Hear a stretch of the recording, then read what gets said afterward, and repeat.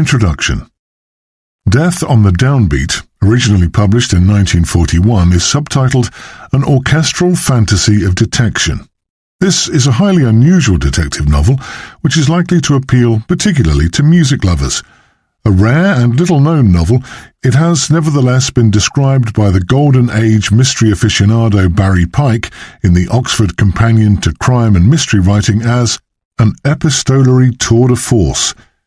Music quite often accompanies the action in detective stories. One example among many is Cyril Hare's enjoyable novel When the Wind Blows, but here it reaches a crescendo of significance.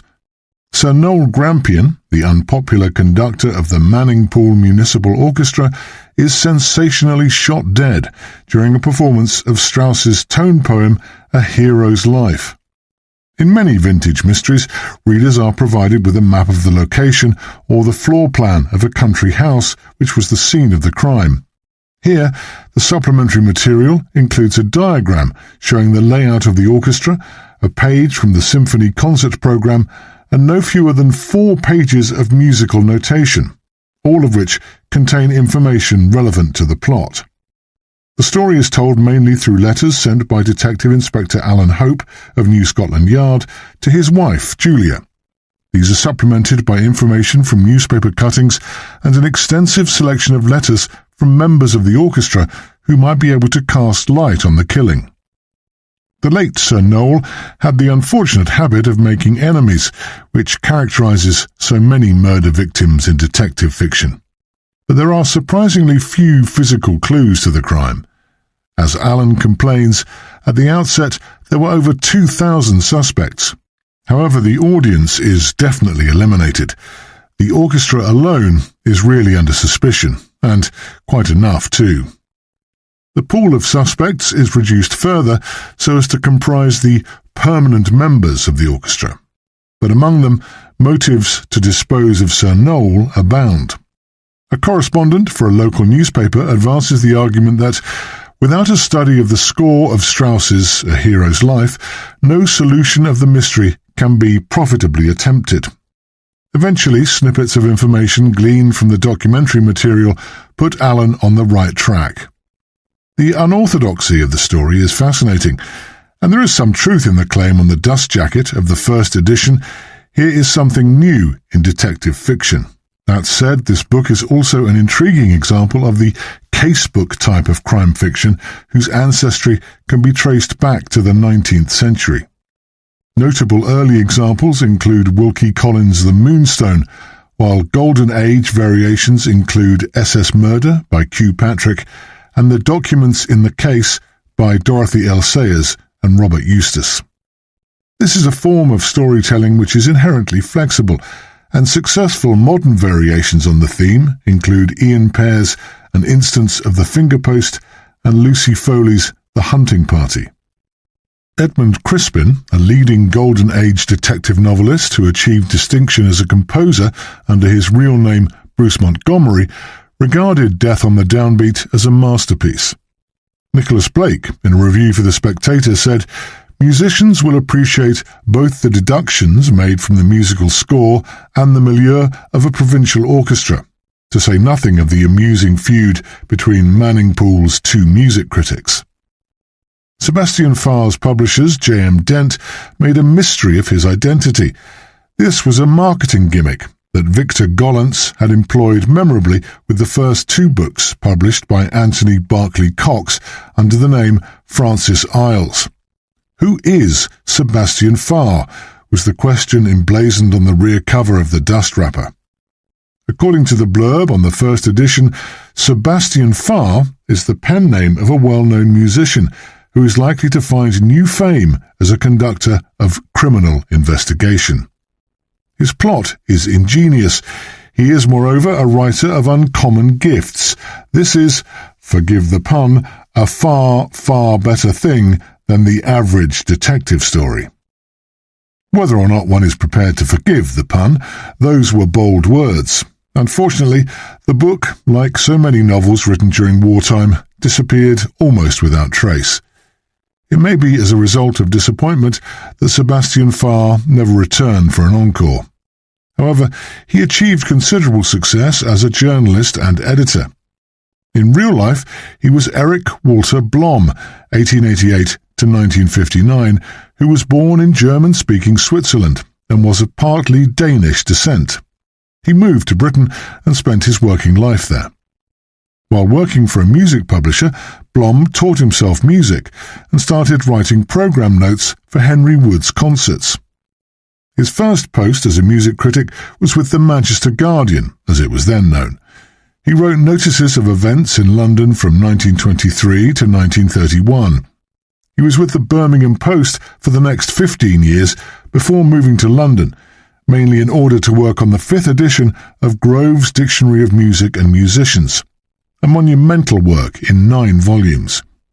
He became chief music critic for The Observer, and his last article for that newspaper, on Handel, appeared the day after his death.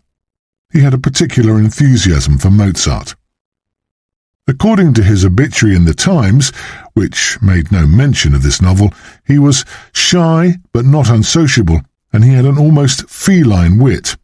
He was public-spirited in his voluntary work, which included the chairmanship of the Central Music Library and membership of several advisory panels. For these distinguished services to music, he was made CBE in 1955 and awarded a D.Litt by Birmingham University in the same year. He married in 1923, and they had a son and a daughter, Celia, who married the journalist Paul Jennings and illustrated some of his books. Martin Edwards. www.martinedwardsbooks.com. Chapter 1. Thursday, the 29th of September, 1938. Errington Wells, 9:55 p.m. Stop. Hope, Larchwood, Carterfield. Stop. Not home tomorrow. Stop. Calamity at Manningpool Concert. Stop. Grampian dead. Stop. See morning papers. Stop. Asking Yard, let me take charge. Stop. Writing. Stop. Love. Stop. Allen. Valeview Hotel, Errington Wells, Thursday night. Dearest Julia, this is just to confirm my wire and to explain in great haste. I am off back to Manningpool early in the morning. Humphrey Gilligan telephoned in a fearful state about 9:30, asking me to come back. It would have saved a lot of trouble if I'd stayed on with them another day or two. You will have seen the papers by the time you get this, so I won't go into details. Plenty of details to come later, you poor dear. Grampian was shot dead in the middle of the concert last night. The very concert, if you please, which I came here to avoid, barbarian that I am.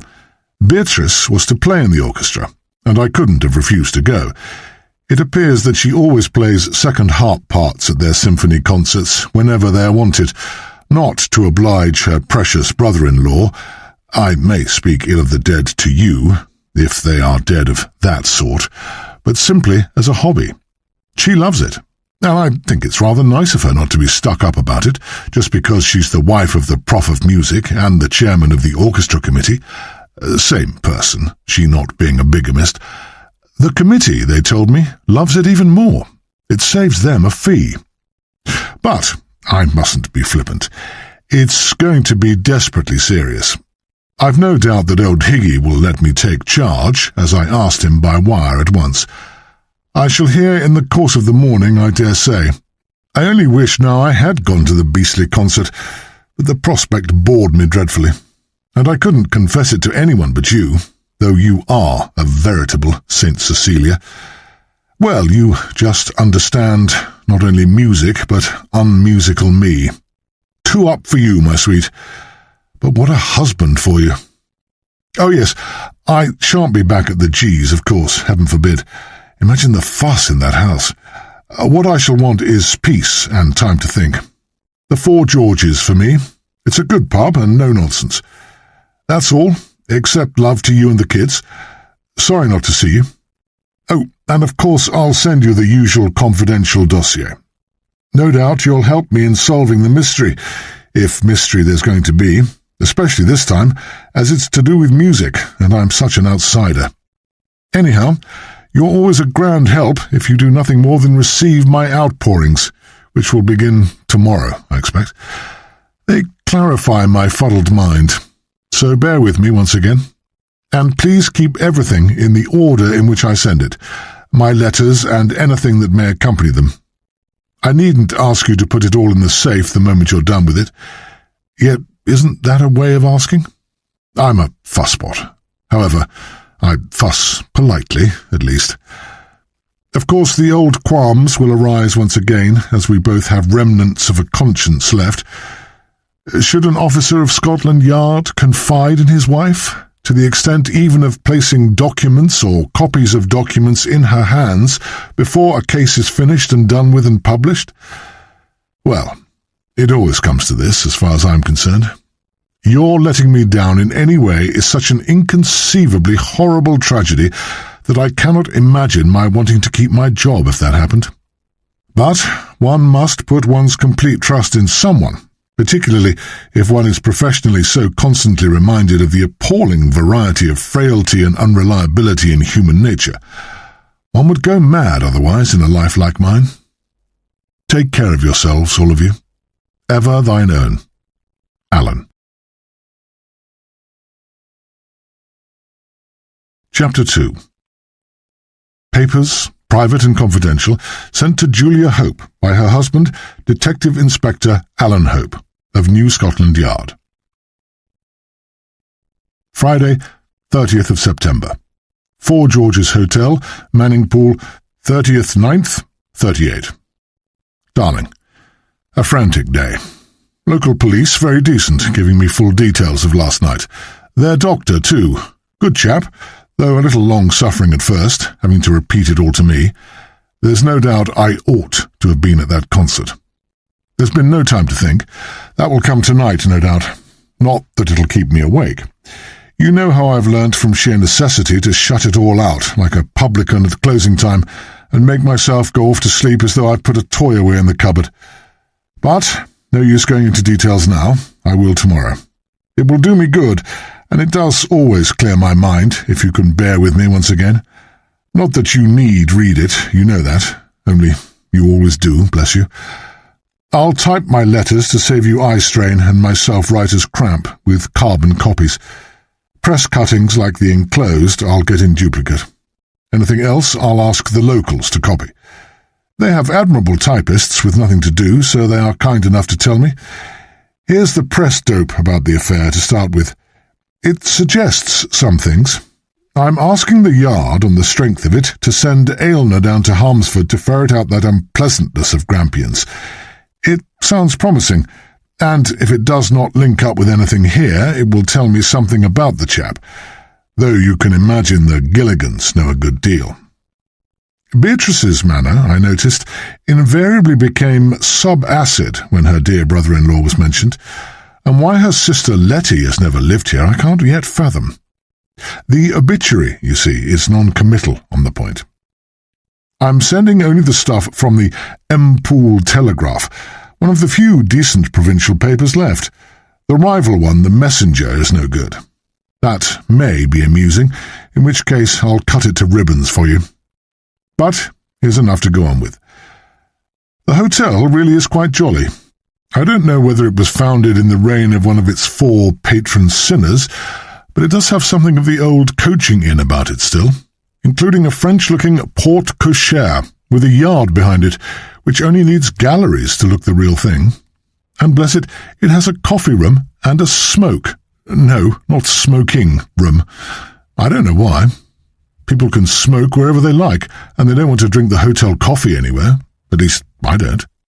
Otherwise, the cooking is excellent, probably the more so because they've not yet taken to calling it cuisine.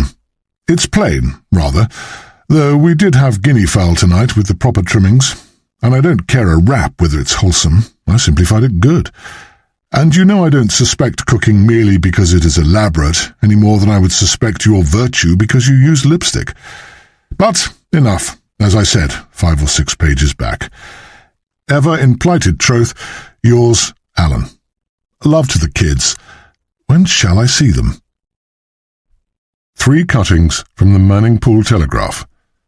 Tragic death of Sir Noel Grampian, shot during performance. Symphony concert calamity. We regret to announce the sudden and violent death of Sir Noel Grampian, the eminent conductor of the Manningpool Municipal Orchestra at the Civic Hall during the symphony concert last night. There is unfortunately no doubt whatever that the popular conductor was shot.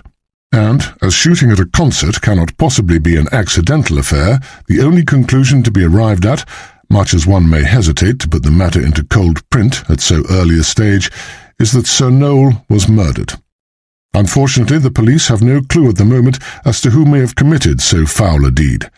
But, as Sir Noel was undoubtedly shot from the front while he was in the act of conducting, it is thought to be quite conclusively proved, incredible though it may seem, that the crime is to be laid at the door of a member of the orchestra.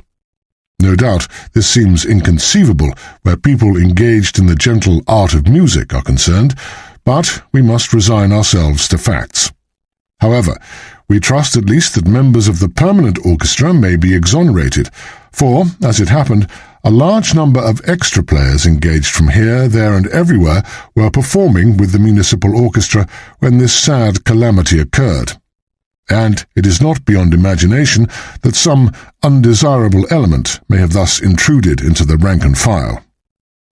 The police officers on duty at the concert, according to the usual routine, succeeded in having all the doors of the Civil Hall closed, it is thought, before anyone could escape. At any rate, the whole orchestra was present at the preliminary investigation, instituted as soon as higher police officials had been summoned. And while every player was closely questioned and names and addresses were verified, the general public was allowed to go home, there being no possibility that the shot could have come from the auditorium. It would in any case have been impossible to retain and examine nearly 2,000 people, and it will be quite difficult enough, we imagine, to make the necessary investigations among the members of the orchestra permanent and temporary. It is thought, however, the Manningpool Telegraph learns from an authoritative source that an examination will reveal the direction in which the shot was fired, and that this will lead to the elimination of a large number of people who could not, from their positions on the platform, have committed the crime. It is not yet known whether any detentions have been effected, nor whether the Manningpool police will deal with the case or call in Scotland Yard. An account of the tragedy by an eyewitness and an obituary notice of Sir Noel Grampian will be found elsewhere in this issue. Sir Noel Grampian shot. Upheaval at the Civic Hall. From an eyewitness. I was sitting peacefully in the front row of the upper gallery at the Civic Hall, drinking in eagerly the gorgeous sounds of Richard Strauss in A Hero's Life, and little dreaming of grim realities. Suddenly, just after a glorious climax, I noticed Sir Noel Grampian, never a quiet figure in front of an orchestra, giving a frantic wave with his baton that seemed to have nothing to do with the music. Not knowing the work well, having only played it once as a piano duet with a friend from a copy borrowed from our splendid public library, I could not make out what was happening, or whether such extraordinary gesticulating was really required there, nor did I remember exactly what was going to happen in the music. But there was a curious kind of sagging going on, which did not seem to make a natural descent from the climax. It was a matter of only a second or two, and it took much less time to think these conflicting thoughts than to reveal them on paper. Then, the music still going on in a broken sort of way, Sir Noel suddenly swayed backwards, as if he were going to fall over the bars of his rostrum and crash onto the floor below, in front of the well-dressed ladies and gentlemen in the stalls. He seemed to grip his waistcoat violently with his left hand, near his heart, I suppose, still brandishing his stick jerkily with his right, and then he lurched forward, caught himself for a second or two on his desk, which fell over and cast off the full score, whereupon he pitched head foremost down in front of the rostrum into a kind of well before the nearest players. It looked as though there should have been an appalling thud, as he did not hold out his hands in front of him to save himself, I think, but crashed straight on his head. but nothing was heard, as the music was still proceeding in that broken, desultory way. Only then did every instrument come to a dead stop, and I saw 2 or 3 of the string players get up and come to Sir Noel's assistance. But he was by then quite motionless, and appeared to be dead. The remarkable thing is that I heard no shot, and none of the people I asked afterwards had any idea of how the accident, as they supposed it to be, had happened, for they too had heard nothing. Everybody thought, I suppose, as I did, that it was a case of heart failure or some such seizure. It was not until one of the police officers who'd caused the doors to be closed spoke of shooting and warned the audience that they might be detained, as indeed we were for a time, that anybody realised that a shot had been fired, and indeed a murder committed. It may seem surprising that no report was noticed, but it must be remembered that Strauss music makes a good deal of noise which could easily cover up a shot, and even if it did not do so, if an experiment were made and a report actually expected, the case would be very different, where nobody could have thought of such a thing, and every listener was strung up to a high pitch of excitement by the thrilling music of a hero's life, and, I may say, Sir Noel's wonderful conducting. But that excitement was as nothing to what we all went through at this concert afterwards. I, for one, shall never forget the terrible impression made on me by the dreadful death of one who, in my humble opinion, was one of the greatest conductors who ever existed. Obituaries. Sir Noel Grampian.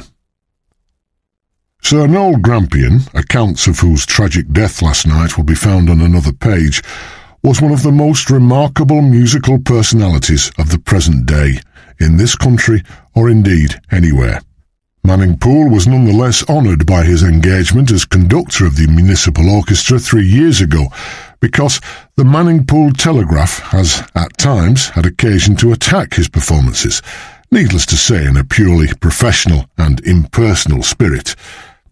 Noel Robert Clanricarde Grampian was born on December 25th, 1887, at Rowlington, Gloamshire. He came of fairly humble middle-class parentage, his father having been an official at Rowlington Council House. Both his parents were musical, his mother having been a not unsuccessful local singer before her marriage. It was she, indeed, who introduced him to the rudiments of music and taught him the piano during what was almost his babyhood. Later, he learnt a great deal from George Tilliard, organist of Elswater Parish Church, Rowlington, where he sang in the choir until his voice broke. He then came to Manning Poole School of Music, his first association with our city, for which he always retained an abiding affection during his musical wanderings, as he was never tired of confessing. On completing his education at Manning Poole, he became organist and choirmaster at St. Peter's Church, Inklevale, a post he abandoned, however, for a travelling life that was more congenial to his artistic temperament, as conductor of the now extinct Thomas Hilkington Opera Company. Here he gained much valuable experience, although the repertoire consisted mainly of popular operas of the lighter type, and during a visit to Harmsford-on-Sea, where the now famous orchestra was about to be formed, he so much impressed some of those in authority with his vivid conducting that he was engaged forthwith to take charge of the new organisation. This nearly involved him in an action for breach of contract, no doubt undeservedly, and he not only conducted the Harmsford Orchestra from 1920 until 1931 with unvarying success, but made it, by persistent work and artistic endeavour, into a far finer body of players than had originally been contemplated by its founders. It was through his efforts that what had been intended to be merely a good seaside orchestra, capable of adequately entertaining the public, became competent to give a fortnightly symphony concert of excellent quality. In 1931, unfortunately, a quarrel with the municipality led to the resignation of Mr. Grampian, as he then was, a step he was induced to take, it was said, by the opposition of one particular member of the committee. He then undertook a tour in Australia and New Zealand, where he conducted the resident orchestras in a manner which the overseas press repeatedly lauded as sensationally striking. And he did, in particular, much excellent work on behalf of living British composers, a service for which he well deserved the knighthood conferred on him on his return at the end of 1934. It was in September 1935, as Manningpudlians must well remember, that Sir Noel Grampian took charge of the municipal orchestra, and his subsequent biography is well known to all readers of the Manningpool Telegraph. Sir Noel, it is less generally known, since Lady Grampian has never lived in this city, married Miss Letitia Parkins, a younger sister of Mrs. Humphrey Gilligan, the wife of the Professor of Music at Manningpool University. It adds not a little to last night's tragedy that Mrs. Gilligan should have played second harp in the orchestra, as she always has done since her marriage whenever an extra instrument of the kind was required. Note: it has been thought inadvisable to publish a notice of last night's symphony concert, which was so disastrously interrupted, but our musical critic J.R. has been asked to contribute his impressions of the circumstances of Sir Noel Grampian's death to his musical notes column on Monday next. Ed. Chapter 3. Saturday the 1st of October. 4 George's Hotel, Manningpool, 1st, 10th, 38. My dear Julia, this can go off to you tonight, though I may have something more to write about tomorrow, in which case you'll get the 2 lots on Monday morning. I shall register all the documents I send you, and I know of course that you'll be as silent as the grave about them and lock them up in the safe immediately you've read them. Any comments from you will be as welcome as ever, more so, perhaps, because your musical knowledge may help. My own letters are more in the nature of a soulagement on my part, and I shall never want to see them again in all their redundance. But they do always help me in mentally pigeonholing the outstanding ideas afterwards with the aid of short notes, and eventually piecing them together, I hope and pray, into a pattern. But it's the very deuce of a case. At the outset, there were over 2,000 suspects, a record, you'll admit. However, the audience is definitely eliminated, as nobody could have inflicted that particular wound from behind Grampian, and you will have gathered from yesterday's cuttings that nobody escaped from the hall after the death, thanks to the locals' presence of mind in having the doors closed immediately. I make a reservation, though. After the death, yes, but what about after the shot? There was a lapse of perhaps half a minute between the two, and you can get a long way in 30 seconds. You try. The orchestra alone, then, is really under suspicion, and quite enough, too. However, I agree with the people here, nice chap, the chief constable, and an efficient staff, that the considerable number of casual players, specially engaged for that concert on account of the huge orchestra required by Strauss, some from London and elsewhere, others resident musicians, who either like to turn an additional penny, comparatively honest, I suppose, or who enjoy taking part as amateurs, like Beatrice, may be eliminated, at any rate for the moment. Both the police and the orchestra secretary have their addresses, needless to say. The permanent members are another matter. As far as I can see, every one of them may have a motive, if N.G. was half the bounder I understand him to have been, and about 50% of them, if not more, could have shot him. Considering that, impossible as it seems on the face of it that anyone did, he actually and incontrovertibly was shot. I'll come back to the notion of suicide presently. You've seen the account of the death. The eyewitness puts it all quite usefully, and I gather from the police, who have questioned countless others, accurately. There remains the nature of the injury, though, and the interval between the shot and death. Well, the police surgeon, Dr. Bellum, gave me the facts, or conjectures, in the usual rather aggrieved and, needless to say, manner. It appears that the bullet entered the body in an almost horizontal line and just a little from the left, and touched the base of the heart, a fleshy part, not one of the tubes and gadgets.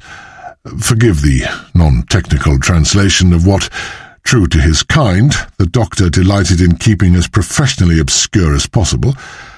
From what I can make out, such a heart wound is not, so to speak, directly lethal, but produces a convulsion that amounts to a deadly kind of stroke.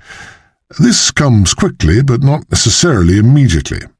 It is thus quite possible that Grampian not only lived for some seconds, between 10 and 30 perhaps, after the shot, but could actually go on beating time, or, at any rate, brandishing his stick jerkily, vide press, when he had already been shot. Furthermore, he might have been actually killed by the fall on his head, not, in the first place, by the shot, though that was, of course, the direct cause of the fall, and he must have been pretty far gone not to have instinctively put out his hands to break the fall. Anyway, we have a possible lapse of time between the shot and the moment of death, which means, mark you, the discovery of death, during which a murderer might have got away before the doors were closed. But if so, where did he come from? If the shot could have been fired only from the orchestra, he did not escape, for all the players were still there and underwent a detailed verbal examination from the locals. Were they searched, you'll ask, as I did? They were not. The offending weapon, a neat little revolver, lay on the platform for all to see, in front of the leader of the violas, and not far from NG himself, who might have dropped it after committing suicide coram populo. Only he didn't, for the shot had clearly come from some distance. Otherwise, his beautifully boiled shirt front would have been badly scorched. Also, the doctor opined, the shot would have penetrated farther and been aimed higher, let alone the fact that its angle was unconvincing. It's a pity, rather, that this theory goes by the board, for NG seems to have been a spectacular sort of Johnny.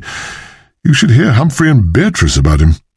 And such a gesture in the middle of a performance would have been magnificently in character. And I think a hero's life would have been precisely the work in the course of which he would have chosen to vanish in a final puff of glory. The weapon, a pretty toy, was fully loaded, and one shot had been fired not long ago, a matter of minutes at the most. They smelt it. Good enough, I suppose. Anyhow, they supposed so.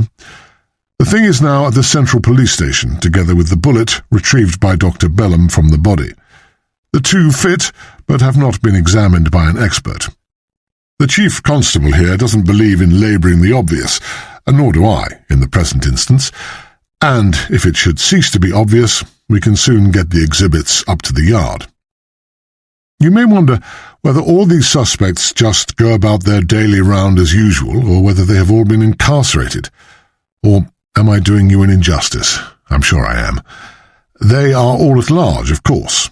And there is no chief suspect at the moment, for we all refuse to believe that the viola leader is more likely to be our chap because the revolver lay in front of him.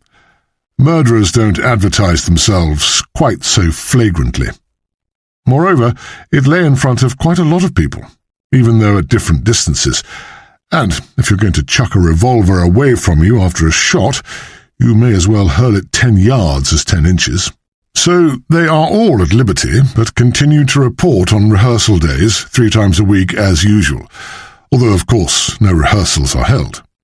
If anyone should be missing, he will have revealed himself as almost certainly guilty, and it won't be very difficult to get him, as nobody in the orchestra, the SEC assures us, is ever in sufficient funds to take him far. They are not too well paid. They receive their salaries weekly, and most of them are in the habit of asking for advances at various times. Go on, ask about fingerprints. Not a sign, or hardly a one.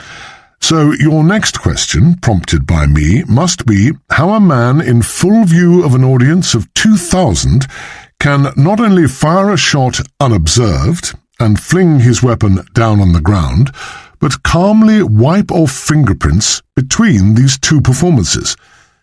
The answer is that he didn't. The revolver is obligingly covered with a criss-cross pattern of the kind that not only prevents it slipping between the shooter's fingers, but makes an examination of prints impossible. Voila. Or rather, not voila, for there is something more. An almost microscopic examination showed that the little tiny embossed lozenge-shaped shields raised between the crissings and crossings, if that's the description, show on their surfaces of less than a square millimetre any number of traces of prints. But they're so broken up by the aforesaid crossings and crissings as to refuse obstinately to fall into any sort of pattern. The only thing observed, negatively and quite uncertainly, is that somehow they do not seem to make any continuity, as though the revolver had been touched by several hands, each leaving its most accentuated marks in different places. That should give you enough to knit your adorable brows over for a start. Think of me while you execute this most enchanting bit of needlework, won't you? And if you know who the murderer is, tell me at once. I want to arrest him and come home. Oh, Lord. I'll write again tomorrow, when I shall have been to lunch with the Gilligans. Beatrice says I must come every Sunday as long as I'm here. She, at any rate, has no illusions about my being able to solve this case in a hurry. Or has she? Perhaps she thinks that standing invitation is quite safe because I'm bound to catch the culprit in less than a month of Sundays. I don't know. I just don't know anything whatsoever. If it weren't for the babes, I'd resign, I think. Love them much for me. Yours for aye, Alan. Chapter 4.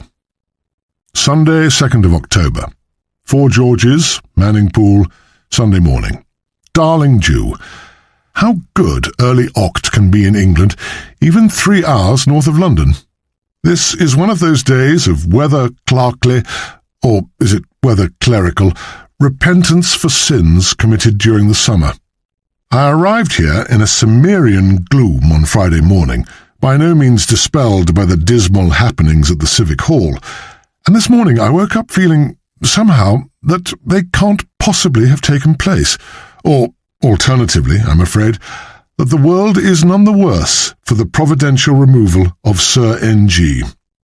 I'm beginning to wonder whether I'm not interfering unwarrantably in trying to bring the instrument of a wiser order of things than we know of before the representatives of a more fallible human justice. But who is he, a officer of the law, to talk thus? Still, it's a relief to do so to thee, O wife, and only one more token of my trust in thee. Also, it is evidence of my having nothing to think about but idle chatter. The fact is that I've been deliberately shutting out all speculation ever since last night. I want to clear myself of all first impressions for a bit, and see what comes into my mind without my bidding. As you know, it has worked quite usefully before now. I like this town in many ways, and you really ought, as Beatrice never ceases to remark, to follow my example and visit the Gilligan menage one day. Not that I should have done so had it not been for last week's professional excursion to this county. Ah, would you were here now! Or do I? I couldn't write to you then. That would be the snag. Should I have to keep a diary? No, not that. But, as I say, the aforementioned menage is pleasant, at any rate, as to its exterior. It's true that Beatrice is never tired of saying that Humphrey has been unbearable, exasperating, intolerable, and what not, but, as she always says it in front of him, I fancy there's not much in it.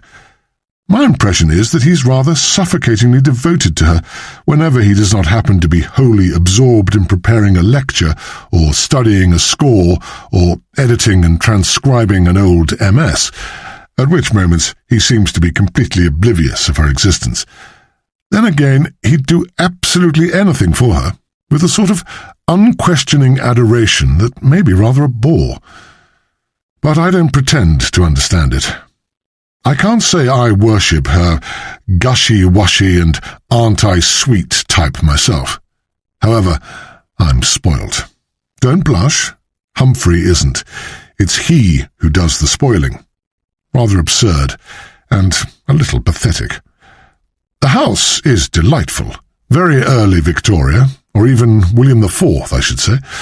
A drawing room, 4 French windows long, taking up all one side of the ground floor, with a trellised veranda running all along outside, overgrown with what ought to be wisteria, if it isn't actually.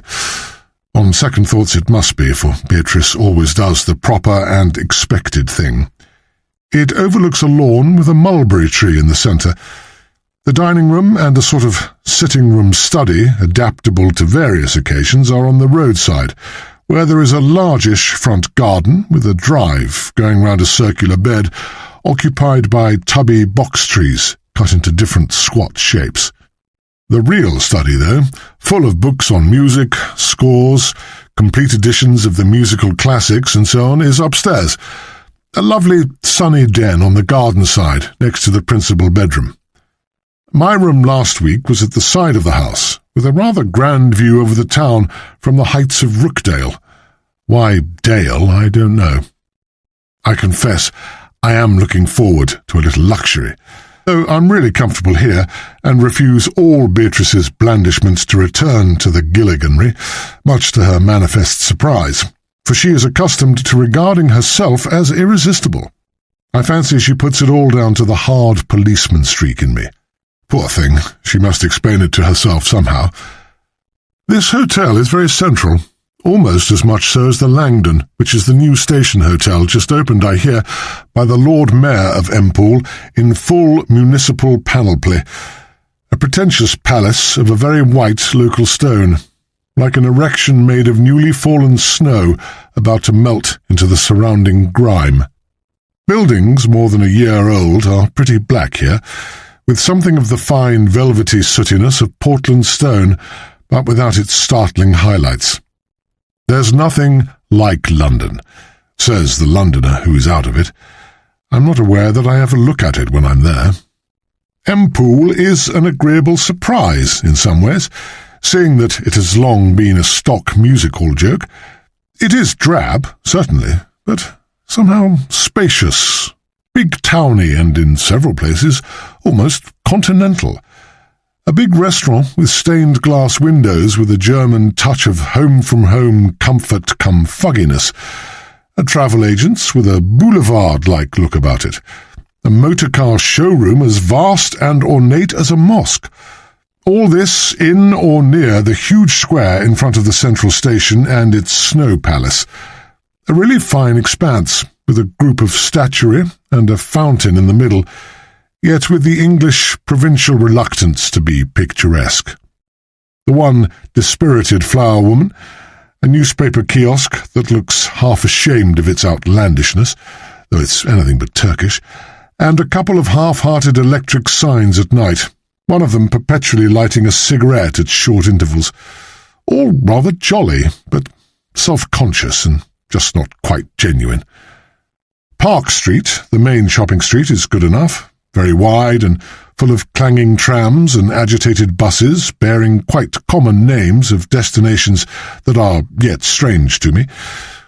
I picture all these suburbs in directions that are quite definitely settled in my mind, yet found to be entirely elsewhere when I look at the map of the town in the hotel vestibule. I thought I'd long ago given up preconceiving anything. Well, one still lives and still learns, and anyhow, nobody could accuse me of having any pre- or other conception of my present case. Apart from that, my fixed ideas about the suburbs seem to indicate that I've got any amount of imagination. But I must go. The call of Beatrice may be resistible, but not that of her admirable table. Sunday night. Here we are again. Listen, love, there was nobody else at the G's, rather to my surprise. Beatrice seems to have momentarily exhausted her passion for getting people to meet each other. So we had a heart-to-hearter about Sister Letty, who, by the way, not only refused to live with her husband, but has even declined to attend his funeral, which takes place tomorrow. She will, however, come to stay with the G's presently, it appears, now that the coast is clear. Unless my case goes much more quickly than I dare to expect, I shall doubtless see her. And I admit I could bear to do so.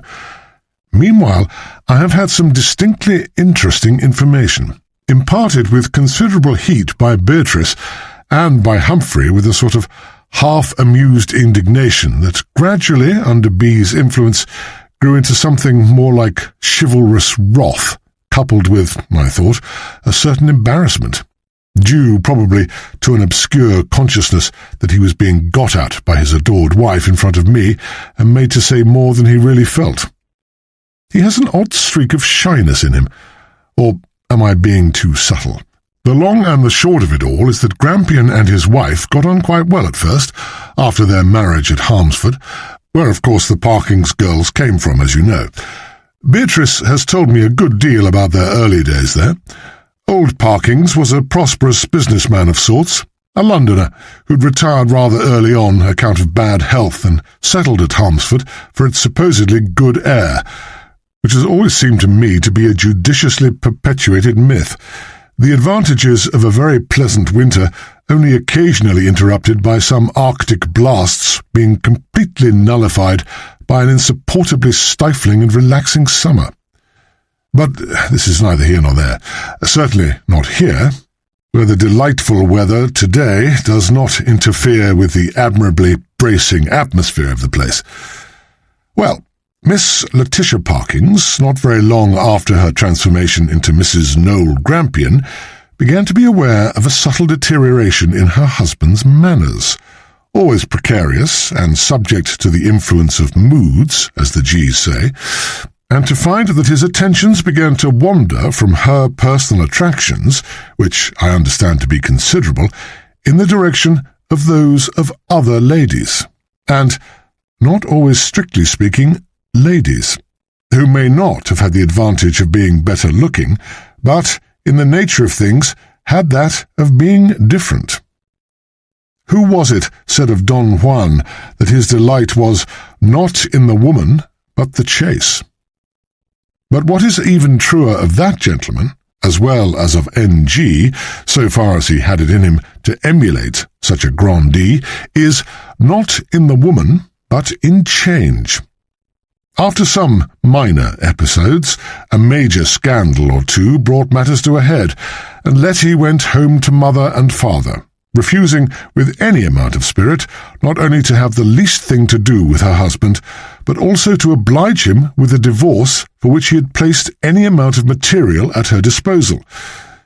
Beatrice is, of course, loyal to her sister, and was careful not to let her down, but I gathered all the same that Letty's reason for taking up this obstinate attitude was much less any hope of winning the undesirable creature back to herself eventually, than simply to annoy him by as much chicanery as may be compatible with the behaviour of a perfect lady, and I have learnt that it can be quite a respectable amount. The serio-comic, and to Humphrey rather amusing sequel was, and it was he who took the lead here in relating the story and probing for motives, that N.G., true to his kind, didn't really at all mind not being let off by his wife.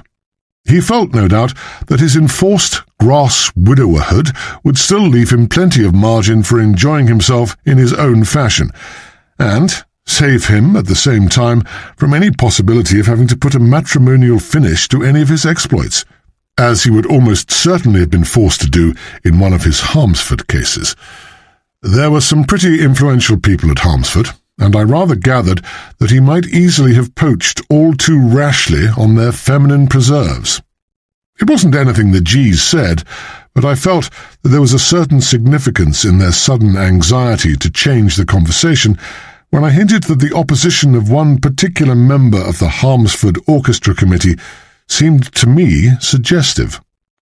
Their silence only confirms my suspicion, And it is worth remembering that when a committee decides to get rid of a man it has appointed, there is, as a rule, some purely professional or business reason for such a step, if it does so in a body or by the pressure of a majority. But a purely personal reason, when one single member moves the dismissal and manages to persuade the rest to act on his motion. I should have liked to insist on more information, but could not, as the G's guessed, very well press the point when I began to sense reluctance on their part. And it was very clear that Beatrice is most ardently devoted to her younger sister, and has been living in an almost frantic state of distress about that unhappy marriage. Humphrey, in fact, told me when we were alone that the whole thing had made his wife positively ill. And it is only too plain that this in turn has been a constant source of worry to himself. With the Empool Orchestra, Grampian was scarcely more popular than with his in-laws. It seems that the players had actually gone to the length of pleading for his removal. Humphrey, as you may know, is chairman of the committee, and he tells me that just before the new season started, after they had had the first 3 or 4 rehearsals, a deputation consisting of the leader and of the principals of each instrumental group formally approached Humphrey with a petition that NG should be sacked. They called on him, and he saw them in this very room. We were sitting over a glass of sherry in his quasi-study next to the dining room before lunch, while Beatrice was putting the finishing touches either to the meal or to herself, I don't know which, but both were exceedingly finished.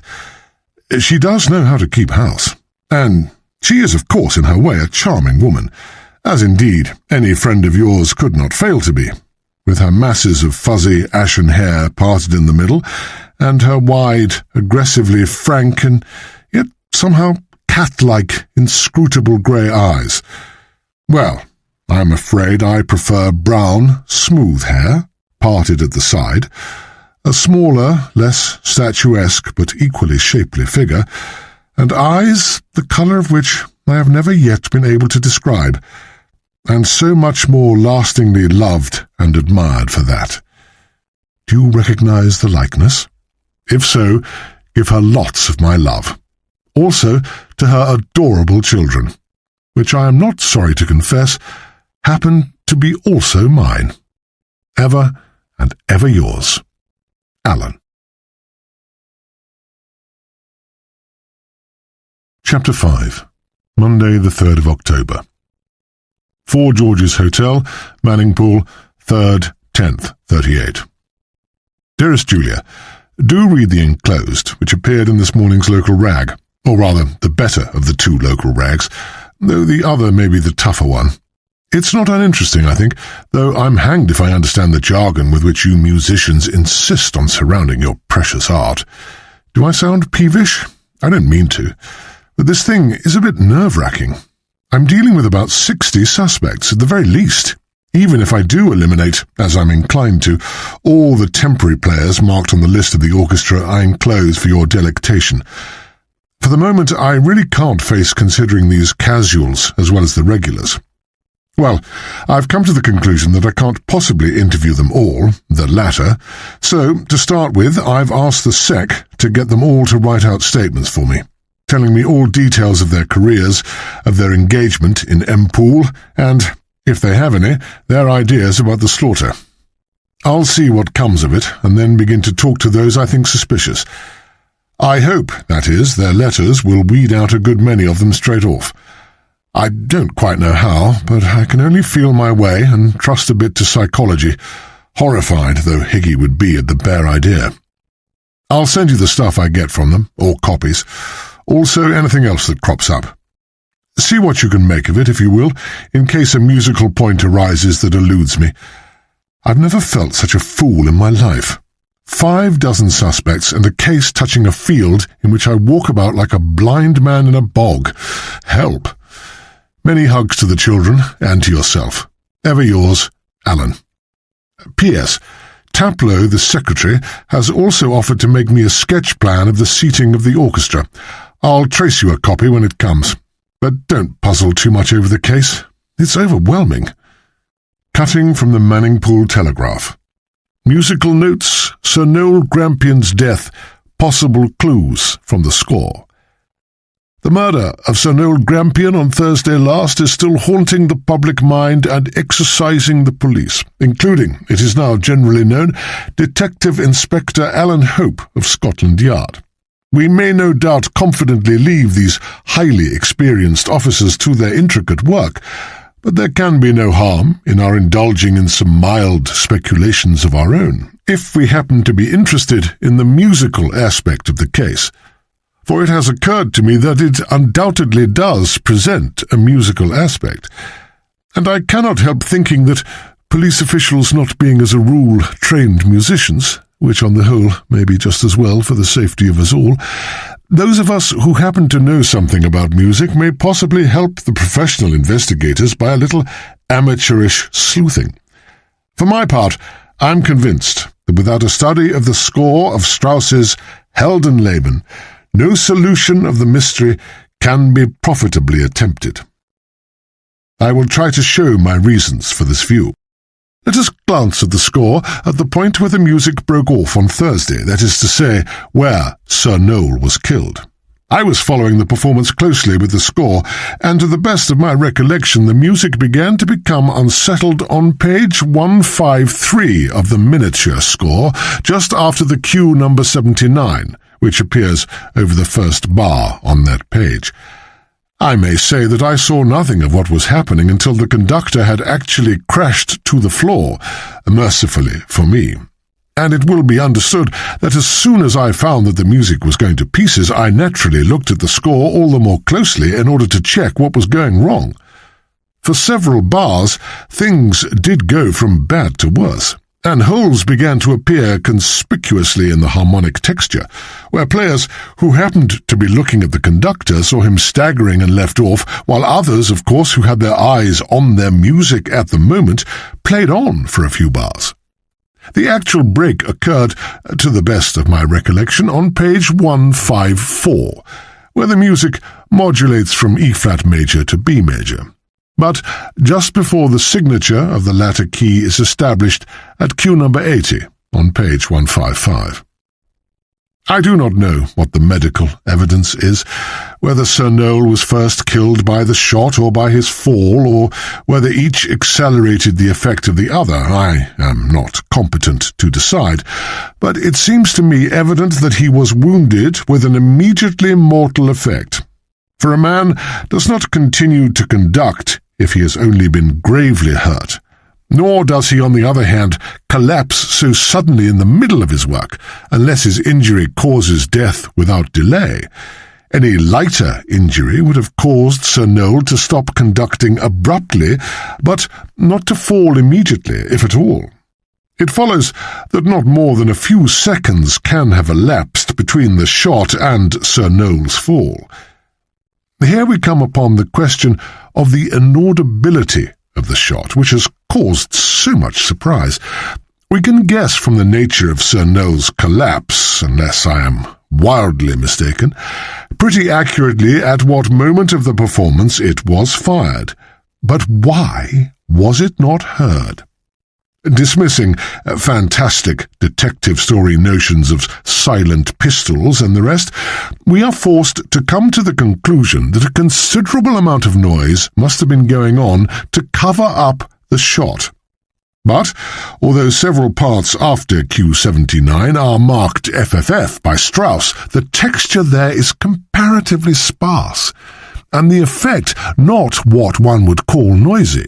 Nor is the approach to the climax on page 152 nearly so clamorous as the infernal din of the battle section, which has reached its end some 10 pages earlier. That section, with its ceaseless beating of drums, one would have thought, was the part of the work to be chosen by a murderer who wished to remain undetected, and who might perhaps have calculated on firing an unheard shot not quite so immediately deadly as that which killed Sir Noel. On pages 152 to 3, the loud tutti passages are not supported by drums or any other percussion, which always means not only a nobler, less rowdy sort of loudness, but a kind of sound through which such a crash as that of a revolver report would be sure to penetrate. But stay. Talking of crashes, there is, after all, just one percussion effect in the passage with which we are concerned. A cymbal clash, reinforcing the very accentuated and widespread E-flat major chord on the first beat at Q79. And that hissing sound, combined with the loudness of the chord, would drown almost anything. I submit, therefore, for what the idea may be worth to the detectives engaged upon the case of this incredible murder, that this was the exact moment at which the fatal shot was fired at Sir Noel Grampian. It is not for me to speculate by whom it was done, and I do not pretend to know, not being able to say with the buccaneers bold of Scotland Yard that crime's my chief delight.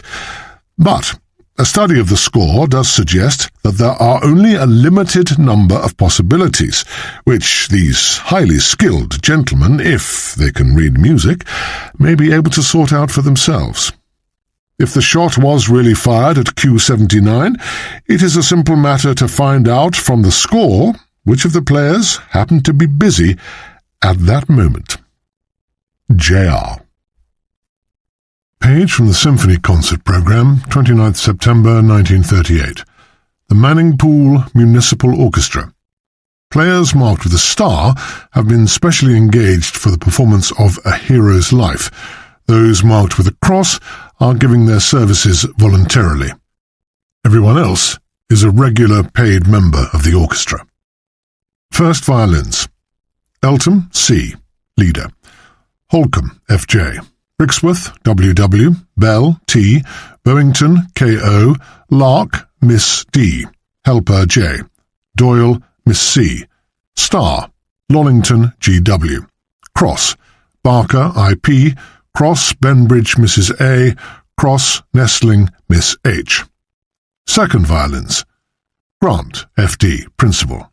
Temple, F. Trimington, J.L., Gellings, L.P., Griffith, Lieutenant E., Rambotham, J.J., Labouchere, F., Ellsworth, Miss K., Starr, Ettington, Miss F., Cross, Barbridge, G.W. Violas. Dashwood, T.W., Principal. Oostermans, G., Goff, R.B., Crawley, S.R., Morgan, T.D., Lamb, Miss R., Starr, Bard, H.G., Cross, Terry, Miss G. Flutes. Beckenham, R.S., Allsworthy, J.W., Cross, Impney, F., Hernd, J., Starr, Arling, D.S., Rackstraw, H.W., Rasmussen, H., and Starkey, D.G. All stars. Oboes. Simmons, K.H., Best, F.M., Starr, Tilling, F. Trumpets. Holborn, F.H., Beardling, M., Gorton, H.M., Stars, Rep. D., and Grippling, S.S. Cor Anglais. Lovelock, G. Violoncellos. Deanery, W.G., Principal. Doyle, E.B., Cohen, A., Zimmerman, K., Easton, G.F., Damper, O.H., Crosses, Trampington, Mrs. J., and Carlton, L.J. Clarinets, Evans, B., Potter, F., Trombones, Mear, P.G., Cook, G.H., and Chalmers, E. E-flat clarinet, Starr, Bluffer, M.F. Bass clarinet, Ashton, G. Tenor tuba, Starr, Still, E.F. Bass tuba, Brompton, H. Double basses. Thursfeld, F.J., Principal. Phillips, E., Spinney, W.J., Barnes, T. Stars, Osborne, L.B., and Northfield, M.M. Bassoons. Tufton, D.M., Blandford, J.G. Starr, Jill, T. Harps, Jarvis, Miss G., and Cross, Gilligan, Mrs. B. Double bassoon, Arlington, O. Piccolo. Repton, A.M. Horns, Stillingham, W.J., Banstead G. Bettering F.J. Percussion, Dipton F.S. timpani, Mills T.M., Franklin E.G., and stars Lorman J.J. and Smith W.G. Chapter 6. Tuesday, the 4th of October. 4 George's Hotel, Manningpool, 4th the 10th, 38. Dearest Jew, no developments yet, but I forgot to say yesterday that I asked Ransom to see me, J.R. of the M-Pool Telegraph, you know, which he can't do till tomorrow evening, as he's gone to London on some professional jaunt. He expects us, the police, if you please, to read full scores. Well. Kindly apply to Mr. Philo Vance and other omniscience of the imaginary world of detection. I shall have to confess to him that this is not among my accomplishments, at the risk of disillusioning him forever and earning his eternal scorn. Fortunately for me, perhaps, none of the police people here knows any better than I do, and they have not even got musical wives, which is where I have the advantage of them. But Ransom's idea that the list of possible suspects can be drastically reduced appeals to me vastly, you won't be surprised to hear. So I'm going to make him do a spot of serious work, which will be a change for a musical critic, and puzzle out for me with the help of his precious score what he can make of those limited possibilities of his. I fancy we shall get some fun out of each other's ignorance of each other's jobs, and let's hope we may both learn something too, if he's teachable, which I doubt. Critics must never admit that there may be a thing or two they don't know. J.R., at any rate, is a proper layer-down of laws. Well, as long as there are musical people in the world, their laws must, I suppose, be laid down for them by somebody. I wonder what Ransom is going to be like as a person. He sounds grand over the telephone. Love to the lot of you. Alan. Cotswold's Cottage, 59 Arden Road, Manningpool 14. 3rd October, 1938. Private and confidential. Dear Sir, you may have read and possibly been impressed by my colleague's article in this morning's issue of the Manningpool Telegraph. It seems to me, however, if I may say so, somewhat in the nature of an ingenious fabrication.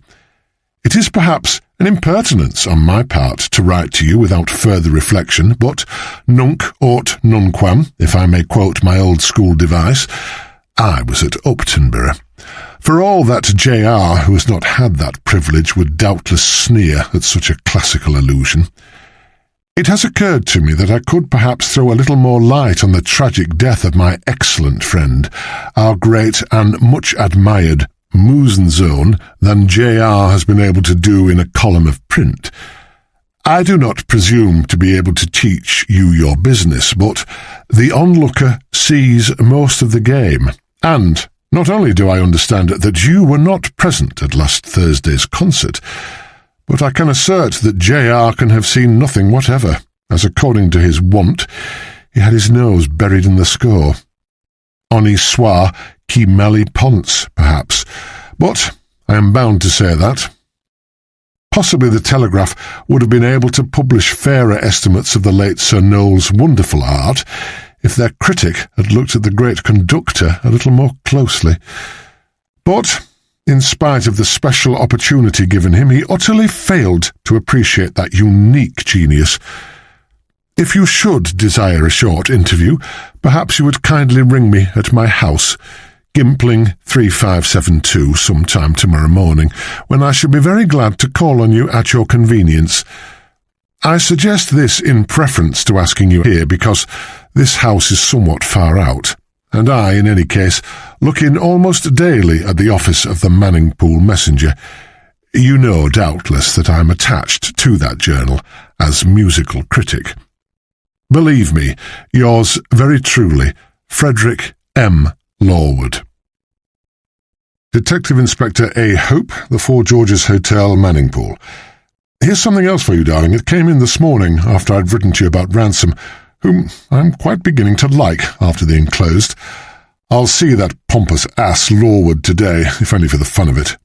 He'll tell me in rather less than so many words that Ransom shot N.G., I shouldn't wonder, but I verily believe he's himself the murderer, No man who uses so many superfluous commas can be innocent.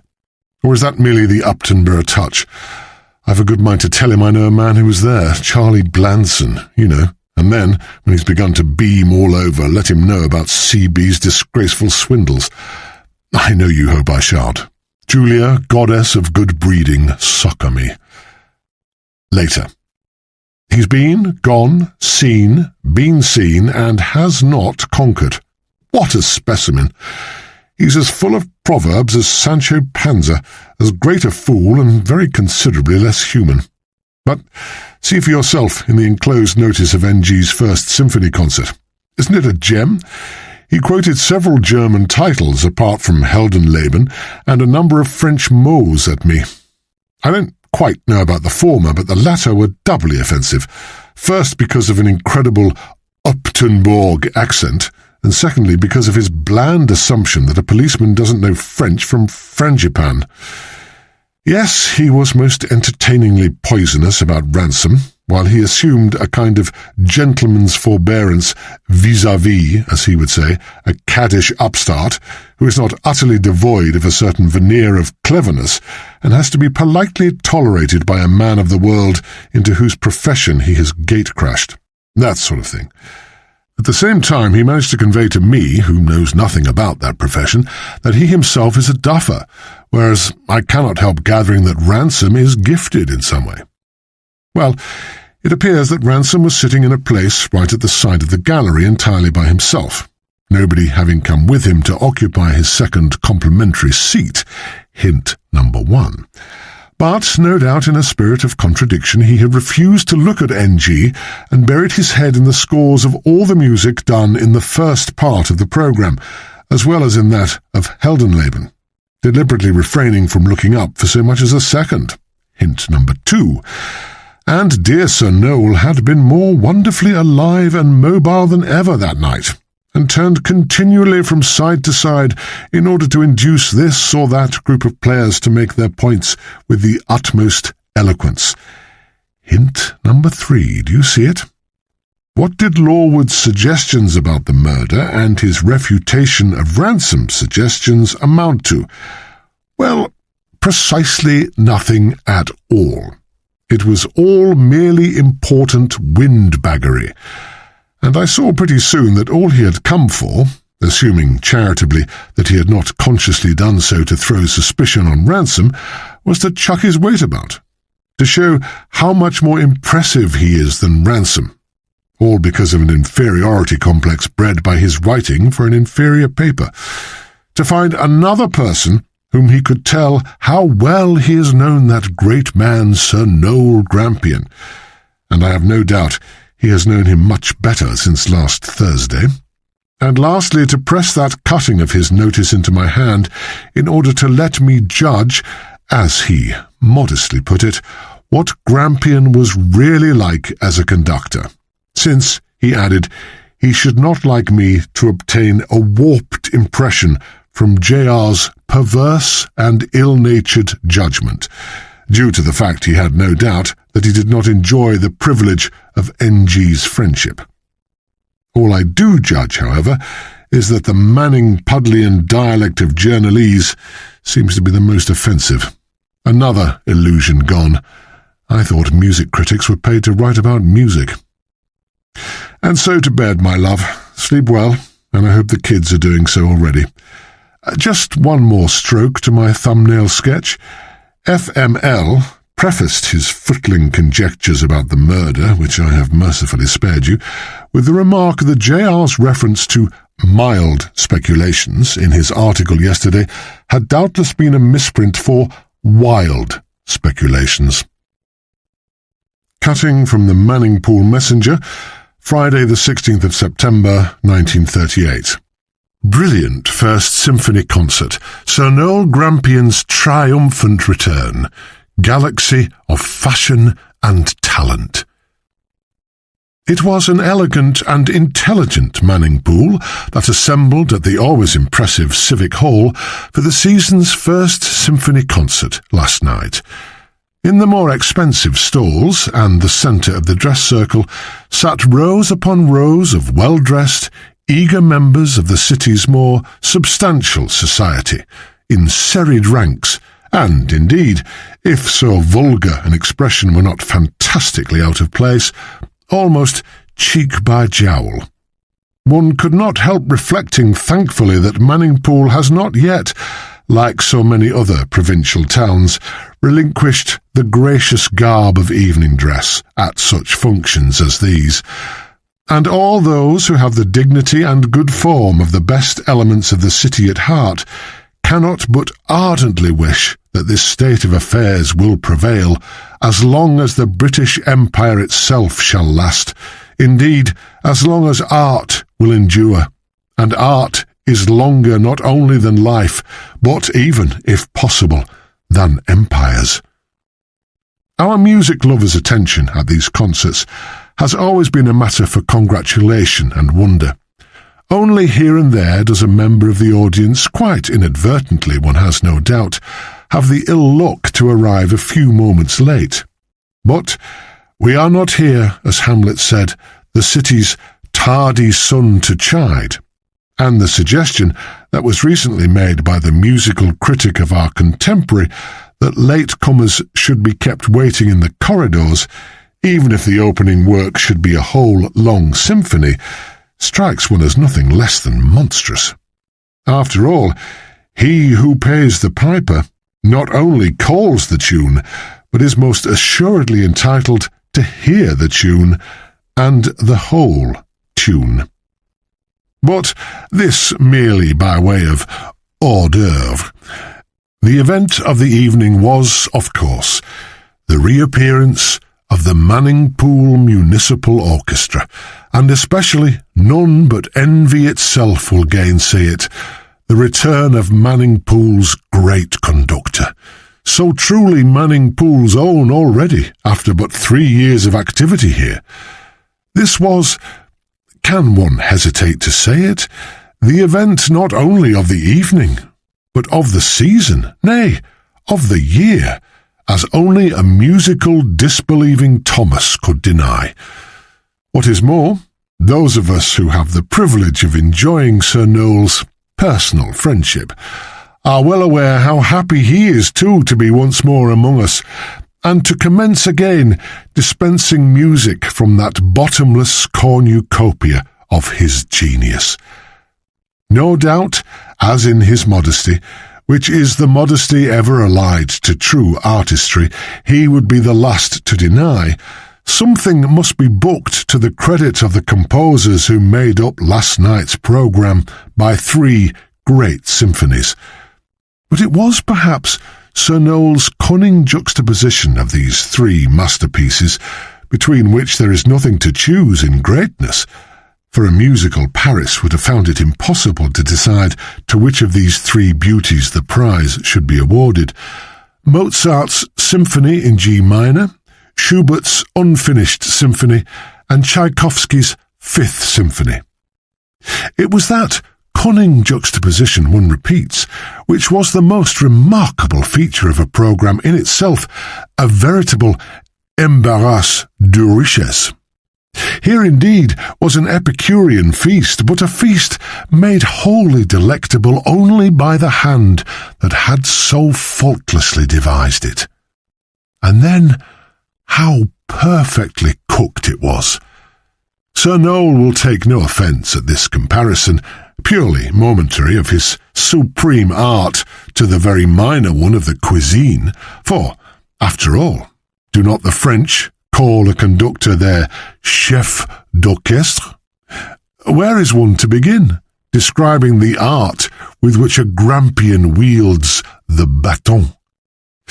Here again, one makes no apology for this bold use of the knight's surname, for that is how Sir Noel will be known to posterity, as Grampian, just Grampian, as one says Milton, Michelangelo, or Molesworthy. And our regional poet is brought in here advisedly, not for the sake of alliteration, but because he too, as his friends know full well, is among the elect.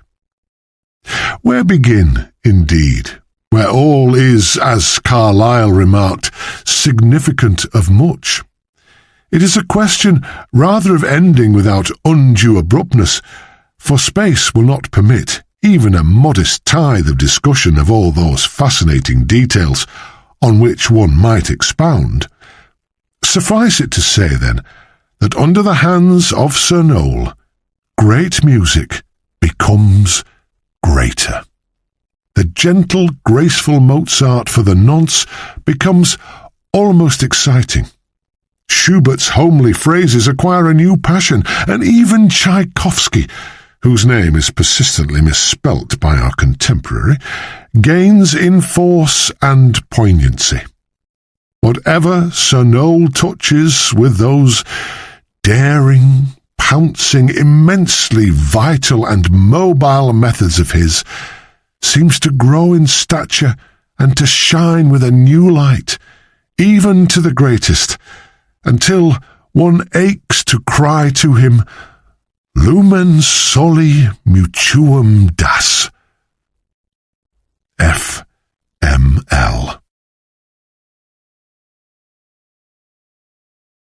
Chapter 7. Wednesday, the 5th of October. 4 Georges, 5th, 10th, 38. In fact, nearly 6th, 10th, 38. Dear one, here's a copy of the news I had from Aylner. Hideously confidential, of course, but you know how I trust you. And even so, I am able to let you see this only because no vital names are mentioned. He's a good man, and had been quick at the job. Grampion's goings-on at Harmsford are interesting, distinctly, and they do throw light on his character, a far from savoury character.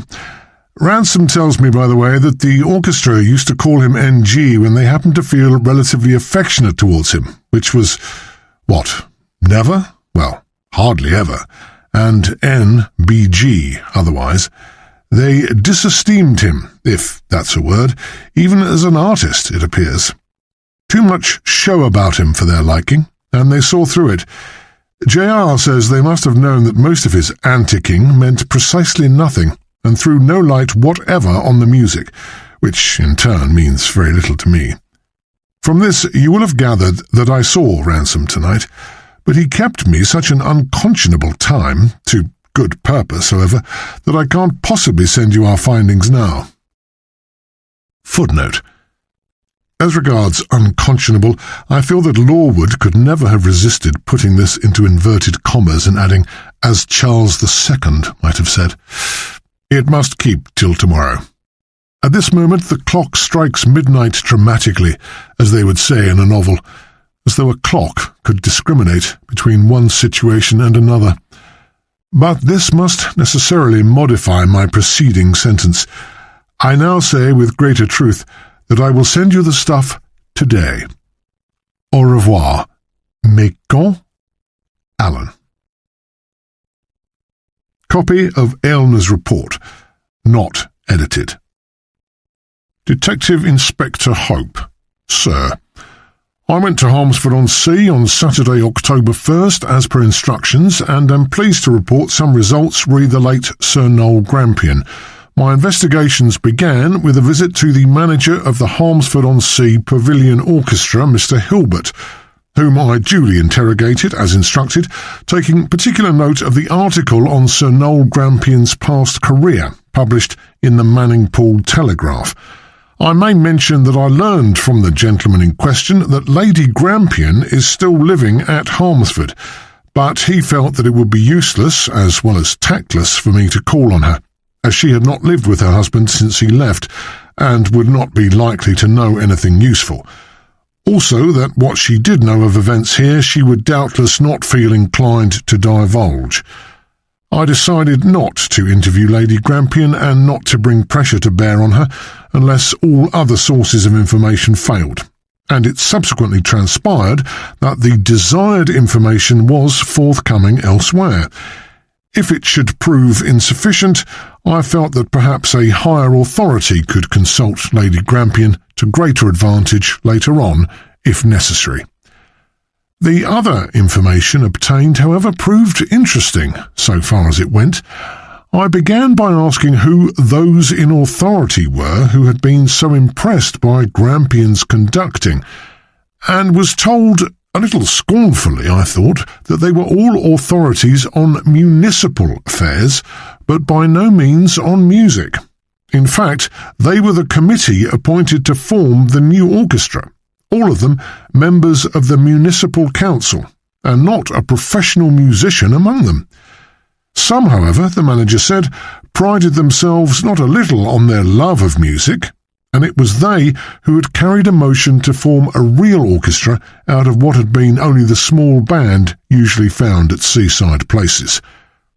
As regards the action for breach of contract brought by the Thomas Hilkington Opera Company, Mr. Hilbert informed me that the Manning-Poole Telegraph took too much upon itself in suggesting that it was undeserved. As he put it, if ever anyone deserved a good wigging, it was that bounder Grampion. But I take it that he's not altogether unprejudiced either. It was quite clear, seemingly, that the opera company would have had a case, as Grampion undoubtedly broke his contract in order to take up the Harmsford appointment, a matter about which he had cleverly left the Harmsford authorities in ignorance. To put it bluntly, he had told them an untruth, and pretended that he was free to accept their contract. No action was brought against him, however, because Mr. Thomas Hilkington was thoughtless enough to say before witnesses that although he was entitled to damages, he would in fact be glad to get rid of the conductor, who had made himself objectionable and caused endless trouble by undesirable conduct. Grampion was thereupon advised to threaten a counter-action for slander, and the opera company, being already in low water and unwilling to risk having to pay legal costs, abandoned proceedings. On asking for particulars of the undesirable conduct, I was told that nothing definite was known, and that it may all have been an invention of Mr. Hilkington. But it was rumoured that Grampion had been unprofessional in his attitude to some of the ladies of the company, especially among the chorus. Mr. Hilbert told me, as a purely personal view, that he had heard of Grampion making love to several of these girls at once, and that instead of keeping the matter to themselves, they told each other, and so became suspicious or jealous, or perhaps frightened. In Mr. Hilbert's opinion, Grampion would have had more success if he had confined his attentions to one at a time. But against this it must be observed that he is a rather cynical man, and having been associated with Grampion as manager, has very little, if anything, to say in favour of that gentleman. Nevertheless, subsequent evidence showed that this was certainly a case of strong philandering inclinations, to put it no higher. On inquiring as to the quarrel with the municipality, mentioned by the Manning-Poole Telegraph, I heard that same was due to a cheese-pairing policy pursued by a majority of the committee that became ever stronger during the 11 years of the conductor's activities at Harmsford. As to the opposition of one particular member, it appears that it did not lead to Grampion's resignation, but was the direct cause of his dismissal.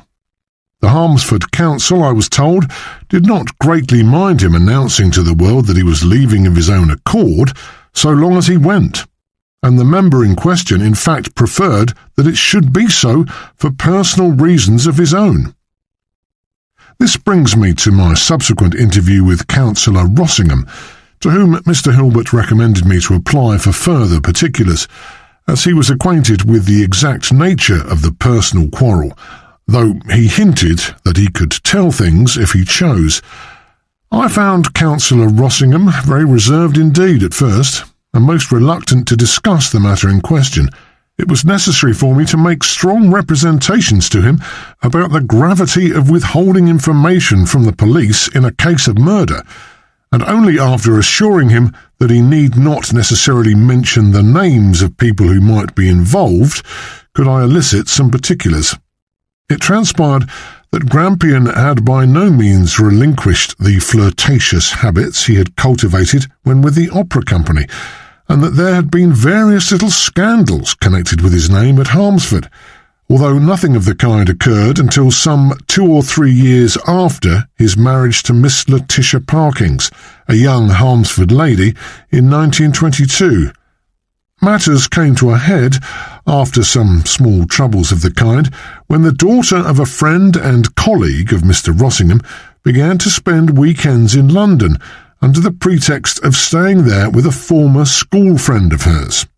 Mrs. Grampian, as she then was, whose suspicions were aroused by repeated absences of her husband on business, and it is true that he often managed to combine his trips to town with broadcasting engagements, began to make inquiries, subsequently communicating her doubts to the family of Mr. Rossingham's friend, whereupon the intrigue, if indeed it was such, was discovered. Footnote: chivalrous Aylmer, but indeed, I do think it must have been such.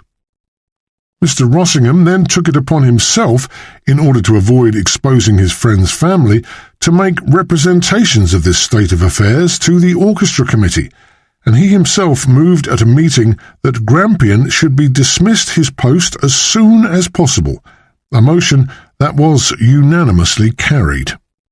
The only further piece of information I was able to elicit, also from Councillor Rossingham, was that Lady Grampian, as she now is, refused to live with her husband after this incident, at which he inconsiderately expressed his intense relief, whereupon she, in order to annoy him in turn, declared that she would never consent to divorce him, should he at any time require her to do so.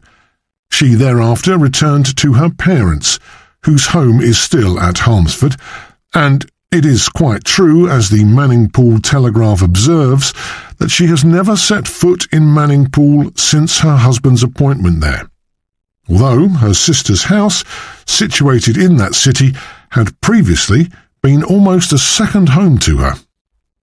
Signed, W. J. Aylmer. Chapter 8. Thursday, the 6th of October. 4GS, M-Pool, 6/10/38. Dear Patient Julia, here now is Ransom's report, as I suppose I may call this document.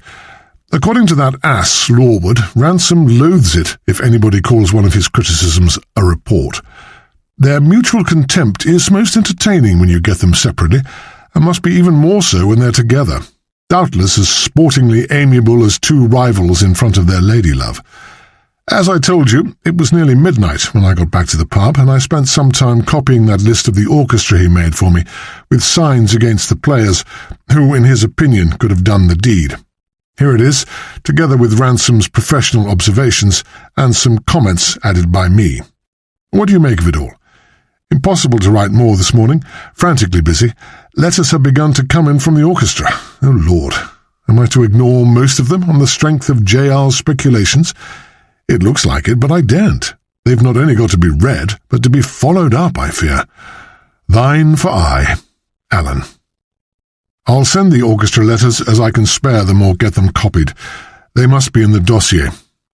Oh, yes, J.R. looks the part, bearded, but not too fiercely, and he wears a braided velvet jacket in the house. Picturesque. Not sure yet if he isn't a humbug. Talks sense about his job. To me, if that's anything. I asked him for other cuttings of his stuff about NG, by the way. He'll send them, and I'll pass them on to you, or duplicates if I need them. Jasper Ransom's statement. Wednesday, the 5th of October. I have already outlined my reasons for supposing that the shot was fired simultaneously with the cymbal clash at Q number 79 in my article in last Monday's Manningpool Telegraph. With these reasons, I now find that Detective Inspector Hope is inclined to agree. My aim now is to show Mr. Hope, whom I am asking to corroborate my statements at every point, that the full score shows conclusively that only a few of the players could possibly have fired the shot, always assuming that it really was fired at that point. The medical evidence Mr. Hope tells me is perfectly consistent with that view, and my own reasoning in my musical notes convinces him that I am right in saying that the shot would have been heard anywhere in the neighbourhood of that cymbal clash, except if fired simultaneously with that clash itself. We will now draw up a list of all the players concerned in Ein Heldenleben, in other words, a list of those who appear in the first place to be suspects. We now have to see which of these players were busy at the given passage and which not, and reference to the full score makes this perfectly clear. On the face of it, those not engaged at the moment, who could therefore have fired the shot, are only the piccolo, the two harps, the kettle drums, and all the other drums. We will therefore mark those on the list with an M for murder, this being only for our private eyes. M. 1 piccolo. 3 flutes, 3 oboes, plus 1 cor anglais, 4 oboes, 1 E-flat clarinet, 2 clarinets ordinary, 1 bass clarinet, 3 bassoons, 1 double bassoon, 8 horns, 5 trumpets, 3 trombones, 1 tenor tuba, 1 bass tuba, M, 2 harps, 1 solo violin, 12 violins, 1, including solo, 10 violins, 2, 8 violas, 8 cellos, 6 double basses, M, kettle drums, first percussion player, M, small side drum, second DO, M, snare drum or tenor drum, third DO, cymbals, fourth DO, M, bass drum, fifth DO. All the others not marked with an M are out of the question, according to the score, but as I point out to Mr. Hope, there are certain qualifications to be made, some in favour of, others against certain players. On that basis, I should be inclined to rule out the harpists and the first percussionist, and to suspect, on the other hand, more or less any of the strings, except perhaps the first and second violins seated in the front row facing the stalls. These violinists are exonerated simply by reason of their very conspicuous positions, as will be seen from the sketch plan of the orchestral seating Mr. Hope has thoughtfully procured from the orchestra's secretary. It is inconceivable, we both agree, that any player so plainly visible from all parts of the hall could have dared to level a murderous weapon at the conductor, even for a second or two. The harps, we feel, are also ruled out by a question of position, if not by the fact that they are women. One of them, Miss Jarvis, a rather timid slip of a girl, the other the wife of Professor Gilligan, a lady of a certain social position, and moreover the deceased's sister-in-law. This latter point, however, calls for a query, we are inclined to think. The timpanist is pretty safe from serious suspicion on purely musical grounds, as Mr. Hope could not be expected to see, and indeed many musicians would doubtless overlook. He was idle, it is true, at the moment the shot was fired, according to our hypothesis, but he had been busy only 15 bars before, and was going to be busy again only 4 bars later. Not only that, but, and this is my chief point, visible only to a specialist, his 3 kettle drums were tuned to E-flat, B-flat, and A-flat just before the shot, whereas immediately afterwards 2 of them would have had to play B natural and F sharp. This means that 2 of his 3 drums had to be retuned during a mere 19 bars of fairly quick time, and that he therefore had quite as much to do as any of those who actually played. The conclusion to which one must inevitably come, then, is that the chief suspect, to put it no more strongly, is the piccolo. Alan Hope's postscript. That is, indeed, the conclusion on musical grounds, but some of Mr. Ransom's points seem to be as insufficient as in some ways I agree with him they will probably turn out to be essential. I grant for the moment that we may rule out the harps and the kettle drums, for reasons already shown, and that any of the strings, except those in the front row, are under suspicion. As for the other percussionists, apart from the kettle drummer, or must I call him timpanist, who is anyhow above suspicion, it would be almost a miracle if they were guilty, for they were placed too high up on the platform to have fired the shot at the angle at which it was found in the body. N.G. would have had to indulge his habit of leaning back, if that was one of his habits, too perilously for the bullet to pass into him almost horizontally. But this leaves me with nobody but the piccolo, and I should hesitate a long time before I made him my only suspect, even if I knew he had a motive, which, at the moment, I do not. And if he did have a motive, so had a number of others, I have very little doubt. Grampian's relations with the players in his orchestra must have been very much the same all round. I cannot imagine that the relationship was a personal one anywhere, always excepting Beatrice, of course.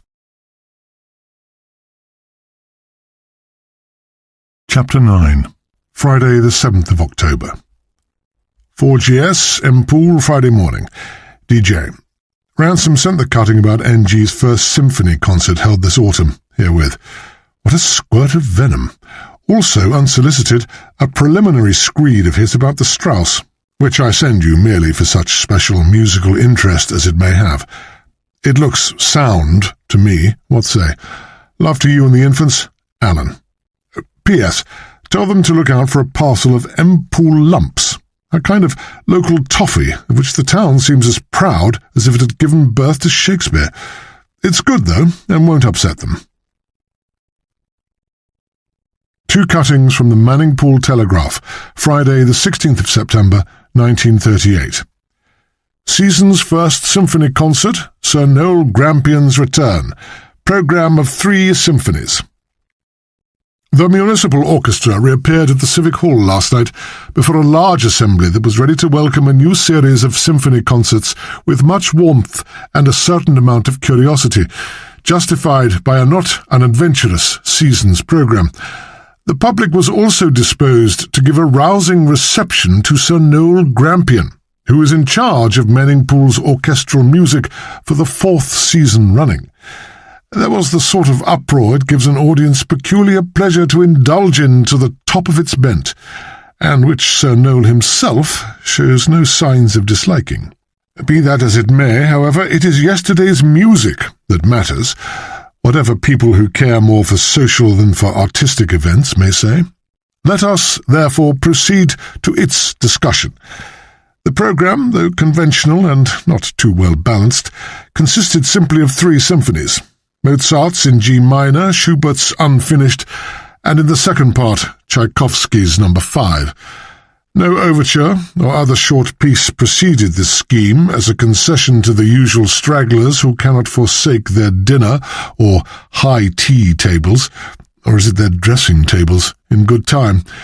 But in order that we should not miss the usual noisy and unperturbable display of bad manners, the doors were opened after the first movement of Mozart, and the pleasure of the more civilized, punctual and scrupulous members of the audience was utterly spoilt by a barbarous invasion. It will have been gathered by the perspicacious reader, even if he was not there to notice it, that the programme was so chosen as to include no solo performer. Sir Noel Grampian was, in fact, his own star, and indeed he twinkled with a will all through the evening. Need it be said that the present writer intends no malicious reference to the little star of the nursery rhyme, his bosom being, as everyone knows by this time, wholly innocent of such-like heinous offences. Sir Noel literally threw himself into his task in his usual impetuous manner, a manner unfortunately much better suited to secondary than to great music. If it thus amounts to a disparagement to say that his Tchaikovsky was in its way magnificent, while his Mozart and Schubert were only so-so, that is to be regretted but cannot be helped.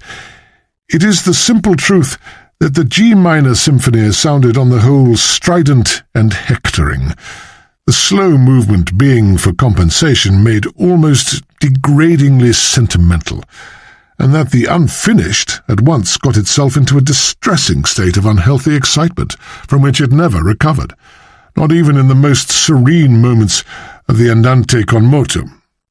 There could be no profit in discussing such performances in detail. For the moment, they are best suffered in silence, though there is no telling that the time will not come, and come soon, if we cannot have great music treated more musically, when the full fury of critical exasperation will break over Sir Noel's head. Meanwhile, let us be like patience on a monument.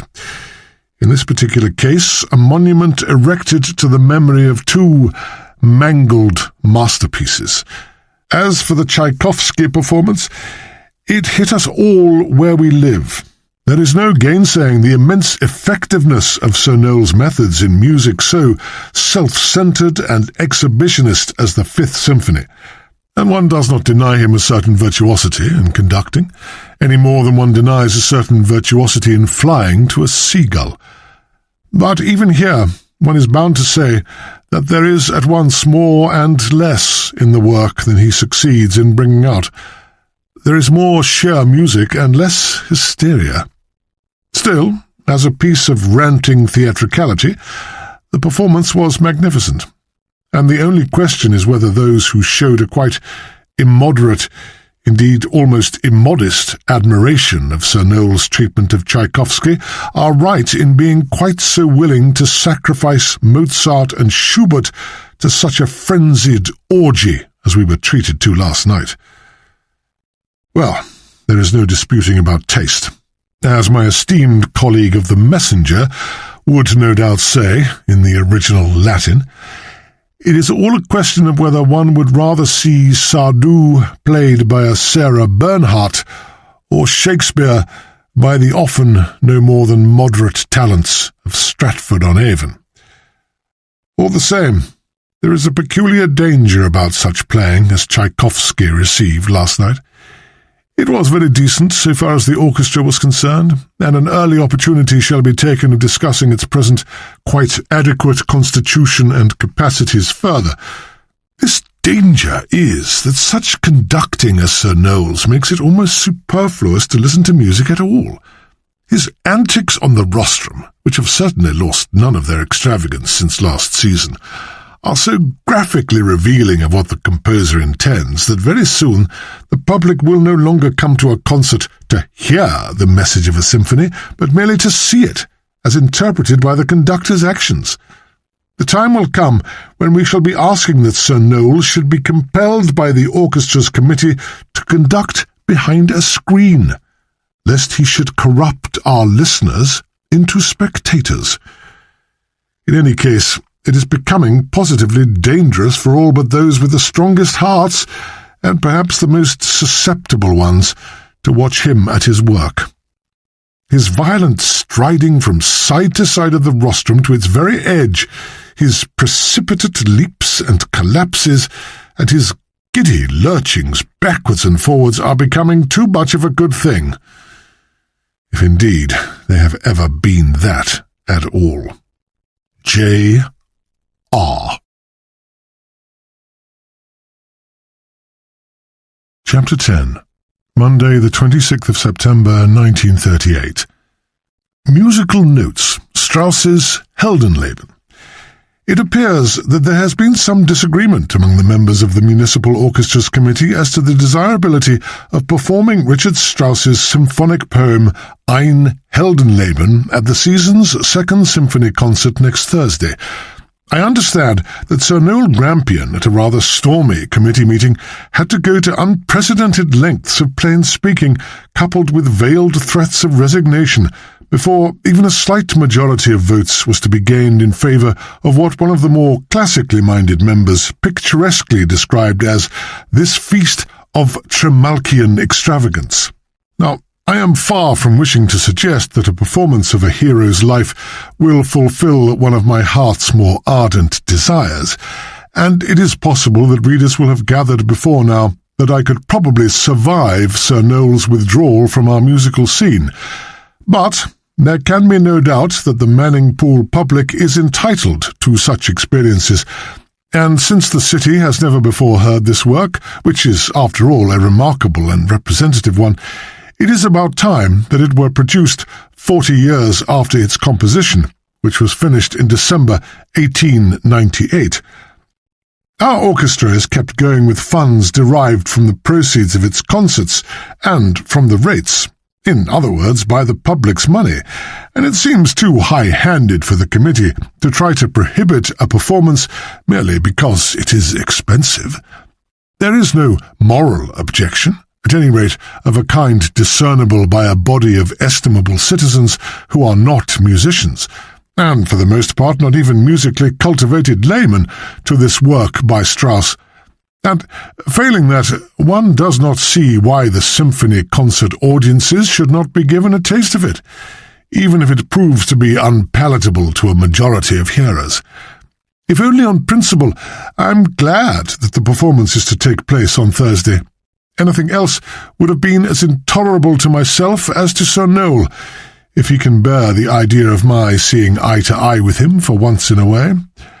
That I have any great liking for Strauss in general, or for this symphonic poem in particular, would be too much to pretend, though I recognize the immense skill that went to its making.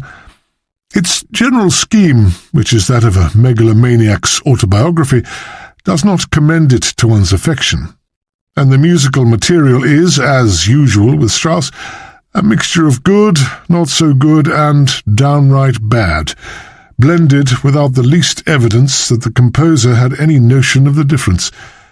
That the music is often displeasing is not due, as one hopes even the most reactionary of Manning Pool's concert-goers will understand, to its being modern, for it is that no longer after 40 years, though a great to-do was made about its alleged audacity when it was new. If such a feature as the unbearably protracted battle episode remains offensive, it is simply because it never was good music and never will be. It is, so to speak, sub-musical. Even the orchestration, which is in its way masterly and immensely effective, has its serious faults, the chief of which is Strauss's inveterate habit of doubling his parts, often many times over, so that one rarely hears the tone of any instrument alone, but gets everything conveyed to the ear in a thick paste of indeterminate sound. It is a kind of safety scoring, one may say, for it would be quite possible for all sorts of instruments to drop out of the performance for a minute or two without anybody missing them, if he judged by the air alone. That is why only the other day, at a rehearsal of A Hero's Life I attended, it was before Sir Noel so courteously cut me off the visiting list, it was quite easy to allow the fourth oboist to relinquish his part without the least damage to the music some time before he came to the break where he changes over to the cor anglais, in order to save his breath for a part that stands out prominently in the latter instrument. It is here, in this endless duplicating of similar parts, that Strauss is so extravagant, and if the orchestra's committee had had the knowledge to object to A Hero's Life on technical grounds, they might have had a leg to stand on when they nearly voted next Thursday's performance out of existence. As it was, they had not even a crutch, and we have no patience with mere niggardliness. Let us therefore congratulate ourselves that Manning Pool is to have this performance, whatever may be thought of the work in question. J.R. 4 George's Hotel, Manning Pool, 7/10/38. Darling, I just dashed off that note this morning with J.R.'s cuttings, but didn't say I was going to the Gilligans to tea, at my own invitation. The first few letters from the orchestra members show that something rankled seriously among them, and I wanted to know more about that deputation to Humphrey. Sure enough, there was any amount of unrest. I jotted down what I thought of interest, and I dare say more will transpire when other letters arrive. Briefly, this is what happened. On September 14th, the day before the first symphony concert of the season, Humphrey, as chairman of the orchestra, was visited in solemn state by 13 members, who, it appears, hold what may be called the key positions in the band. They were the leader, Eltham, the 4 principals of the other string groups you will find on the orchestra list I sent you. Beckenham, first flute, Simmons, first oboe, Evans, first clarinet, Tufton, first bassoon, Stillingham, first horn, Holborn, first trumpet, Mere, first trombone, and Dipton, timpanist. Humphrey says it must not be spelt T-Y-M, panist. All in high dudgeon, it appears, or at any rate, dudgeons of various degrees of elevation. A state, by the way, which I had already diagnosed from some of the letters from the orchestra. Humphrey says there were no very definite accusations, but it all boils down to the fact that the whole band, if we may take the deputation to have been representative of it, regarded N.G., artistically speaking, as a humbug, and personally as a cad and a bully. In fact, I repeat, as N.B.G. They had assembled only a couple of days earlier, on the 12th, I see from my notes, but after the first 3 rehearsals of a familiar programme, deliberately chosen to start the season with because it did not call for very much preparation, they'd had pretty well enough of him. He'd got much worse than ever before, they declared, and they vowed that they could not see how they could possibly face another whole season under him. Was there, the long and the short of it was, no way of getting rid of him then and there? Of course, Humphrey was bound to point out, though he secretly sympathized with them, as well he might where his precious brother-in-law is concerned, that a contract was a contract, that the city fathers could hardly be expected to pay up for a breach thereof, and that unless N.B.G. himself committed such a breach, there was nothing to be done, at any rate for this year. Whether indeed anything could be done for the next 3 was doubtful, as the agreement had been renewed until the end of the season of 1940-41. Apparently there were some veiled allusions to a possible strike on the part of the orchestra, but Humphrey pointed out how unwise anything of the kind would be, as N.G. had the power to dismiss any player at 3 months' notice, and would doubtless not hesitate to take steps to get rid of anyone whom he considered directly responsible for the revolt. In other words, the leading members, meaning, of course, the deputation. Whereupon Holborn, who is under notice already, spoke up hotly and said it didn't seem to make any difference anyhow, and that during the very first 3 rehearsals 3 members had been dismissed, and would have been fired on the spot but for the 3 months' notice clause in their agreement, which was a disgraceful injustice if it did not equally apply to the conductor. Dashwood, the first viola, who is a hot-tempered, impatient sort of chap, Humphrey tells me, then said that although he held no brief for N.G., goodness knew, it was jolly well some of the chaps' own fault if they were fired. And it appears that one of the other 2 is Gough, the third viola, who got the sack for alleged incompetence and insubordination. And who do you think the third is? No other than Repton, who plays either third flute or, as the case may be, piccolo. Observe, my love, who did Ransom say was the chief suspect? Observe and reflect, to be sure, but at the same time, don't make a vast deal of this. It's this man Dashwood who still interests me very much, in spite of the fact that I think the suggestion of the revolvers lying bang in front of him too crude for anything. Somehow, I can't persuade myself to dissociate him from the case altogether. Humphrey says he is an interesting chap, desperately keen on his work and a fine teacher of the violin and viola, which he professes at the local Institute of Music, at Humphrey's recommendation, in fact. A bit of a bore, though, apparently. One of those terribly earnest people who must always show how keen they are, always asking interesting questions or making clever suggestions. It appears that he drove N.G. nearly to distraction the first 2 seasons, much to Humphrey's secret delight, by continually showing off at rehearsals in that way, and conveying somehow how different he was from the rest of the orchestral herd, how understanding and sensitive and whatnot. N.G. could stand it no longer eventually and snubbed him disgustingly all through the 3rd season, in front of everybody. He can't leave Humphrey alone either. Even at that meeting he had to show off by asking H whether he could lend him the score of Heldenleben for a day or two. He could have got it from the public library, H says, but that would have been so much less impressive. Not that H's collection is to be sniffed at, and he is always ready, Beatrice says, to let others have the benefit of it. You should see his study and the adjacent library. So, upstairs he went and got that score for D, that famous score even I ought to know by now.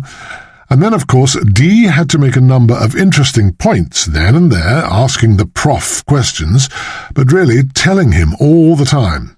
He appears to be insufferable, and I am beginning to feel he ought to have murdered NG. But he's obviously no fool. I wonder what his letter to me will be like. How will that do for one day? Darling, I begin to feel that I have no right to inflict these screeds on you. If all this business makes you feel as I do at the moment, pursuing but faint, I think I ought to desist.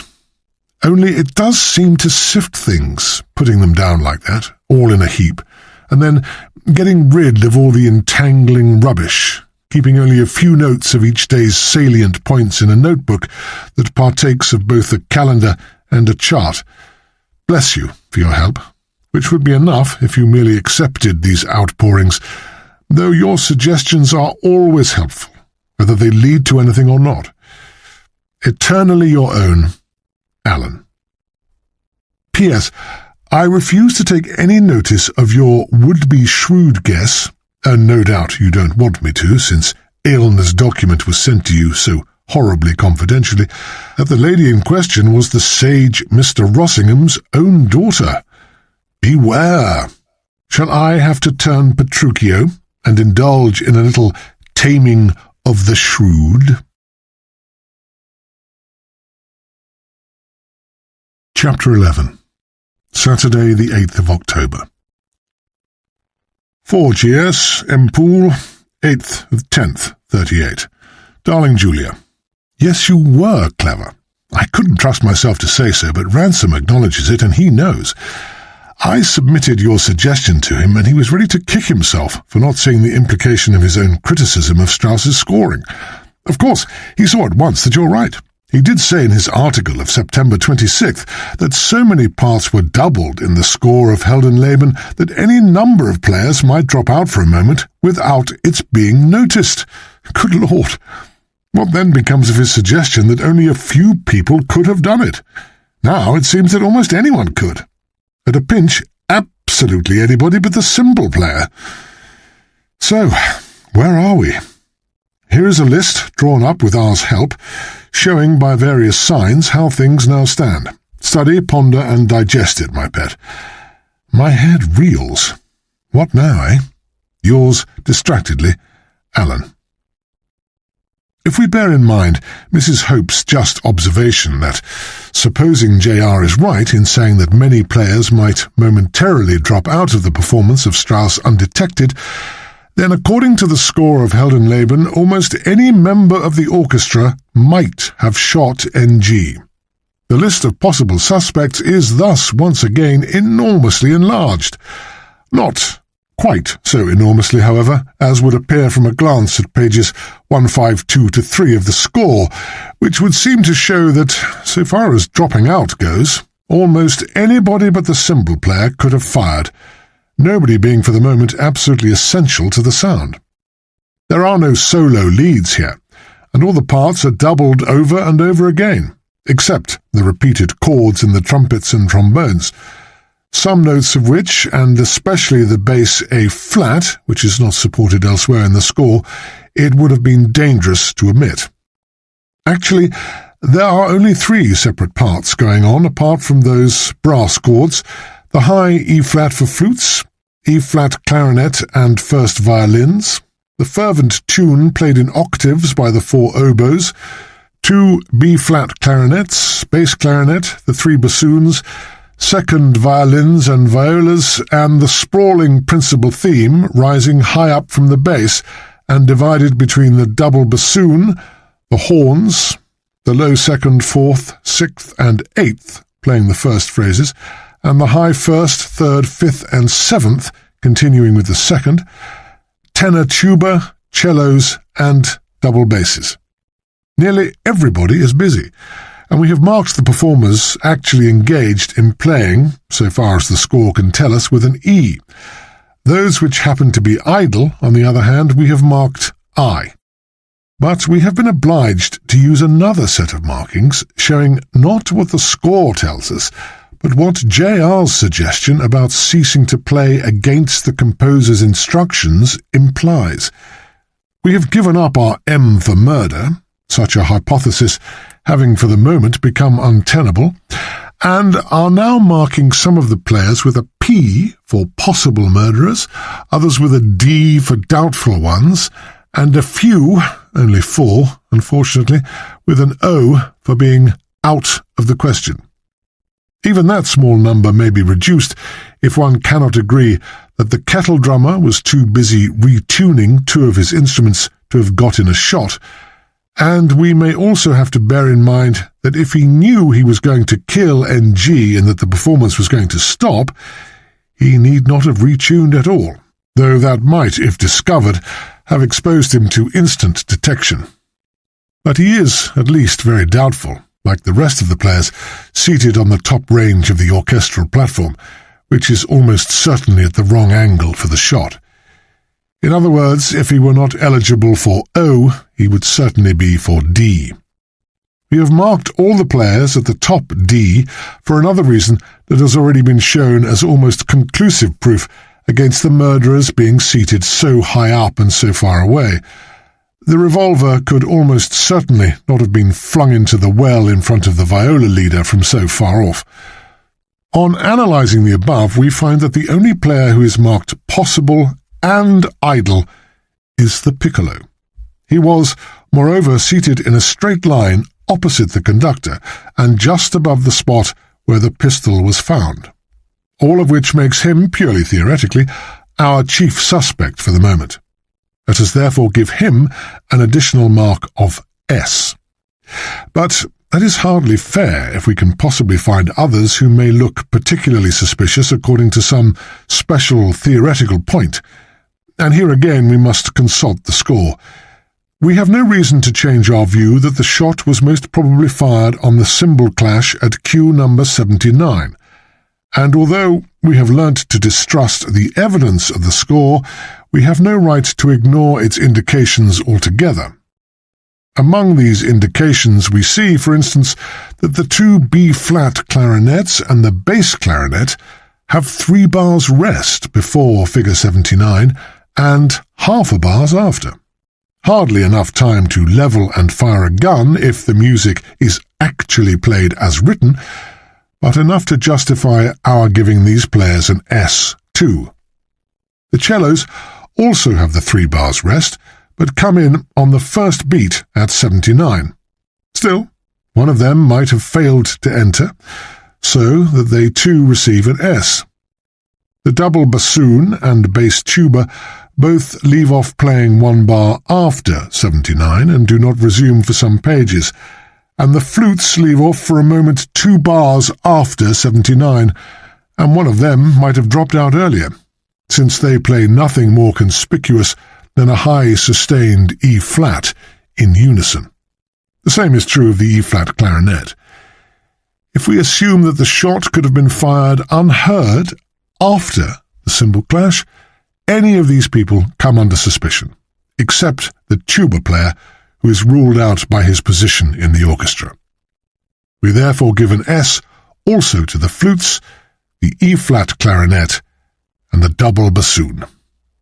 JR and AH.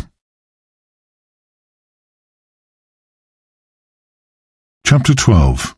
Sunday, the 9th of October. 4 George's, M. Poole, Sunday evening. Dearest, it only just occurs to me that you will get a fearful budget tomorrow morning, as I posted you a Shavian preface yesterday, and of course you'll get it together with the enclosed first batch of letters from the orchestra.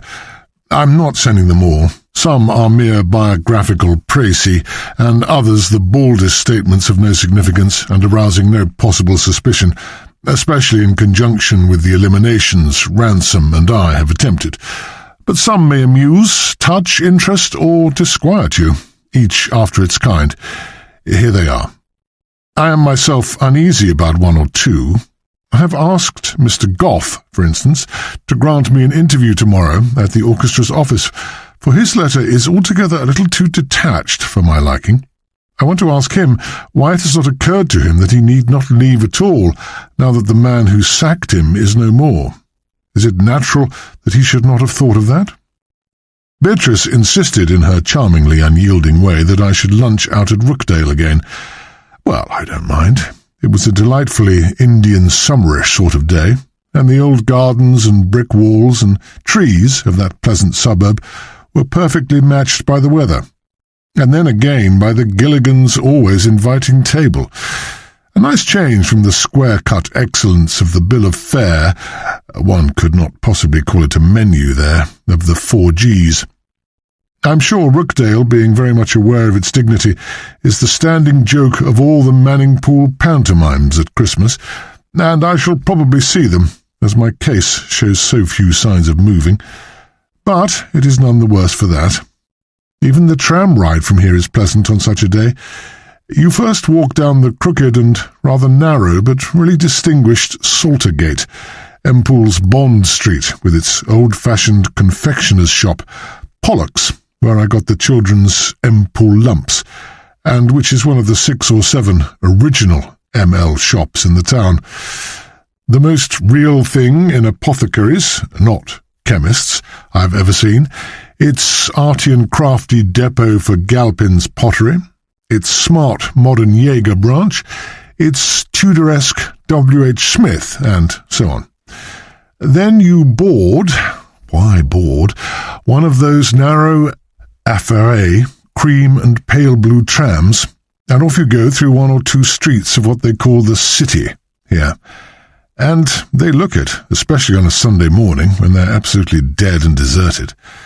From the top of the tram you see all the first-floor type writing, solicitors, accountants and other offices, past the art gallery, a Florentine palazzo as black as and much sootier than your hat, then round the corner into the pleasant Bluecoat Square, with its green patch and rapidly serene plane trees in the middle. After that, another twist, and up the mild incline of Tipworth Avenue. Rather like Milsom Street at Bath, only much longer, much more callow, though with some handsome Nash-cum-Cheltenham houses and shops, all very airy and pleasing in a provincially snobbish sort of way. The kind of provincial street, all the same, that looks much more like that of a continental capital than anything in London you can think of. Then, at the top, the tram gently and suddenly lures itself to level ground, like a duck into water, and stops at a natty modern iron glass shelter in a geometrical array of little grass plots surrounded by borders of overlapping hoops, about the height of a dachshund, but quite incapable of keeping any other kind of hunt off the lawn. However, everybody at Rookdale behaves perfectly.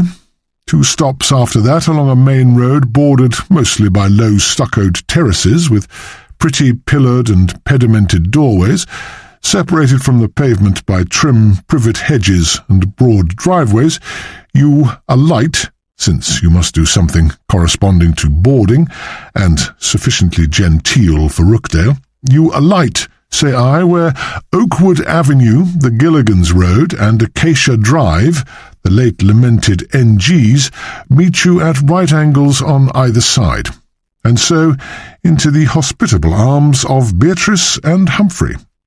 You will wonder why I didn't stay with them. It all sounds so nice, and is.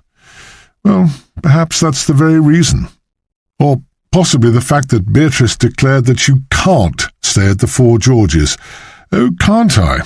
What's more, though tell it not in Rookdale, I like staying at the Four Georges. Forgive me, this was going to be a note, and here I go again. But at least it's a change from shop, and thus nice for me, if not for you. So would you and the kids be. But oh, when shall I be done here? Shall I have to ask you all to join me and take you to those pantomimes? Much love to the lot of you. Ever yours, Alan.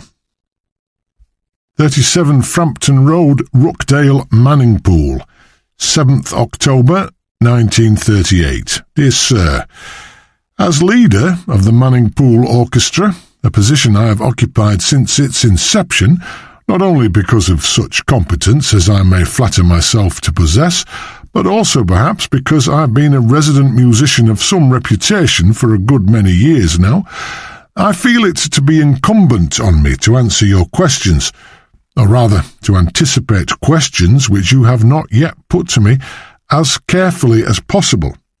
Under the circumstances, and because I think it quite likely that I may have a good deal to say, especially if you should care to cross-question me, would it not be better if I called on you at your convenience, and at any place you may care to appoint, in order to be at your full disposal? I shall be very glad indeed to do so, and, if you do not mind my saying it, to make the personal acquaintance of one with whose distinguished services to the country I am by no means unacquainted.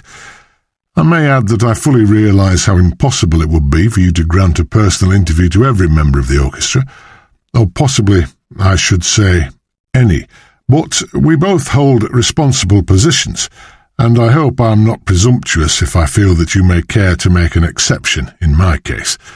At any rate, I hold myself fully at your disposal. Believe me, very truly yours, Constant Eltham. Trilby Cottage, Grafton-on-the-Water, near Manningpool, October 6th, 1938. Dear Sir, I beg to state that I am unable to account for the murder of Sir Noel Grampian in any way. I was busy playing when it occurred, and as I did not happen to look at the conductor at that moment, when the tempo is quite firm and straightforward, I did not realise anything until I saw Sir Noel fall forward. My engagement as first bassoon with the Manningpool Orchestra dates from the beginning of the season of 1935. I came here at the same time as Sir Noel, with whom I had been at Harmsford, where, however, I left only that season, and therefore was there for 4 years after he left. I came on his recommendation, as he seemed to have liked my work and remembered me after his tour abroad. I was a little doubtful about wanting to play under him again, but accepted on account of the favourable terms. I remain, dear sir, yours faithfully, David M. Tufton. 48 Ashlington Road, Manningpool 6, 8th of October 1938. Dear sir, at your request I have pleasure in sending you the partics you require. I assure you that I had no reason to dislike Sir Noel Grampian, as I came here in the autumn 1935 at his own wish, as he'd always considered me one of the best timpanists he had ever come across. You will excuse me saying so, but it is what Sir Noel told me himself, and I am anxious you should not think I had any grudge against him. I had played under him at Harmsford-on-Sea all the time he was there, and was there both before and after him. Yours very sincerely, F.S. Dipton. 66 Blenheim Drive, Manningpool 14, October 7th, 1938. Dear Sir, in accordance with your request, I am writing down a few particulars about myself. I have been playing viola in the Manningpool Municipal Orchestra ever since 1929, and I was appointed principal of that section in 1934. I was given a public school education, but unfortunately could not proceed to Oxford, owing to a serious reverse in my father's fortunes.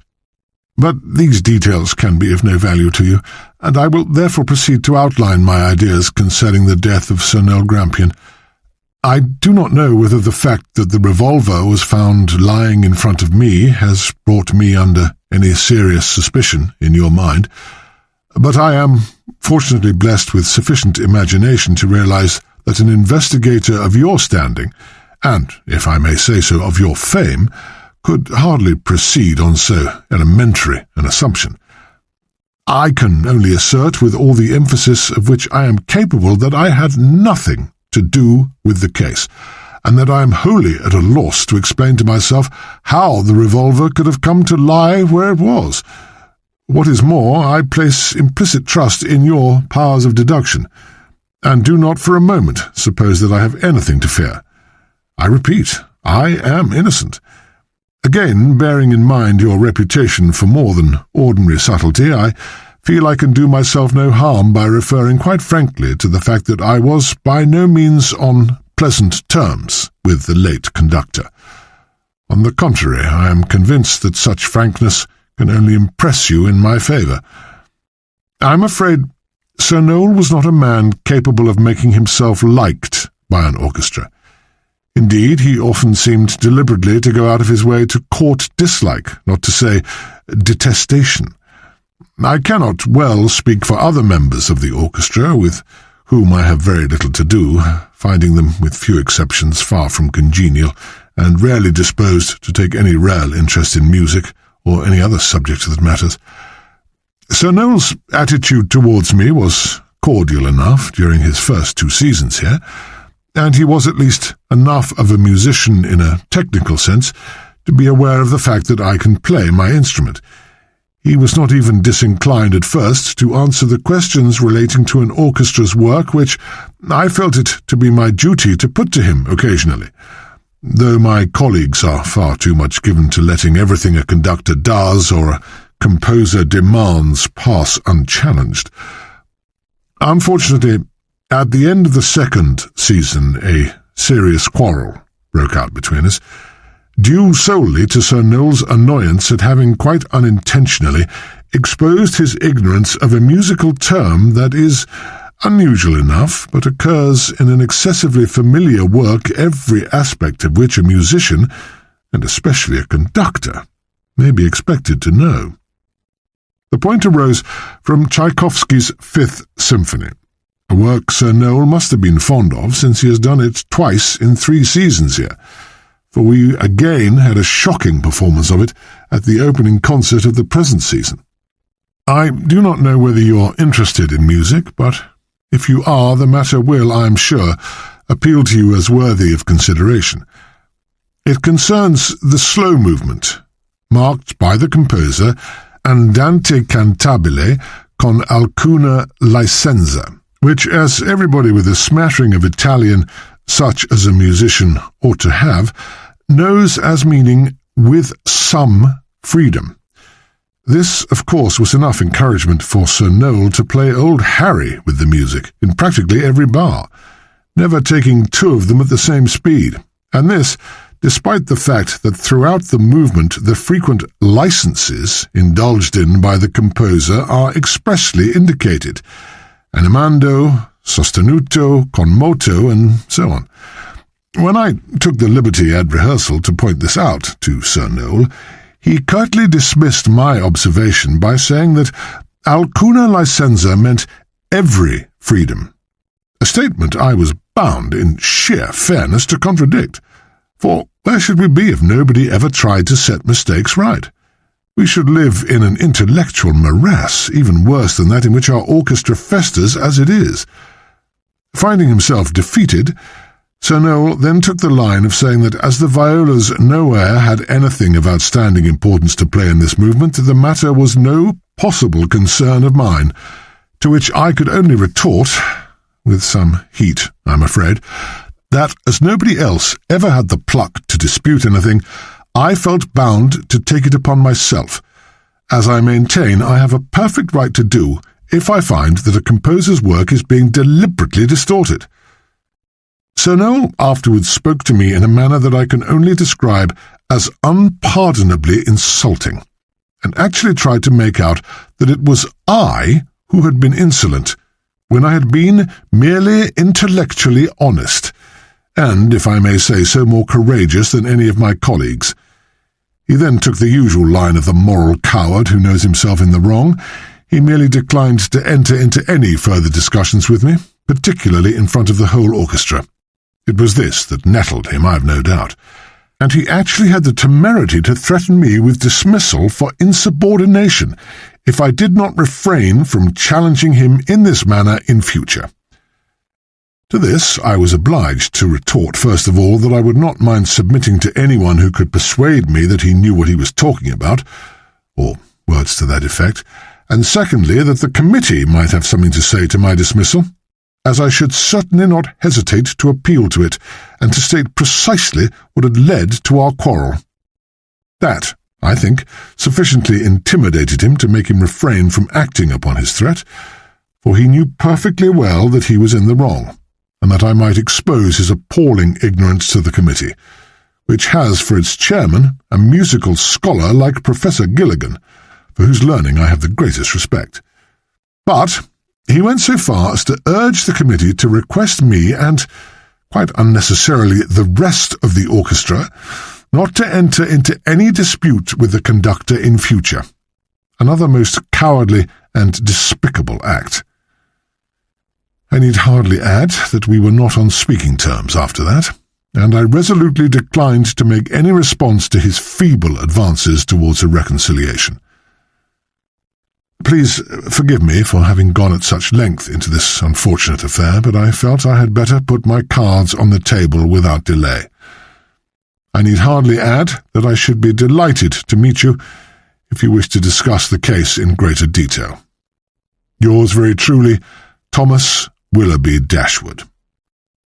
Detective Inspector Alan Hope, 4 George's Hotel, Manningpool, care of Mrs. Dipsworth, Holmdean, 23, Grafton Road, Manningpool, October the 6th, 1938. Detective Inspector Alan Hope. Dear Sir, thank you very much for giving me the opportunity of writing to explain myself. I'm glad to say that I am in a way quite out of touch with things here as yet, so I do not for a moment expect that you will think me capable of being concerned in this horrible affair, an experience which I'm afraid I shall never forget. I have been in the orchestra here only from the beginning of this season, and Manningpool is not my hometown. I've always lived with my parents at Teddington, so you see we both come from London. I'm 24 and studied violin at the Royal Academy of Music, also the viola, which I now play in the orchestra here. I'm afraid I knew very little indeed about Sir Noel, except what I heard from gossip, and that was not much, as I was so new and not well known to any of the other ladies in the orchestra. He spoke to me only once or twice, at the audition he gave me, and once when I first came to a rehearsal, but he never deigned to address another word to me since. Perhaps I'm not a conspicuous person, however. Believe me, yours very truly, Rosalind Lamb, LRAM. The Dugout, Grafton-on-the-Water, 6th of the 10th, 38. Dear Sir, just a brief note to give you the desired information. I've been in the orchestra here since 1932, but had thought of giving notice at the end of this season, unless Sir Noel Grampian did so himself. I had the very worst possible opinion of him as a musician, and doubted very much whether I should be able to endure another season under him, although I was bound by my agreement to do so until next spring. As a man, I did not like him, but then nobody did, and I was not going to let that make any difference to me. If I could have respected him as a conductor, I should have been content to stay on. Unfortunately, he was a charlatan, and one of the worst conductors even this country has produced. I pursued my musical studies at Leipzig, still the best possible place for a musical training, I consider, though it is now the fashion to say that home training is as good as any, a mistake, in my humble opinion. I doubt if I should have advanced to the post of leader of the second violins if I'd learnt to play as badly as some of the rank and file here. But then I am something of a veteran, in fact, the second oldest member of the orchestra at present. Yours truly, Frederick D. Grant. 8A, Wellington Road, Manningpool, 6th October 1938. Dear Sir, I hasten to accede to your request at once. There is very little I can say, I'm afraid. The death of Sir Noel was a shock to me, I must say. Not personally, for I liked him as little as anybody else, but such a fright in the middle of a performance is too much for most people. I play first flute and sat almost straight in front of him. I saw it all, but I wish I had not done so. It was horrible. I've been here ever since the orchestra was started, but played second flute at first. Before long, my talent was considered sufficient for me to advance to the post of principal. I'm only 29. My studies were at the RCM in London. I was supposed to go to Paris, because it was considered the best place for wind playing, but my father found he could not afford it. As through no fault of his own he lost money. I'm not sorry now, as I consider our own country can give as good musical training as any other, if not better. Believe me, yours sincerely, Robert Beckenham. Rawdon House, Flat 5, Manning Pool 3, October 6th, 1938. Sir, you will receive so many letters that I'd better make mine as brief as possible. I'm sure you will have much unnecessary information to wade through. All I need say, I think, is that I've played double bass here since 1930, and I think Mr. Taplow, the orchestra's secretary, will vouch for my character if you care to ask him. The late Sir Noel Grampian would have done so too, I'm sure, if it were not for his unfortunate death, which I can only say I deplore. I am quite unable to throw any light on his murder. Needless to say, I shall be pleased to answer any further questions you may like to ask. Yours faithfully, W. J. Spinney. 57 Dilling Street, Birchton, Manningpool, October 7th, 1938. Dear Sir, as you wish me to make a statement about the last symphony concert, I beg to say that I've been with the Municipal Orchestra since September 1931. This was long before anybody thought of Sir Noel Grampian in this city, and before several other members came who've been given precedence. I was born in 1903, if it's of any interest, and before I came here I was in the orchestra at Billingborough in the summer and played at theatres in different towns during the winter. I know nothing about the murder, and have not thought about it, not being interested, as I'm under notice to leave the orchestra, having been dismissed by Sir Noel Grampian. There is enough to worry about without troubling myself about a matter that does not concern me in one way or the other. Not that I shall be down and out, as I can always go on playing violin at a music hall here, and shall not have to pay for a deputy on concert nights. Yours faithfully, R. B. Goff. Musicians Club, Manningpool, October 8th, 38.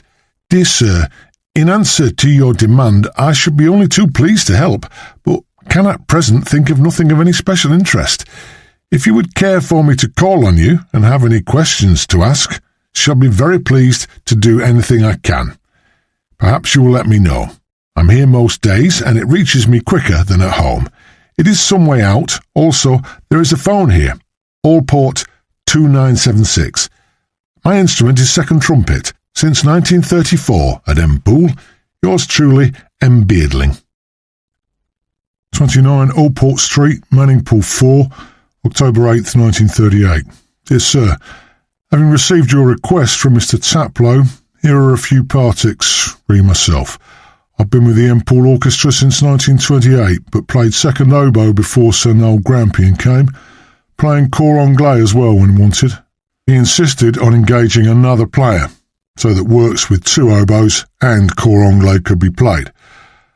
I was offered to retain the second oboe, but preferred the CA at a smaller salary.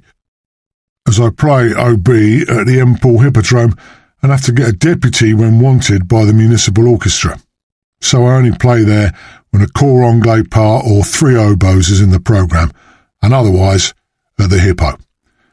I used to be at music halls before I joined the M. Pool Orchestra. Yours truly, George Lovelock. 14. The Bungalows, Shifton, 7th of October 1938. Dear Sir, in answer to yours, I play first clarinet, was engaged as such in 1935. I'm unable to say what happened, much as I should like to help a detective in distress, if you will excuse me. I can see your difficulty. The trouble is that I cannot remember in what position Sir Noel was just when the shot was fired. You see, he might have been turning anyway. He was fairly spinning round sometimes. As I always say to my colleagues, he doesn't conduct, he goes for walks. Or used to, as I should say now. I'm afraid you will have a very difficult case. Believe me. Sincerely yours, B. Evans. Manningpool, die 6. Oktober. Dear Mr. Inspector, forgive me, Please, if I can tell you nothing about the so shocking murder of Sir Noel Grampian, I keep myself away from the orchestra so much as possible. I find that I cannot have intelligent conversations about music with nobody here. It is not possible. They think of nothing but to run away immediately after every rehearsal like workmen. They will not play for 1 minute more than they must and go so soon as they finished. Always and always they leave. That is of what they think.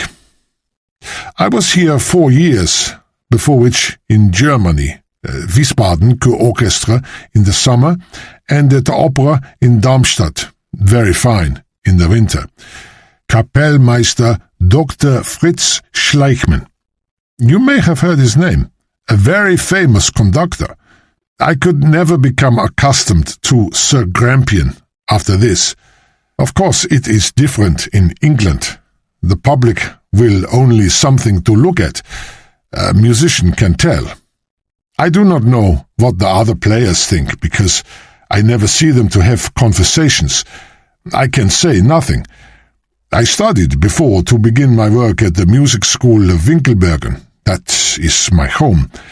Director Professor Dr. Heinrich Rumpfstengel, another great musician. He died in 1925 or 26, I'm not sure, but I could find out. My violoncell teacher was Georg Gimpelberger, also very famous. If you wish more information, let me know, please, so that I can come to see you. I shall be glad to speak. With great respect, Karl Zimmermann. 9 St George's Road, Manning Pool 14, 8th, 10th, 38. Dear Sir, my connection with the Manning Pool Orchestra is a very short one, as I joined it only last season as second clarinet. I consider myself more than capable of playing first, but as my facetious colleague Mr. Evans was on the spot first, I had to be content with second place for the present.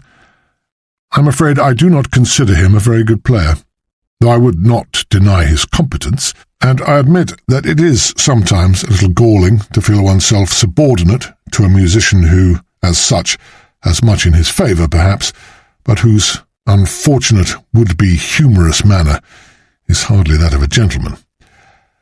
However, one must be prepared for these things in an orchestra, and I dare say the fact that he was under Sir Noel Grampian at Harmsford-on-Sea may have something to do with the security of Mr. Evans's position. Yours very truly, Franklin Potter. P.S. I have no theories about the murder, or perhaps I should say they are so elementary as to be hardly likely to interest a gentleman of your profession. 15 Larchwood Road, Romptown, Manning Pool 9, 7th October, 1938. Sir, it is with pleasure that I give suite to your demand. I have not been long in Manning Pool, only since 1934, but at Le Havre since a long time, 1925. I play there premier violon, but actually deuxième. It is sometimes more interesting. I like very much to play here and find it lucrative and agreeable. My admiration for Sir Noel Grampian was very great. It was not possible for me to always agree with his ideas, especially not about French music, but he had what we say, the élan vital. It was charming, and we often spoke together. He liked to exercise himself in French with me. Many of the orchestra did not like him at all, but this I could perhaps understand.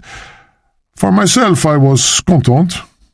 Only I could never cease to say to him he did not play enough French music, and could not understand sometimes his taste. He liked better Tchaikovsky than the elegant Saint-Saëns. Incredible. And this abominable Richard Strauss, we call him Gossier. It is like a revenge, this death. Do you not think so? Unfortunately, I cannot say how it happened. I sit at the back of the deuxième violon, in front, beside Mademoiselle Ellsworth. A good person, not young or pretty, but I find her agreeable. My place is before the harp. 2 harps for that terrible Strauss. So I turn my back on that charming Mademoiselle Gwendoline Jarvis. To my grief, it does not seem polite. I repeat, I know nothing what happened, because immediately I turned to Mademoiselle Jarvis when it happened to assist her, if necessary. She is a jeune fille, not strong, delicate, and I fear immediately the shock will be terrible to her. Only the other day, at a rehearsal, she fainted, for no reason, or we do not know. One does not ask. I was happy to have the presence of spirit to find a glass of water for her. I would have done this again, but it was a confusion, and the poor Mademoiselle Jarvis was not at all fainting, but almost that beautiful Madame Gilligan. She is the wife of the professor of music here, not in the orchestra, but she play when second harp is needed, as in Debussy. Prélude à l'après-midi d'une faune, Ravel, Daphne et Chloé, etc. So genial French works. I hope you know them. I return to Madame Gilligan. Need I say that for her I would also have procured water? Yes, to be sure. But my gallantry was too late. Already, Monsieur le Professeur Gilligan was here to watch on his excellent lady. It is beautiful. So much dévouement. Excuse me, I cannot find the English. This, sir, is all I can say. I wish you very good fortune in your discoveries, and beg you to accept the expression of my complete consideration. Fernand Labouchere. Chapter 13. Monday the 10th of October. 4GS, M. Poole, 10th of the 10th, 38.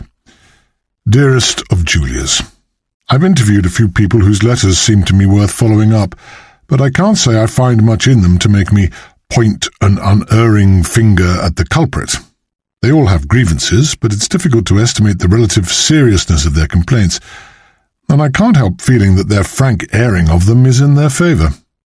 Hardly anybody seems to have admired N.G., except our Gallic friend, Monsieur Labouchere, and his exceptional attitude would in itself look fishy if his position at the back of the second fiddles and in the front row facing the stalls did not make him as good as impossible, even if N.G. could have turned so far round to the extreme right as to be shot from just a little to the left.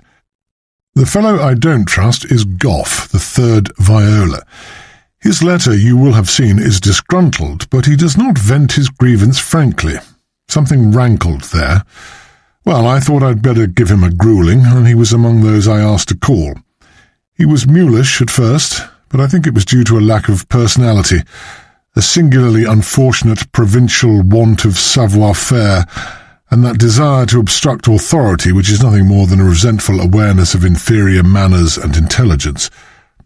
With some handling that may or may not have been tactful, but at any rate happened to be suitable, he came clean readily enough about his resentment at having been sacked by N.G. I was not too unfavourably impressed either by his insisting again on the fact that his dismissal would not mean a very serious financial loss. I do think that was more the defiance of wounded pride than any wish to minimise a possible motive for murder. What struck me as much more queer, though, was the shock I gave him quite visibly by asking the perfectly natural question why he should still worry about his dismissal now the man who dismissed him was no more.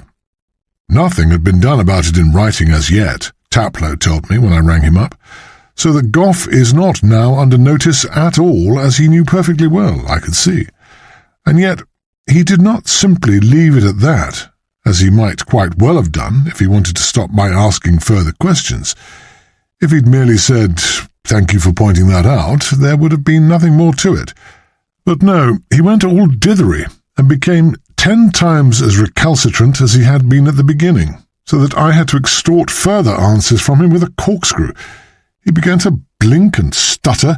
I'm not sure whether naturally or artificially, but anyhow, it delayed the information I was after until even my exemplary patience, you know it, was exhausted.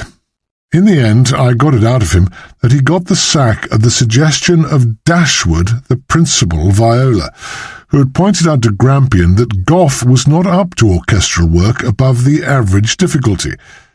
But I could not for the life of me make out whether the silly, embarrassed state he worked himself into was genuine because he did not want to implicate Dashwood, or artificially worked up because he did not want to implicate him, or, again, genuine because he was ashamed to confess that his incompetence had been so much as suggested.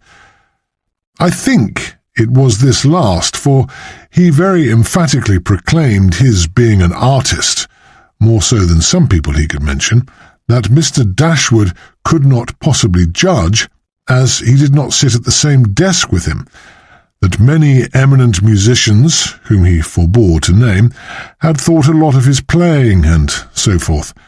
As pretty an exhibition of injured vanity as you could desire, and somehow I felt not particularly well justified vanity. He is a feeble little sandy fellow, and pathetically afraid of committing himself in any way. One minute he fumed over Dashwood, and the next, afraid of having said too much, he went out of his way to express his admiration for him as a player, and so on. It took me a fearful time to get him going, and then even longer to stop him from rambling on and on. All that time is wasted, I'm inclined to think. Here are a few more comments, much shorter, you'll be thankful to see, and neatly classified under names of my correspondents. Eltham, pompous and conceited, as you'll have gathered from his letter. Good at his job, I should say, but his professional dignity is so overdone as to be positively revolting. He stayed over an hour and a half, to my ever-growing dismay, and I found at the end that although he had come with the promise of a bag full of vital information and the most valuable theories, he had absolutely nothing to contribute. Had seen, heard, felt, tasted, or smelt never a thing, and in brief, only it wasn't he who was brief, had come not at all because he wanted to see me, but because he wanted me to see him. Not a fool by any means, nor such a pest as I have perhaps unfairly made him out, for in some ways I could not help rather respecting him and thinking him a personality, but he is a fearful sticker and time-waster. So much so that towards the end I had to become businesslike almost to the point of rudeness to get rid of him at all. And then I knew nothing more about the murder, Grampian, the orchestra, Manning Pool, or anything else, and only what I did not at all want to know, since it told me nothing that bears on my case, all about Mr. Constant Eltham, England's Prime Minister among orchestral leaders. I suppose he can play the violin. He says nobody else can. Tufton and Dipton. I put these two letters into juxtaposition only because their signatures, thus displayed, may cause you some mild amusement. Otherwise, nothing to remark beyond the fact that these two were both engaged at N.G.'s instigation, and were therefore among the very few who had some reason to like him. But you see that Tufton did not admire him even so, and he took part in the petition for N.G.'s dismissal. Dipton protests rather overmuch. He too was in the deputation, but now says he had no grudge. Both may have something to hide that happened at Harmsford. On the whole, not much in it, I think. Dashwood? What about it? Miss Lamb. No wolf's clothing about her, I think. She is what her name suggests, don't you feel? Look at the address and see how carefully she indicates that she is adequately chaperoned. A bit of a chatterbox, I fancy, for which reason, if for no other, I refrained from getting into touch with her. Besides, she is quite unattractive. She as good as tells me so at the end. Have I succeeded in shocking you?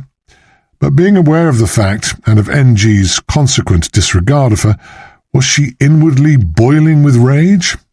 I'll bear it in mind. Grant. Very straightforward. Suspiciously so? Conscious of his professional dignity, which NG might have hurt, but that applies to so many of them. Beckenham. Nothing in it, I think. But look at the remarks about his training in England, as distinct from Grant's about his in Germany. Funny cattle, musicians. Spinney. Rather deliberately detached, perhaps. But Mr. Spinney was placed on the top tier in an unlikely position. Beardling. I did phone Allport 2976, and sure enough the gentleman was in the club, having one or more, I should say, judging by the state in which he arrived. But perhaps I do him an injustice. It may have been sheer funk at having to face the police that made him overstep the mark. Anyhow, he was decidedly jumpy, but not a bad fellow, I thought. Why is he more accessible at the club than at home? Not only, I gathered, because it is some way out at Shifton, where, after all, others of the players live too, but on account of some domestic infelicity. Perhaps only a nagging wife, perhaps worse. Never mind. Lovelock. Half an outsider, apparently. He conveys nothing to me at the moment, and I've not seen him. Evans, him I did see. I confess it was mainly curiosity. I didn't know whether his detective in distress was meant to be funny or impertinently sarcastic, or whether he was merely clumsy. Some of these chaps are not particularly cultivated, you will have gathered, while others pride themselves inordinately on their cultivation. Well, Mr. Evans does try to be funny. It was a bit queer. He's a heavy, jovial-looking, red-faced chap with a luxuriant moustache. He wants to be amusing and doesn't quite know when it's suitable and when not. The sort of fellow who'd try to be the life and soul of a funeral and who'd then become huffily mournful and solemn on being shown that it didn't go down. When I'd let him try one or two sallies, I reduced him to that sorry state of a thwarted buffoon, one of the most ludicrously pitiable plights of human nature, by letting him see that I was deadly serious about finding the murderer, and giving him just the glimmering of a hint that he was not himself free from suspicion. You see, he had joined the Empole Orchestra for the 1935 season at the same time as NG, and a time at which several others had come from Harmsford. But he did not say where he had been previously, and I wanted to know. He had been at Harmsford. Zimmerman.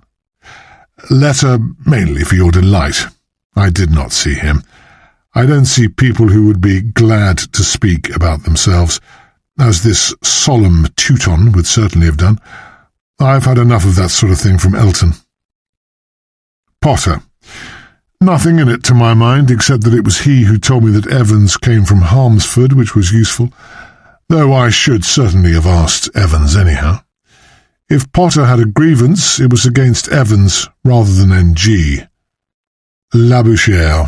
I could not resist seeing him, and he amused me vastly, and also annoyed me just very slightly with his airs of homme de discrétion.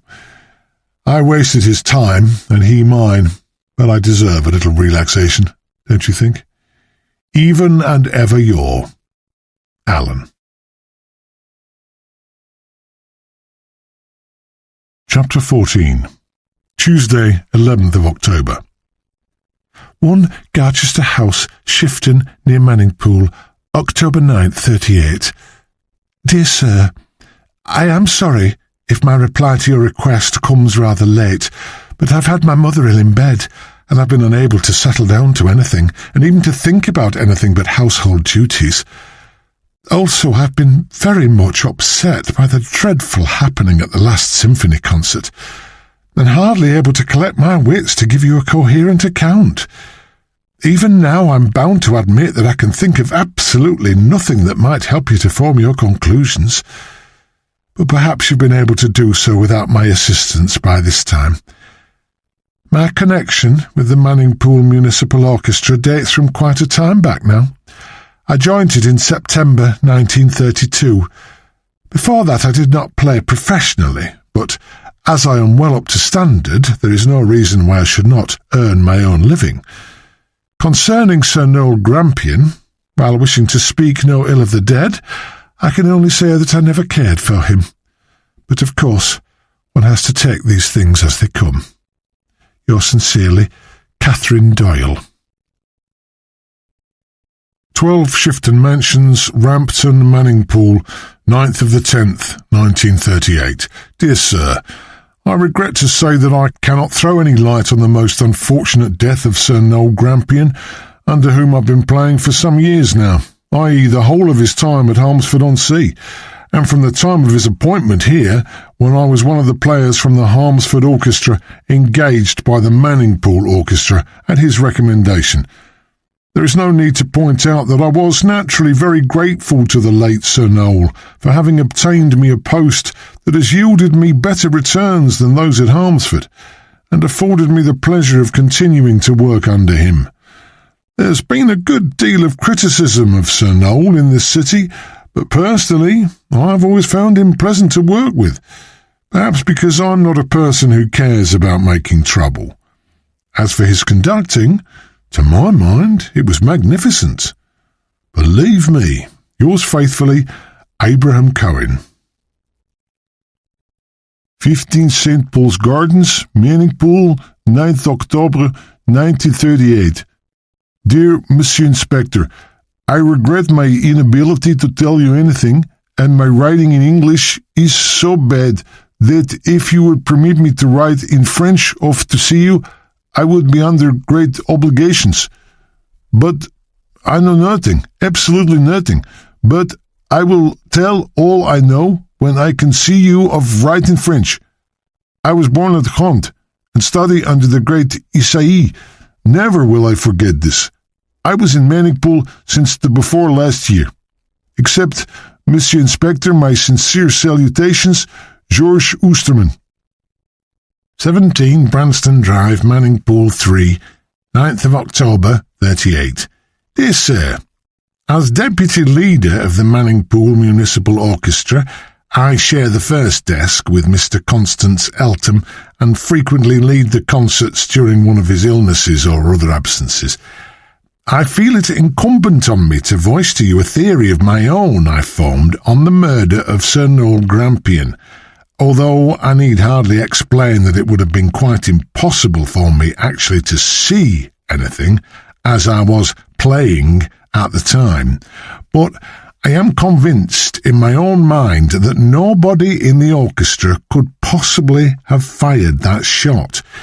It would have been quite impossible for anybody to do so foolhardy a thing, and in my opinion it is a waste of time to look for an explanation of that kind. What I feel sure happened is that somebody was concealed in the organ console, which was unoccupied that evening and is, as you may have noticed, screened on the side of the audience by a wooden partition. It would have been easy for anybody to hide there after the interval, anybody in evening dress at any rate, as there were so many strangers present in the orchestra, men whom even we, the permanent members, did not all know so much as by sight. Personally, I should have thought nothing whatever of it if any unknown man in a dinner jacket had quite openly entered the green room with me and afterwards appeared on the platform through one of those two upper doors leading down from the organ. Who could have hit upon such an ingenious idea it is, I'm afraid, for you to discover, but I am perfectly certain that you will find my theory to accord with the facts, if indeed you ever solve this extremely difficult problem. If I have contributed ever so little to that solution, I shall of course be delighted. Believe me, yours very truly, Francis J. Holcomb. 2D, Reppington Mansions, Electric Street, Manningpool 4, 9th October 1938. Dear Sir, I must apologise for being a little late with my report, but I have been trying in vain to think of some explanation of the murder.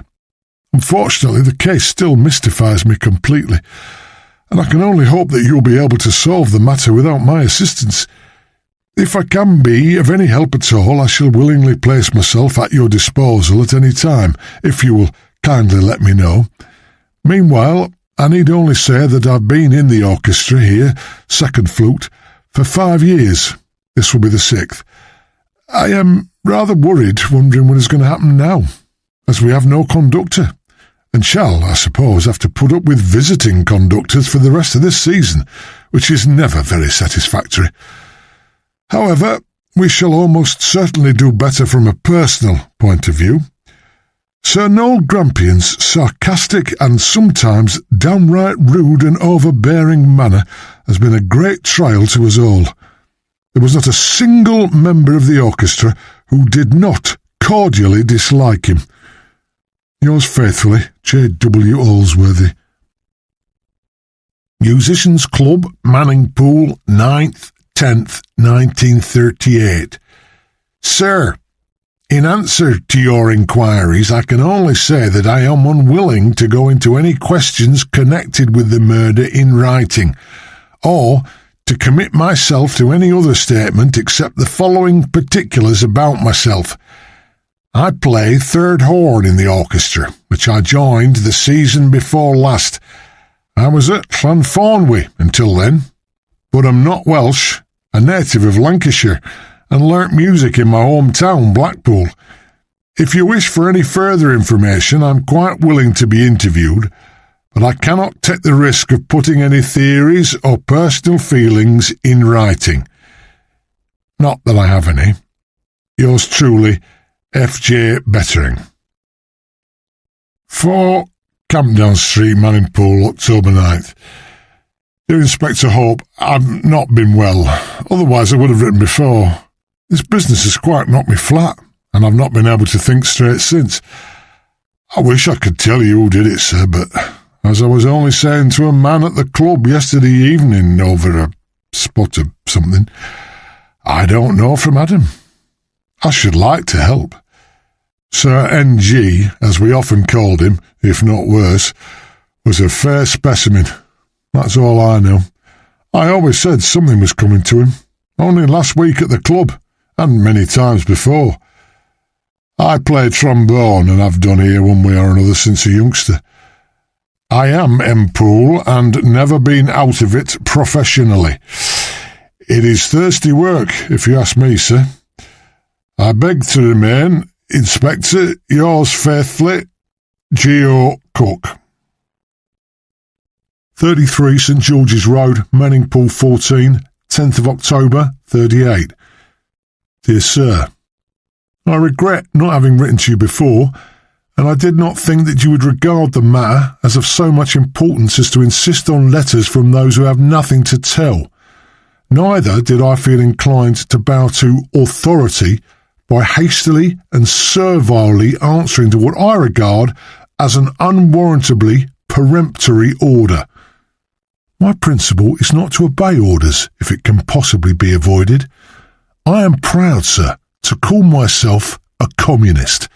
As such, the life and death of a man like Sir N.G. can be of no possible interest to me. As a knight, he represented a system of society which I am bound to abhor, and as a man he hardly existed for me, except when his offensive manner or his poor musicianship became too flagrant to escape notice. I should not in the least mind being answerable for his death, if I could feel that an isolated occurrence of this sort could have advanced the cause. But, as we must obviously wait for a more wholesale extermination of the vassals of capitalism, I can only dismiss this incident as in no way affecting me. Yours truly, W.G. Deanery.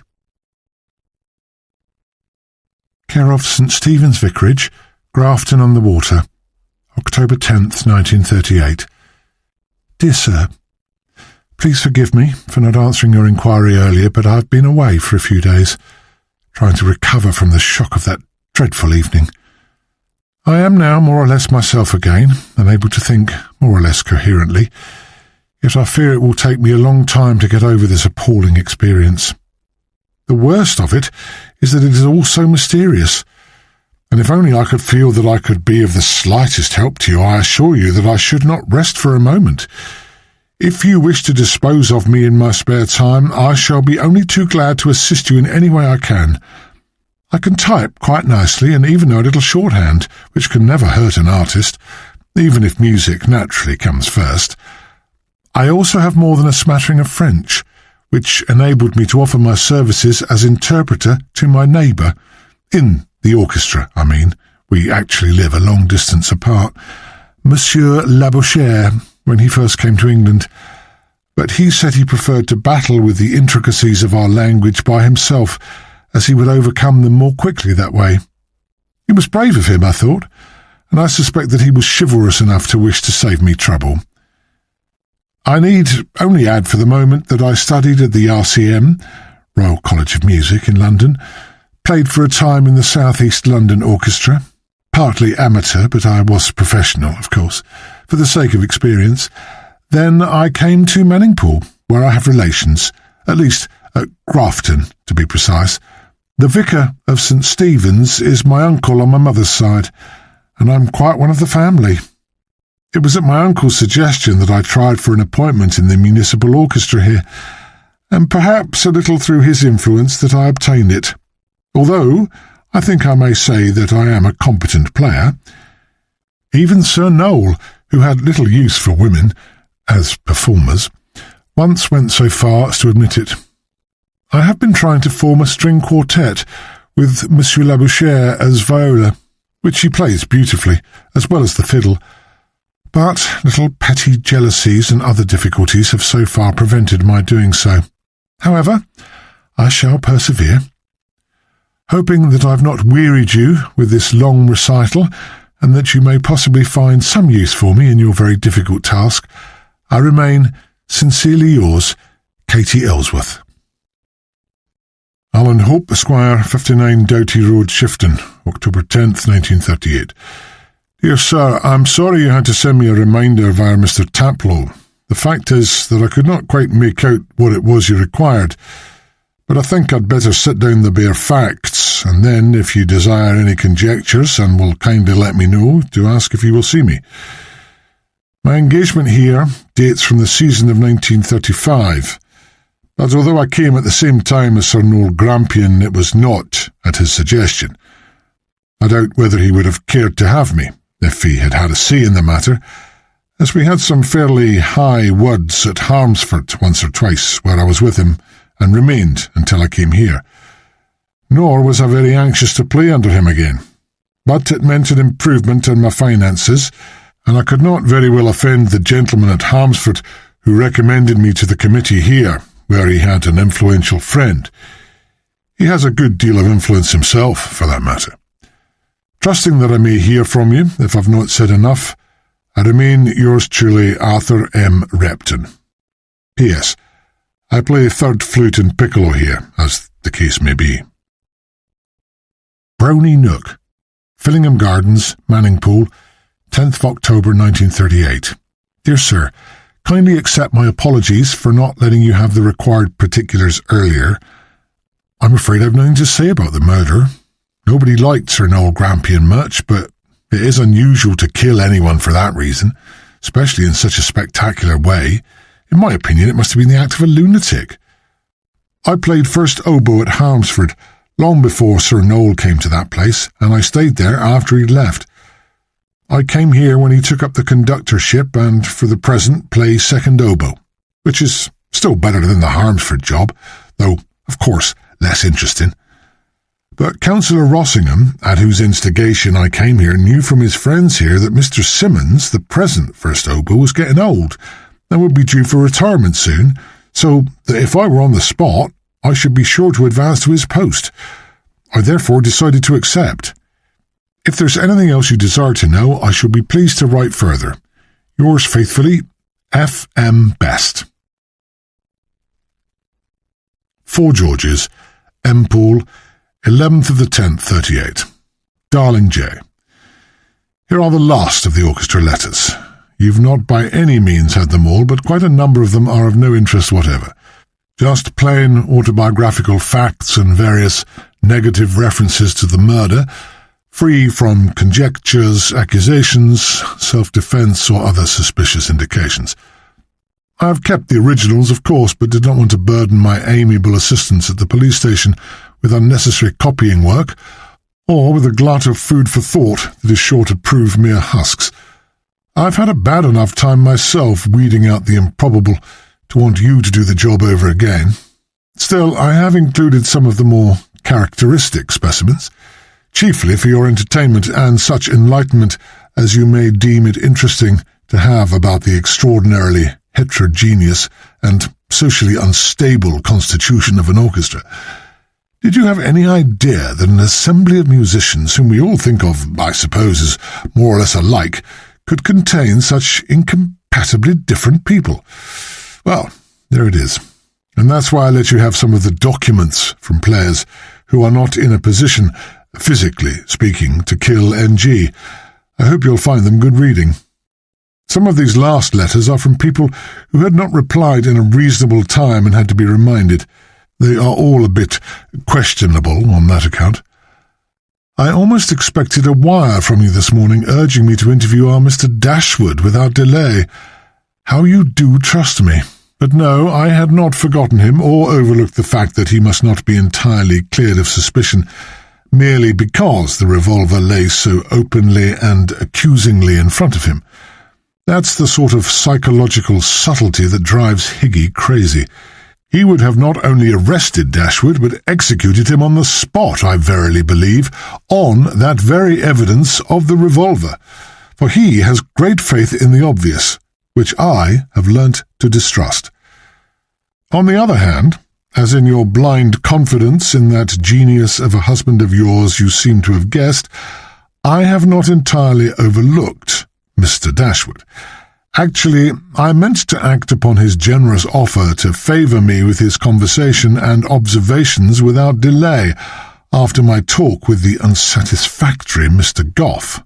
But, behold, and don't shriek, when I tried to ring him up, he is one of the few members of the orchestra who are on the phone, I was calmly informed by a female voice that he was out of M-Pool and had not said when he would return.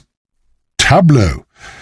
It's nothing much to worry about, actually, for the police here have tabs on all the orchestra, and Dashwood complied with the order that any special movement should be reported to them.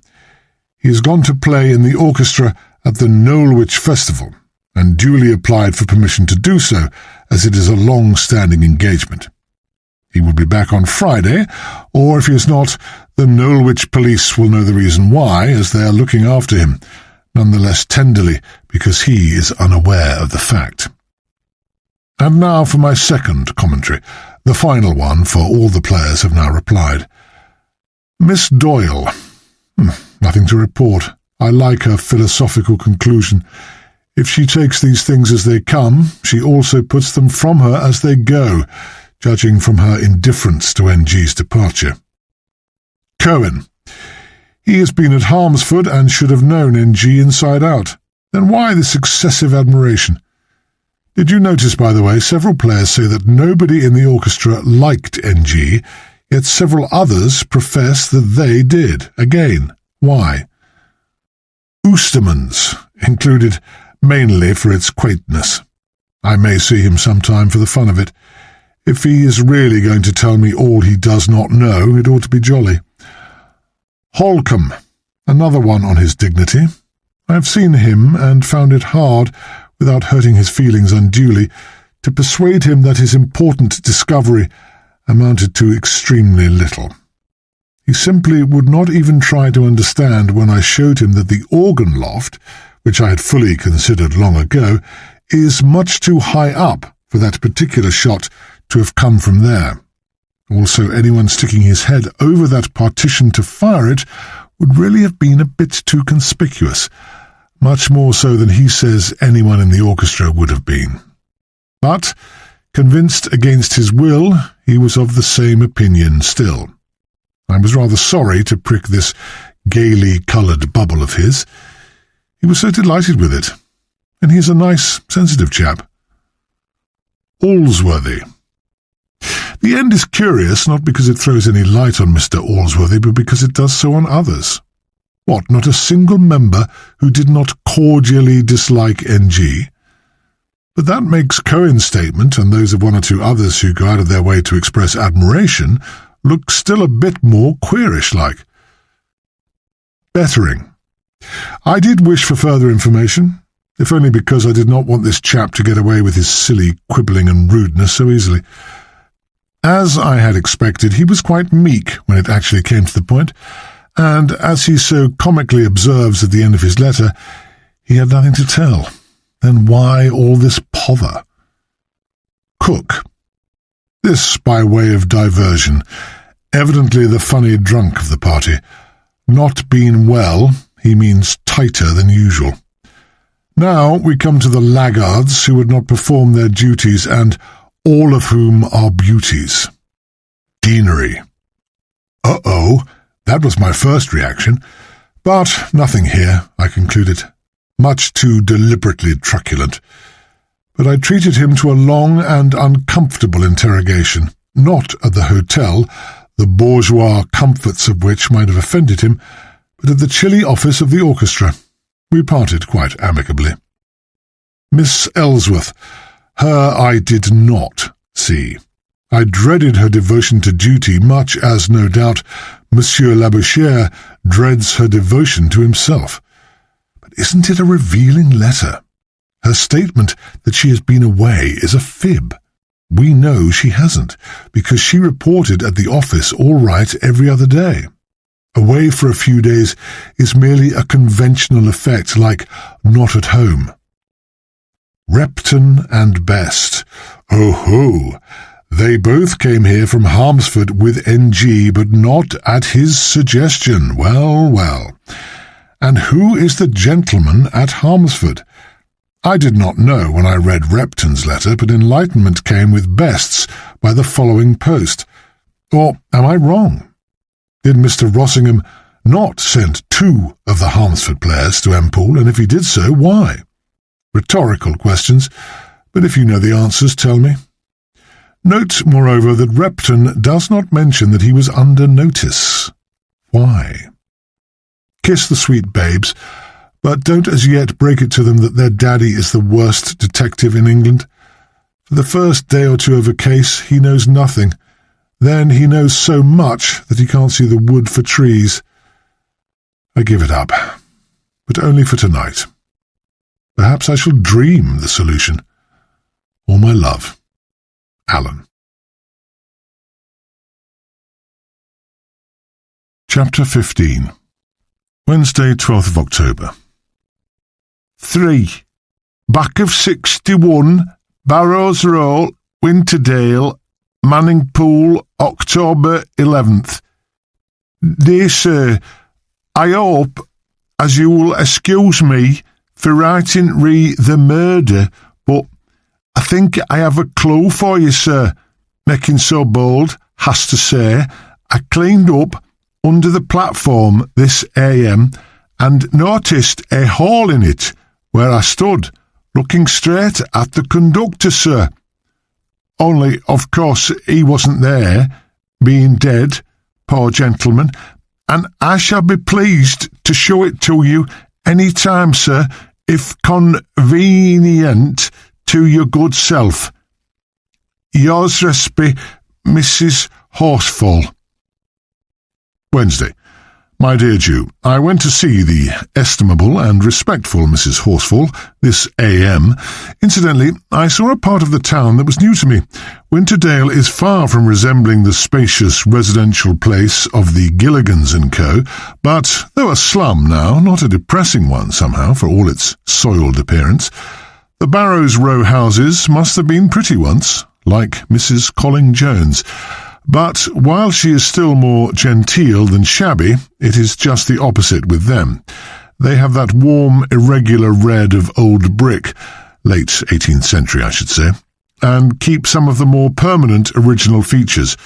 Charming moulded architraves, if so pompous a term will do, over the windows, which themselves have yielded their original character to the common glazier, and over the doorways, where you'd expect a fan light, an actual fan, one of those shell-like sandstone ornaments, filling a semicircular space most gracefully. But again the doors are debased and hideously grained to present a low caricature of such oak as you see only in baronial halls at the pantomime.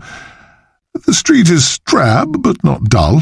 It is too busy for that, and has some funny little shops made out of the once self-respecting front sitting rooms, with a sort of casual and purely practical barbarity. It had been wet and then cleared up, so that the slate-blue tiles of the pavements shone against the light with the preternatural brightness of an Italian sky. Mrs. Horsfall, as you may have gathered from her address, does not live in all this, but at the back of it.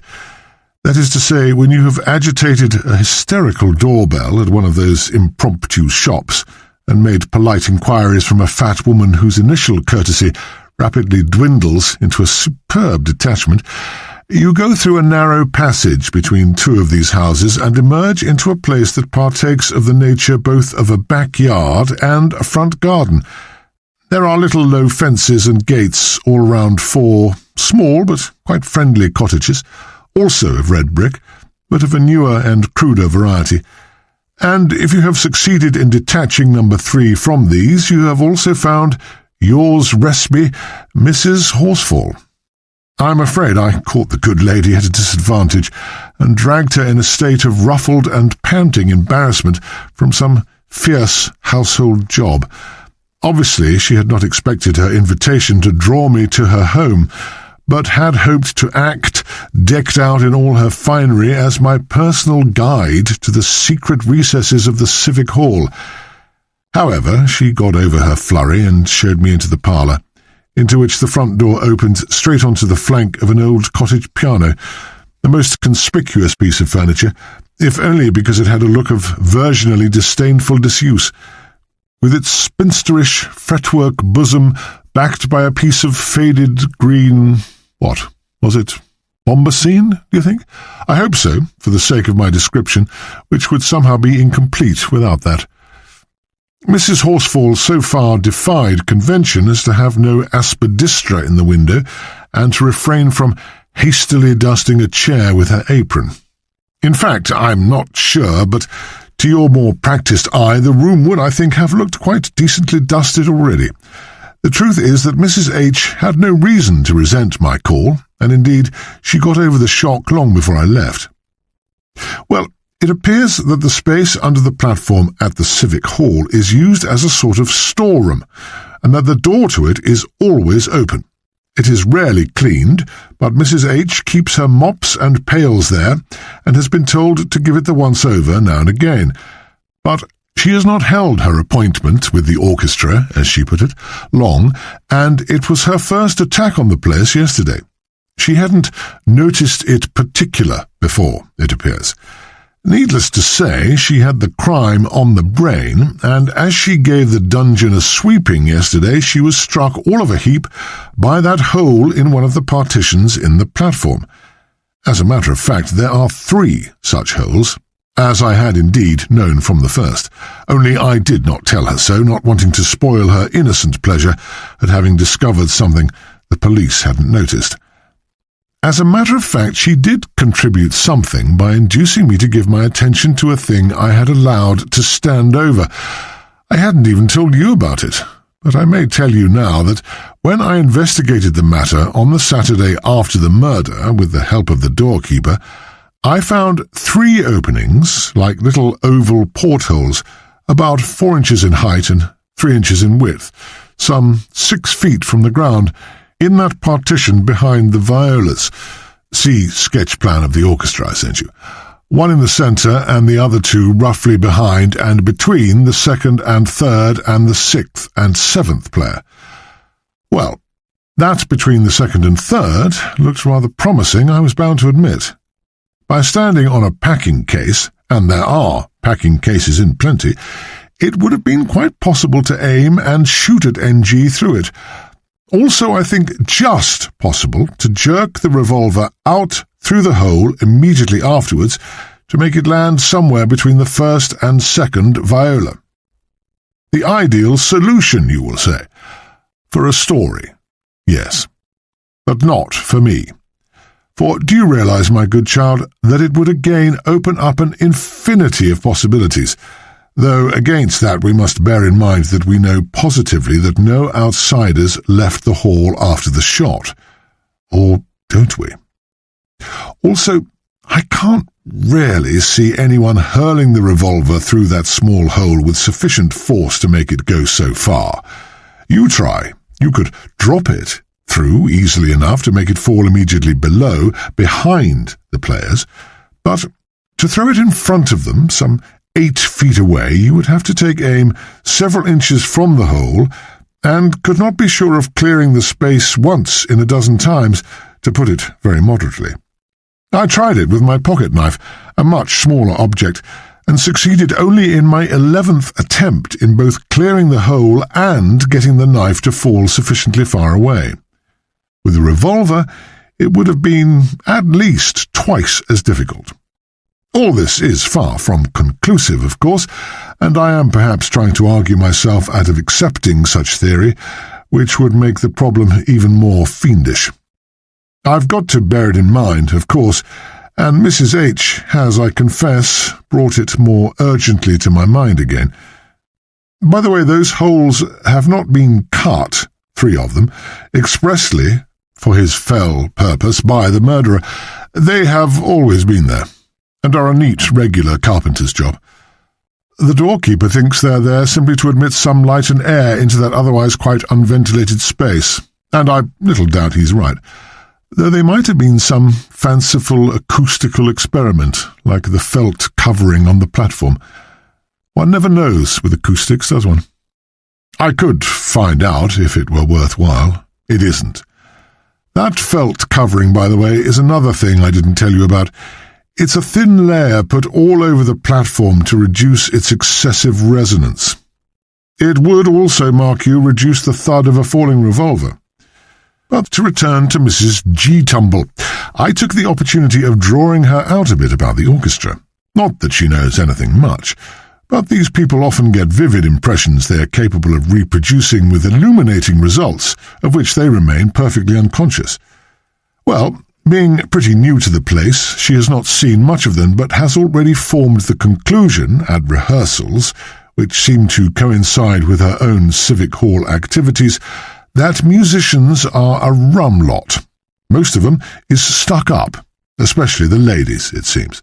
The majority, if they meet her, will treat her like God's air, she says, and not only breathe her, but sniff her. Some will wish her the time of day, just to say something like, and 2 or 3 will have a word with her if they feel like it. It seems to be a matter of mood. They were upset sometimes, and no wonder. She wished to speak no ill of the dead, let alone murdered, but that Sir Grampian had sometimes been on the rampage something chronic when they was practising. Mr. Tufton, it appears, is the most affable. She didn't rightly know what he played, but had seen him blowing sideways into something like a huge fountain pen. Do you identify the bassoon? And Mr. Cook, second trombone, was a proper funny one, he was, though she wouldn't say but what he took a bit more than was good for him. Little Mr. Lovelock, who blows one of them pipes, seemed glad to talk to anyone. Others had spoken to her, but she knew only their faces, not their names.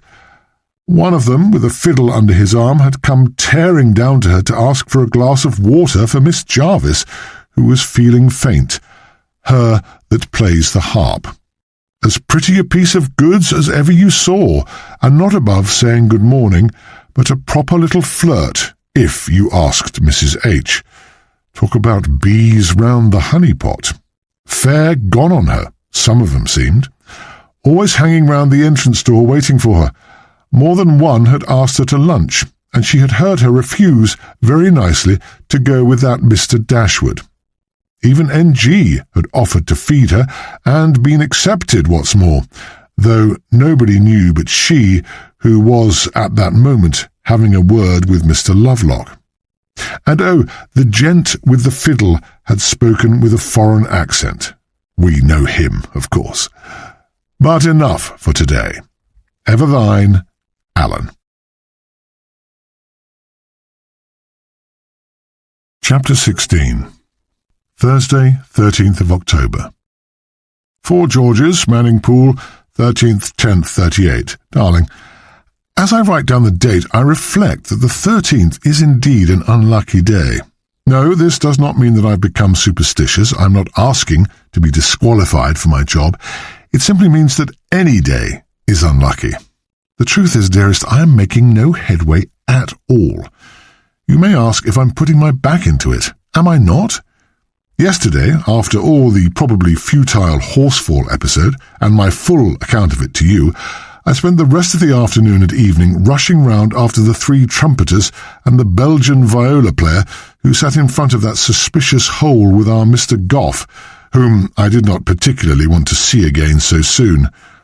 Of course, not one of these good people is on the telephone or otherwise accessible except by a direct call at their widely scattered residences, and all Taplow could do for me in the way of getting hold of them was to put down those infernal addresses in some sort of order and connect them up with various bus and tram lines on a little map he drew for me.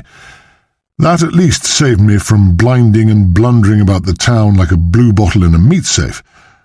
But would you believe it?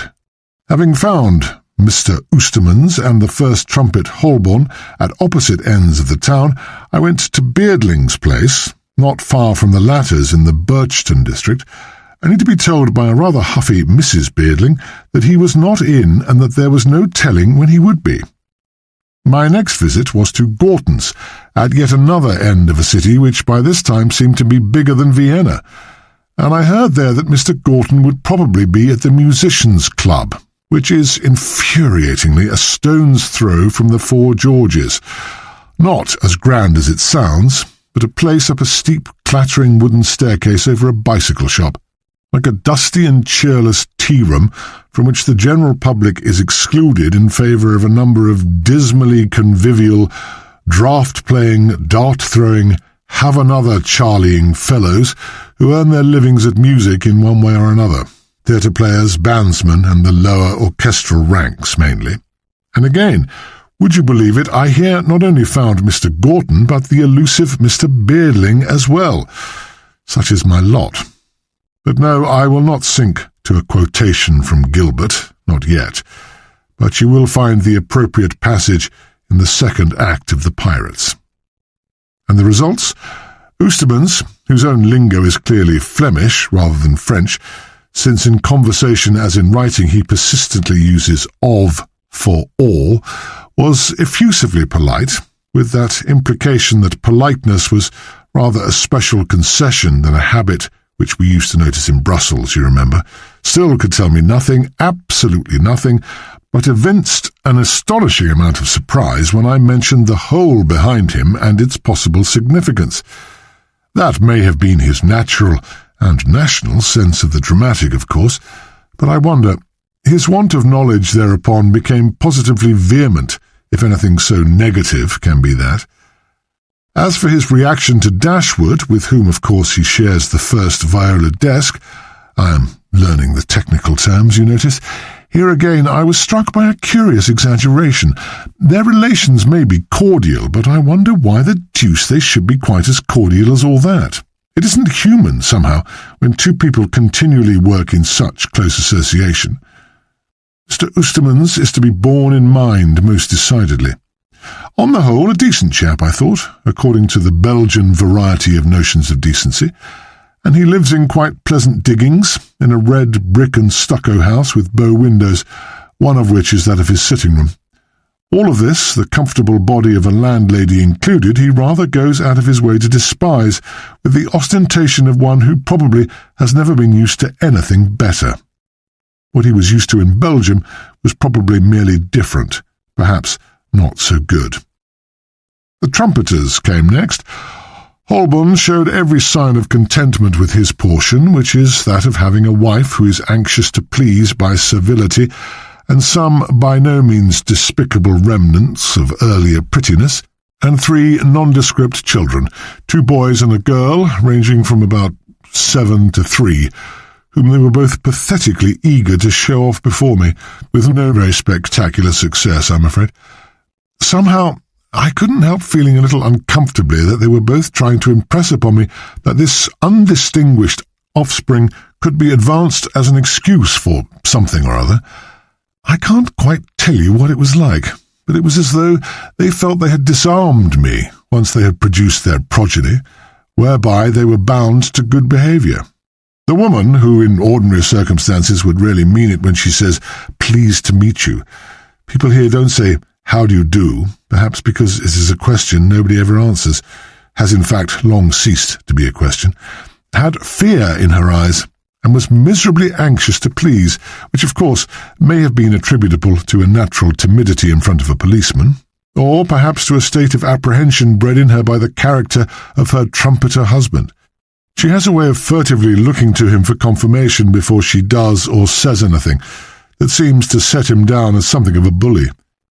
He's a great hefty creature who might easily turn his profession to good account if the demolition of some modern Jericho were required. He was inclined to cut up a bit crusty when I came to the point. With many a "Look here, sir," he declared that he didn't know about anybody else, but that so far as he was concerned he would make no statement whatsoever without a lawyer. He reads detective stories, obviously, unless he's learnt that dodge in real life sometime.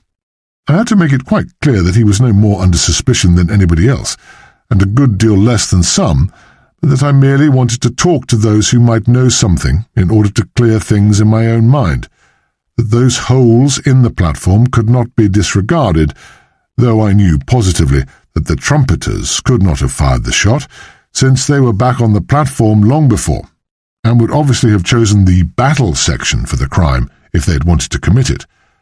I see I have not yet told you the three of the trumpeters, trumpets 1 to 3, whom Strauss requires to play their fanfares behind the scenes at the beginning of the battle, did their bit of off-stage music under the platform, for which purpose those holes came in very useful.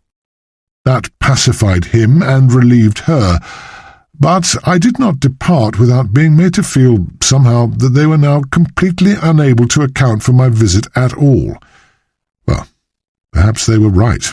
I'm groping, darling, there's no doubt about that, and in doing so I feel like a worm even that is not likely ever to turn. Messrs. Beardling and Gorton yielded me nothing whatever. They were playing darts at the club and seemed pretty far gone, both being unbelievably affable. I was immediately invited to have one, chiefly because that would have been an excuse for at least 2 more for themselves, since I should have had to offer the next but one. Fortunately, I could plead professional etiquette with a fairly good grace. As for the shooting, they as good as made fun of it, on saying that the something or other, NBG, deserved all he got, and that he himself would have been only too glad to have a pot at him, there being no harm in saying so, as he knew that he couldn't have, while the other something else, well, hoped whoever done it would get away with it, saving my presence, and he was sure even I agreed that nobody could say no fairer than that, and again, perhaps they are right. During lunch. A frantic telephone message from Beatrice, darling. Good thing I did not send this off. There will be more to add tonight, and I fear from her tone and agitation it may not be pleasant. She wanted to blurt it all out, of course, but I gave her no chance and rang off, saying I'd be there at once. She little knows I'm going back to my excellent piece of Stilton first. That's partly because it's too good to waste, and partly because it bolsters me up by giving me a spurious consciousness of maintaining a strictly professional attitude even when my friends become involved in a case of mine, for I gather from Beatrice that it's to do with the murder. Having dashed this off, I go to my duty via Stilton. Thursday evening. Be prepared for a shock, my dear. I'm sorry, but I'm most seriously apprehensive, though there is no need to worry unduly just yet. I have sent the revolver and the bullet up to the yard for a minute examination, in a rather vain hope that they would prove not to be related, though it's absurd to doubt this. In my experience, criminals are neither so lucky as to find a weapon of the same calibre as their own lying about casually, nor so clever as to make instant use of such a coincidence and make it appear a pre-arranged scheme on somebody else's part. However, Even if the weapon and the bullet are found to be united in legal wedlock, there is still plenty of chance that any one of 13 people at least, that baleful 13 again, you see, may have used it. But, brace yourself, the revolver is Humphrey's. What Beatrice rang me up in such a frightful state about is that it is missing from the house. The worst of it was that she rang me about it in her first fit of panic while Humphrey was lecturing at the university, and that I got to the house and knew all about it before he got back at tea-time. Beatrice had realized by then, I'm quite sure, for she got more and more agitated that she had acted disloyally by letting me know of the loss before Humphrey was told, and from his very peculiar manner, a sort of hurt and worried surprise, I could tell that he thought so too. I think B knew that she was throwing suspicion on H, since she had told me she did not know whether he was aware of the loss or not, though fortunately she does not know that I heard from Labouchere how extraordinarily quickly H had come upon the scene. Humphrey himself was terribly upset, but of course the mere loss of the revolver and the idea that it could have been used by somebody or other through his carelessness in leaving it about was quite enough to disturb him violently. He declared quite emphatically that he had not missed it, and did not know that he had seen it for a month or so. It was in the top drawer of a desk, quite easily accessible, but also quite harmless, as it was never loaded, and there were no cartridges near it, or indeed anywhere in the house. It was an early possession, not used for years, and never since they came to Empool. No effort of memory could get him anywhere near a definite idea as to when he had last looked upon the thing, consciously, I mean. He is very much the absent-minded professor, and has no attention to spare for anything apart from his work and his wife. He said he opened that drawer now and again, but could not tell when he did so last. He's not even sure that he would have missed the revolver if he had opened the drawer since its disappearance. He might have simply imagined, without clearly formulating the idea at all, that it was in some other drawer, or he might not have given it a thought if he happened to be busy with something else. Beatrice, on the other hand, is at least quite clear as to when she last saw the revolver. She showed it to Miss Jarvis one day at the beginning of the season. You know, the girl who plays first harp and who so fascinates everybody from Mrs. Horsfall to Monsieur Labouchere and Mr. Dashwood, and was not without attraction to the ever-susceptible N.G., as Mrs. H. obligingly informed us. Well, it appears that B was in the habit of inviting Miss J to come and practice the harp parts with her whenever a performance requiring 2 harps was impending. B, it appears, although an amateur, plays quite as well as little Gwen, but the two of them find it easier to coordinate their 2 parts, which B says often needs working in very accurately together, if they have practiced them side by side before the rehearsals start. Well, they knew at the beginning of the season that Heldenleben was coming on, and that the harp parts are difficult to play and to fit together. So Gwenny came to tea, and they spent an hour or 2 on the job. They practiced it in the drawing-room, but went into the sitting-room study after tea, because B wanted to give Miss J a small check, as she always does on these occasions, insisting in her kindness of heart that after all Miss J was giving her professional services. They are quite good friends otherwise, although I understand Gwenny is not quite up to Gilligan standards. Now, B, after getting her cheque-book out of the locked middle drawer of the desk, casually went to the unlocked one with the revolver in it. She hardly remembers whether with the intention of showing it to Miss J or not. It was one of those haphazard actions one performs by the dozen day after day without clearly making up one's mind about them. Or so she says, and it's perfectly credible. Anyhow, show the revolver she did, merely because it happened to be there. "My dear, have you ever seen my husband's dinky little pistol?" she'd probably say, not knowing the difference. "It's quite all right, Gwenny, it's not loaded, hasn't been used for years, but it's pretty, isn't it? My husband showed me how it works once, like this, I think. Don't be afraid, it won't go off," and so on. Then she put it back, and off went Gwenny with her cheque. And with the revolver? No, of course not. But I'm always sceptical when people say, "of course," quite so readily.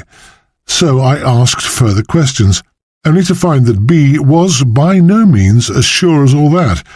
She had only said, of course, because she had not expected Miss J to do anything of the sort. Why should she? But, come to think of it, she had gone upstairs to put her hat on before she went, and B had gone back to the drawing-room. And when Gwenny returned to say goodbye, she might quite well have slipped into the study first. Only again, why should she? Why indeed? Most likely she didn't, but I am going to tackle her about it without delay. I can't visit her at her diggings, or ask her to come to the 4 Gs, said he reassuringly, lest some person of Mrs. Horsfall's imagination should count me among the bees round the honeypot. But Taplow has got her to come to the orchestra office at 11 tomorrow, and I shall be there very eager indeed, but only professionally so, I trust. Think hard of me, and guard me from a sticky end. I love you till 11 a.m. October 14th, and thereafter. In other words, ever and ever yours, Alan. P.S. How about my standing Sunday invitation to lunch at the G's? I can't possibly go next Sunday unless I can clear my mind entirely of any afterthoughts connected with that revolver. Whatever happens, it is bound to be a factor in the case. Somebody must have fired it, since it was fouled and still warm from a quite recent shot. And if somebody did not pinch it... But let us go gently. I am very apprehensive, and have that hollow feeling in the pit of my stomach. If I write flippantly, it's because I don't want to worry you. Yet I know you've never thanked me for sparing you, bless you. So here goes. I am worried.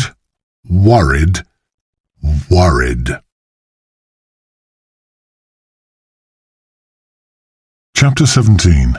Friday the 14th of October.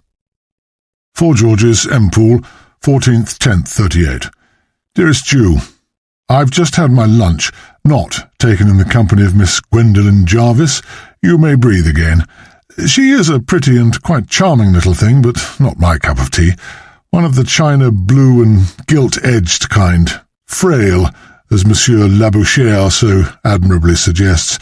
Rather ready to cling in an emergency of a practical or emotional sort, but also to take the "oh, sir, how could you" attitude in another, I should say.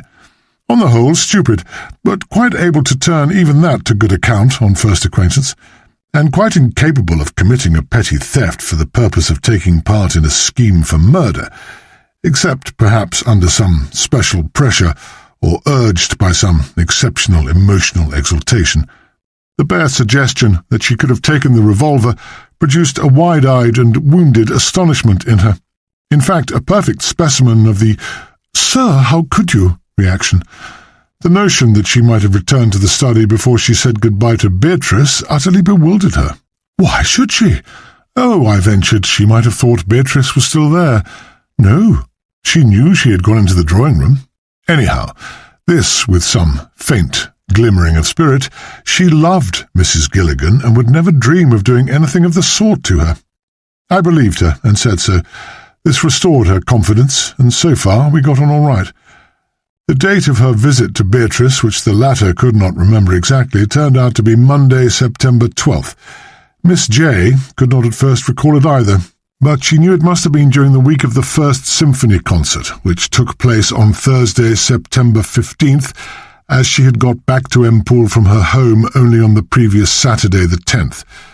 Eventually she remembered quite definitely that it was the Monday, for some trivial reason not worth recording. You remember that Beatrice had not seen the revolver after showing it to Gwenny. No, I don't call her that to her face, darling. And that Humphrey had no idea whether he had seen it or not. We may therefore take it that it disappeared sometime between September 12th and September 29th, the day of the murder. And if you ask me when, I say that I do not know, but plump very naturally for the day of the deputation to Humphrey, September 14th, when no fewer than 13 members of the orchestra were in that very room. Purposely received there by Humphrey, I fancy, because the atmosphere is rather more businesslike than that of the very pleasant drawing-room. The drawer, as you know, was unlocked.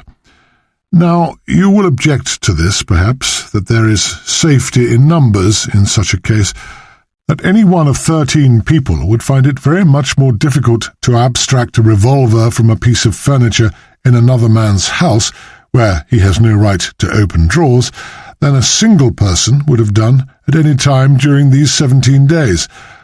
Well, I grant you this most graciously, but listen, some at least of the 13 players knew about the revolver, for I was brute enough to ask the tender and yielding Gwenny whether the deputation could have known it. In the tone of paternal earnestness, rather than downright severity, with perhaps a hint that I was asking a purely rhetorical question concerning things I already knew all about, surprisingly reduced the little thing to tears. Yes, she had been naughty, but would not so far distress her Uncle Alan as to tell a lie. Yes, she had told several people in the Civic Hall green room about the revolver at the rehearsal on the Tuesday morning after her visit to Beatrice, September 13th. She had nothing to do with the First Symphony concert, as there are no harp parts in the Mozart, Schubert and Tchaikovsky symphonies, but went there to see the gang after their return to Empole. She could not remember exactly who had heard the story, but Mr. Eltham, the leader, Mr. Beckenham, the first flute, Mr. Dashwood, and she thought Mr. Tufton had been there, also several of the ladies, which, entre nous, would account for the rapid spread of the tale, unless male musicians are, as I suspect, equally good at gossip. The 4 men she mentioned, you notice, were all principals, and therefore members of the deputation. But of course the information may, and indeed must, have gone much farther than that. We once again have a wonderful range of goods to choose from. When the little lady had dried her tears, I pressed her still further. I speak purely metaphorically. It seemed to me a pity to tear myself away before I had discovered how she envisaged her secondary functions in the orchestra in the capacity of honeypot. On the whole, she rather enjoys them, I found, though she doubtless does not think she told me so. But she is far from being a brazen hussy, and though quite ready to be taken to lunch after rehearsals by all and sundry, anybody who can get in first to book her, almost, I think she gets rather frightened if she finds that she is arousing any serious passion, though a little of it agreeably flatters her, as is only natural, and she can do with any amount of adoration, and, I dare say, mild flirtation. When I asked her who had taken her to lunch, she said, "Oh, lots," and on asking who had done so more than casually, I found that Sir Noel himself had taken her to the new Langdon Grill Room twice since the new season started, but that she had rather disliked being seen with him, and talked about in connection with him, as she had heard many stories of his always going about with girls, and there had been worse rumours, she understood. She really preferred lunching more modestly with Monsieur Labouchere, who was always friendly and almost fatherly, though a little too much given to patting her hand. Indeed, he had even kissed it once or twice, but discreetly when nobody was looking, and that was only his foreign way, anyhow. Or with Mr. Holcombe or Mr. Crawley, who were both nice and never silly, or hardly ever. Mr. Dashwood asked her too, but she did not always accept. She liked him, of course, he was so interesting, but he was married, and she did not think it quite right. And she was afraid he was really too serious about everything, herself included. Indeed, she had recently had reason to fear that he was really falling badly in love with her, and of course that would never do, though she must admit she did like him very much in many ways. She was afraid she had upset him dreadfully more than once, especially by lunching with Sir Noel when she had refused to go with him, and even once simply by trying to be kind to poor little Mr. Lovelock, about whom surely nobody need be jealous. He was such a funny little man, almost a dwarf, and quite unattractive, but there was no need to be rude and standoffish, and she could see no harm in being nice to him occasionally, even if it did upset other people, if they were so silly and could not see that she made a difference between him and them. It was bad enough for Mr. Lovelock, always being teased by some of the other players, who weren't all gentlemen by any means. Need I give you more of Gwenny's artless but not uninstructive prattle? Hardly. You have judged by this time that, though she is a ninny and an arrant flirt, she is by no means a heartless minx, and probably quite harmless in a stupid, unimaginative way that can, as a matter of fact, do quite a lot of harm. She has neither the grit to keep her admirers off, nor the resolution to make her choice among them and then stick to it, with the result that she keeps things seething rather enervatingly among a good part of the male section of the orchestra, and perhaps among the female part too, where no doubt there is a good deal of jealousy and embittered comment. I should be surprised if the estimable but not young or pretty Miss Ellsworth, for instance, were cordially devoted to Miss J, as, however, I am to you. Yours, Alan. Evening. I had already done this up for the post when I discovered, on ringing up the house of Mr. Dashwood, whom I am more anxious than ever to see, that he had not returned home, though he was due today. I did not tell the household that I was quite well aware of his having been at the Knowlwich Festival, and that it finished last night, and they still saw fit to pretend that they knew nothing of his whereabouts and could not tell when he would be back. I can't think why, unless it's simply a pose. You can make that sort of thing sound so grand, can't you? I confess I am growing a little uneasy about this fellow, and about my theory that a man who looks so much like being a murderer can't possibly be anything of the kind. However, the Kwich police assure us on the phone that they have got him tethered, and that he's arranged to spend another night at the hotel in K for no known reason. Whatever that reason may be, they will see to it that he does spend it either there or under their own immediate care, and he will also be accompanied, unknown to him, tomorrow home, or whithersoever he may choose to proceed. More of this anon. It ought to be interesting, everyhow, as they say here. P.S. Very clever of you once again, darling, to have spotted that point in Tufton's letter. True, he says that he was playing when the shot was fired, and as you say, how did he know exactly when it was fired, when even the doctor couldn't tell? And as you say further, he came from Harmsford. It will bear looking into, and I'll keep it in mind. Thank you so much, angelic one. Chapter 18. Saturday, the 15th of October. 4GS, Empool, 15th, 10th, 38. Light of my life, but not, unfortunately, on my investigation. I am immensely, passionately grateful to you, darling, for your long and most interesting letter. And if your conjectures do not really elucidate anything very much, they do nevertheless help enormously, A, because they make me think things out afresh, and B, because they show, I flatter myself, that your anxiety to help in speeding the show up has something to do, however remotely and subconsciously, with an obscure desire on your part to have me home again sometime this side of Christmas. Well, I shall be, but whether this side of Christmas 1938 is another question. However, I have hopes. I can dimly begin to see various matters taking shape, and others quietly disassociating themselves from the case, however important they may have looked at first. In fact, I am now on the verge of that period of mystery which always exasperates you so much, but invariably, if I may say so, precedes Inspector Alan Hope's brilliant solution. Pride before the fall. Of the criminal, I hope, not myself. I see you do suspect Humphrey. My dear, I am so sorry, for I do not want to convey to you that there really were serious grounds for that, though in my own mind I had the gravest misgivings. Why, as you say, for we may now as well have it out, was Humphrey on the spot so quickly after the shot to stand by the faltering Beatrice? It isn't at all easily explicable.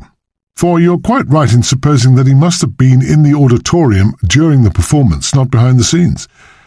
Your question whether he could have been under the platform, having got there after the three trumpeters had left, and gone back into the orchestra, is distinctly disturbing, I admit. And we have seen that the shot could have been fired out of one of those holes, and the revolver just conceivably flung through the hole afterwards. But consider two things. First, Humphrey would surely have gone anywhere rather than on the platform after that shot, unless, of course, his love for his wife proved stronger even than caution, or else he was seen by an attendant and justified his presence behind the scenes by a desire to look after Beatrice. Secondly, he had no grudge against Dashwood or any other player, so far as I can see or imagine, strong enough to make him wish to incriminate him, and he could have left the revolver safely enough for the time being somewhere among the junk in that black hole of Calcutta under the platform, in an empty packing case, for instance, or behind one of those large bales in which, I was told, an old carpet off the Civic Hall floor is rolled up in strips, pending its sale at second hand, a sale now long deferred and becoming more and more problematical. I really don't think you need worry unduly about Humphrey, though I bear him in mind, of course. After all, what is his motive? Ridding a sister-in-law on whom his adored wife dotes of a husband, who is admittedly unsatisfactory, but without whom she is able to live, if not reasonably happy, at least not in any sort of economic distress. Is it strong enough? No. But then again, have we as yet discovered any strong motive? Ask me several others. We have not. All the same, definite suspicions are forming themselves in my sluggish brain. Among them, our Mr. Dashwood was playing lead last night, in fact, until this morning, but I have now degraded him to the part of a super, though not sent him off the stage. Don't be disappointed, darling, but he turned up at home this morning, duly escorted by the Norwich police, and professed himself delighted to accept my invitation to an interview at the Four Georges, which was awaiting him. His wife, having continued almost to the last to keep up the absurd fiction of ignorance as to his movements, became a case of fain would I change that note when I tactfully conveyed to her how unfavourably a man impresses himself on the police in a murder case if he shows any reluctance to meet inquiries or to give information. She had no doubt that Mr. Dashwood would dash to my hotel the moment he arrived from Norwich, which she had heard that morning would be by the 10:45. He was closeted with me by 11:35. Good work. Better work followed. I've at last got Mr. D where I want him. It was comparatively easy, considering the enormities I had to wheedle him into confessing. You have seen how he prides himself on his superior intelligence. This served me well, for I was able to take the line of, "You and I understand, between two men of the world, safe with the police if you have nothing to hide, etc." I began by saying that I had no intention of questioning him as to his reasons for that extra night at Norwich, though, as man to man, I might say that, whatever it was, I should be sure to take a charitable view, only fools imagining people to be infallible. He lapped it all up with delight, and I can't help thinking that he would have been quite sorry if I had failed to suspect there was something in it, even if actually there wasn't. All this, by the way, was accompanied by a double whisky, followed in due course by another. I got him more and more mellow, and from the hotel episode we came by a natural transition to a veiled confidence about domestic trouble, at which indeed it had not been difficult to guess from the voice on the telephone. I then expatiated, during the second double scotch, on my training in the understanding of human nature, which, of course, duly aroused that ever-alert intellectual curiosity of his. I said that N.G. was a fascinating specimen to me, talked about his philanderings, and gently brought in Miss Jarvis, at which he bristled, declared that N.G. had behaved like a swine in trying to ensnare that helpless little girl, that there were certain things which were different, and so on. This was the dramatic moment.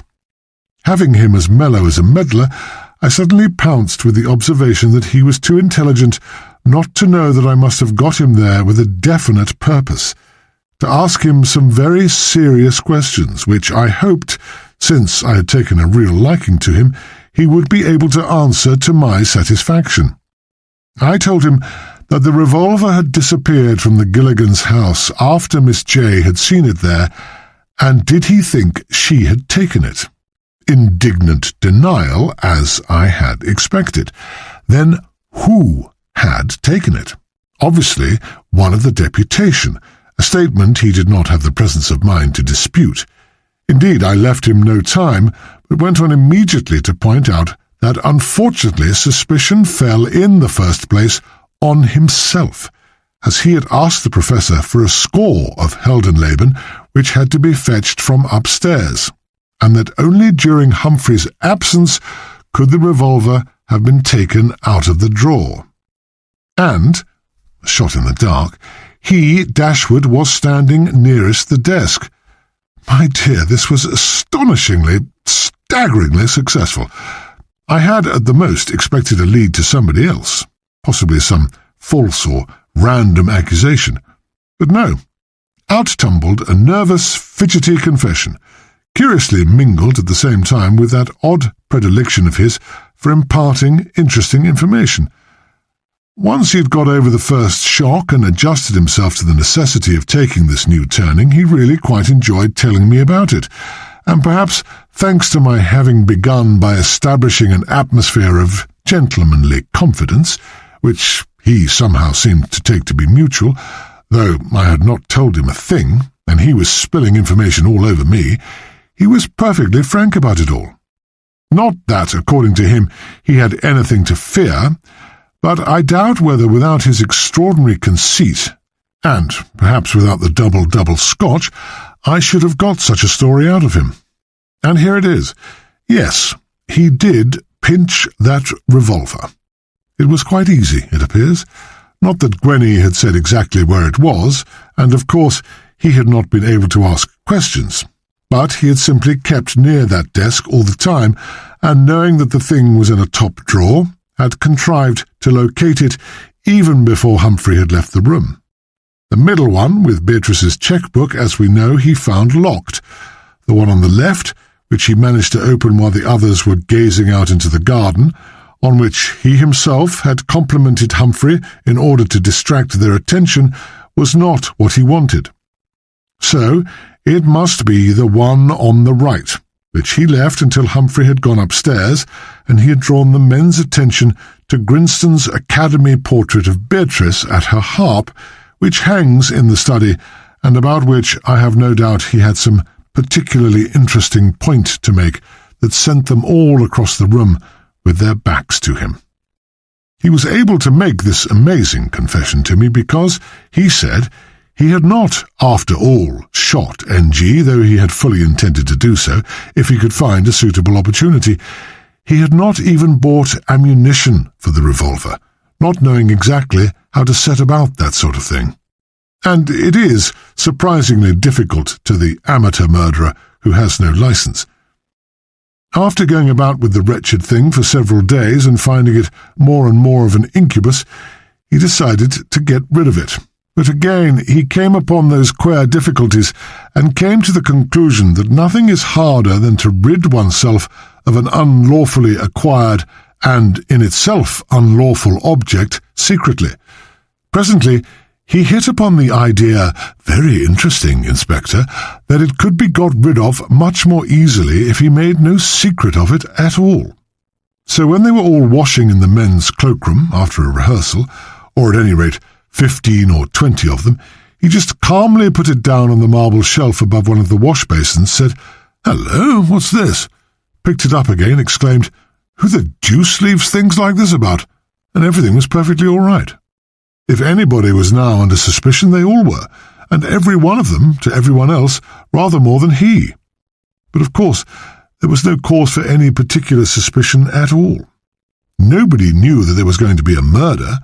Lovelock said it wasn't loaded anyway, and after it had been handed all round and fooled about with for a bit with mock threats of instant execution and so forth, you remember about the traces of mixed fingerprints on the criss-cross pattern, Gough suggested that they had better leave the thing where Dashwood had found it, which they did.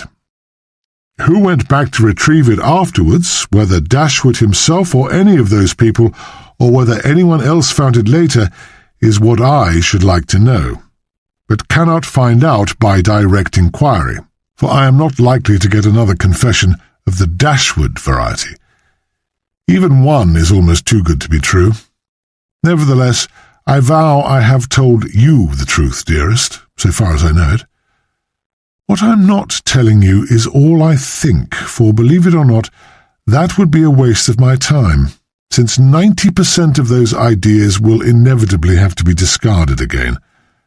They're just whirling through my mind like ballet dancers in the final ensemble, except that they will not yet form themselves into a pattern, and there is, alas, nothing final about them. Interval. Am I to scrap all the foregoing? Perhaps not. Some of it may still give us a lead, but it is all fantastically modified, and you'll be glad to hear it, I know. My dear one, I've had a summons to the Central Police Station, expected ever since last night, where the report about the revolver and the bullet had just come in from the yard. You may be shocked to hear that they have been living together in sin ever since the police took charge of them on the night of the murder. Otherwise, no doubt, you'll be immensely relieved. So am I. Think of it. I shall be able to go to lunch at Rookdale tomorrow after all. But that's only, so to speak, the outward and visible symbol of my pleasure. What I really rejoice over is that Humphrey's revolver had simply nothing to do with the murder, that is to say, with the actual shot and the actual death of N.G. That shot came from some other weapon of the same caliber, and Humphrey's dinky little toy is merely among the trimmings of the case. Did I say rejoice? Of course I do, as a private individual, but as a policeman I am more than ever up against it. What now, indeed? I am faced with the task of going all over the case again, of facing heaven knows how many more interviews, of searching for, I don't know what. That second weapon, where on earth is it likely to be? You see, the locals were so sure, and quite reasonably too, that the shot had come from the revolver on the platform that they never thought of searching anybody. Why should they?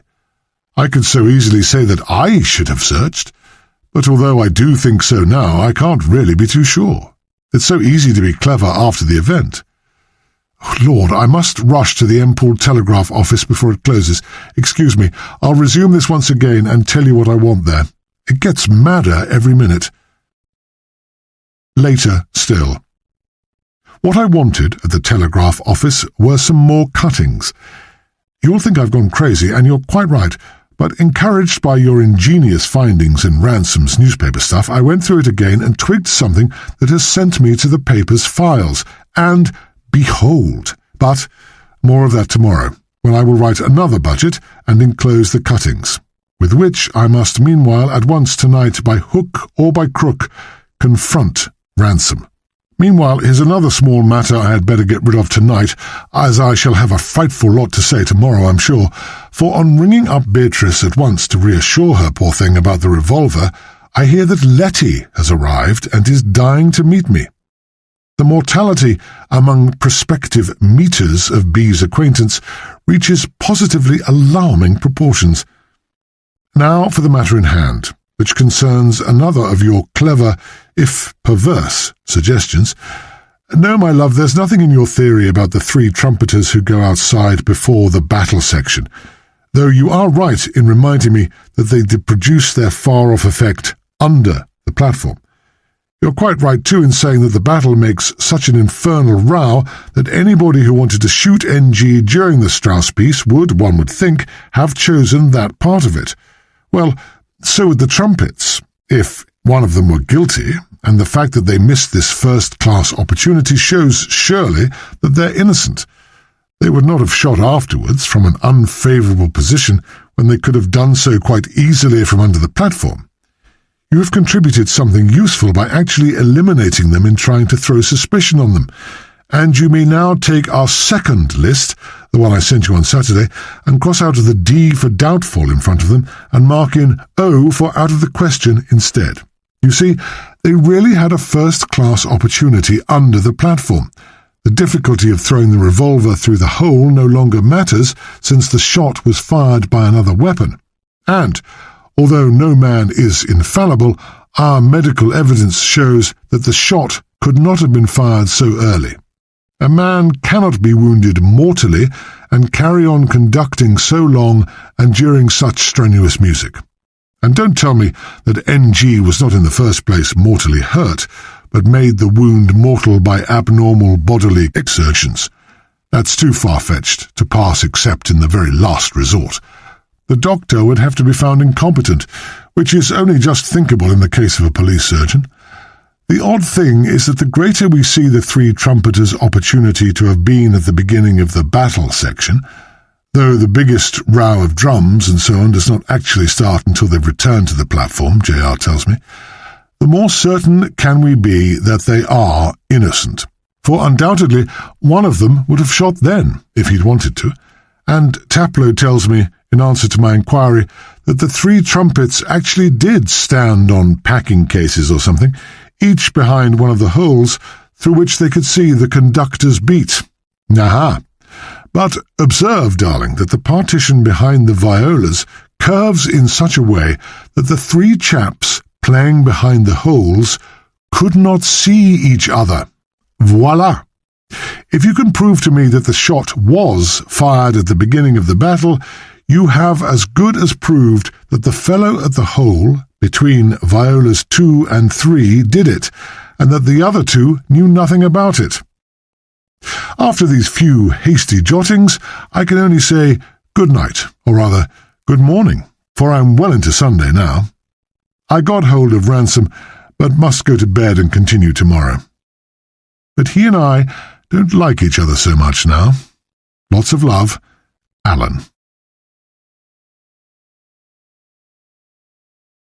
Chapter 19. Sunday, the 16th of October. 4 cuttings from the Manningpool Telegraph. Monday, the 19th of September, 1938. To the editor of the Manningpool Telegraph. Sir, in his report of the Manningpool Municipal Orchestra's First Symphony Concert, your critic, J.R., has begun without delay, launching virulent attacks on me once again. Attacks which, although they are couched in more or less strictly professional terms, can only be regarded as personal, to use no stronger term. Not having the honour of J.R.'s acquaintance, which I may say he denied me the pleasure of making on what, I understand, he was pleased to call grounds of professional etiquette, I am unable to conceive the reason for his obviously violent dislike of me.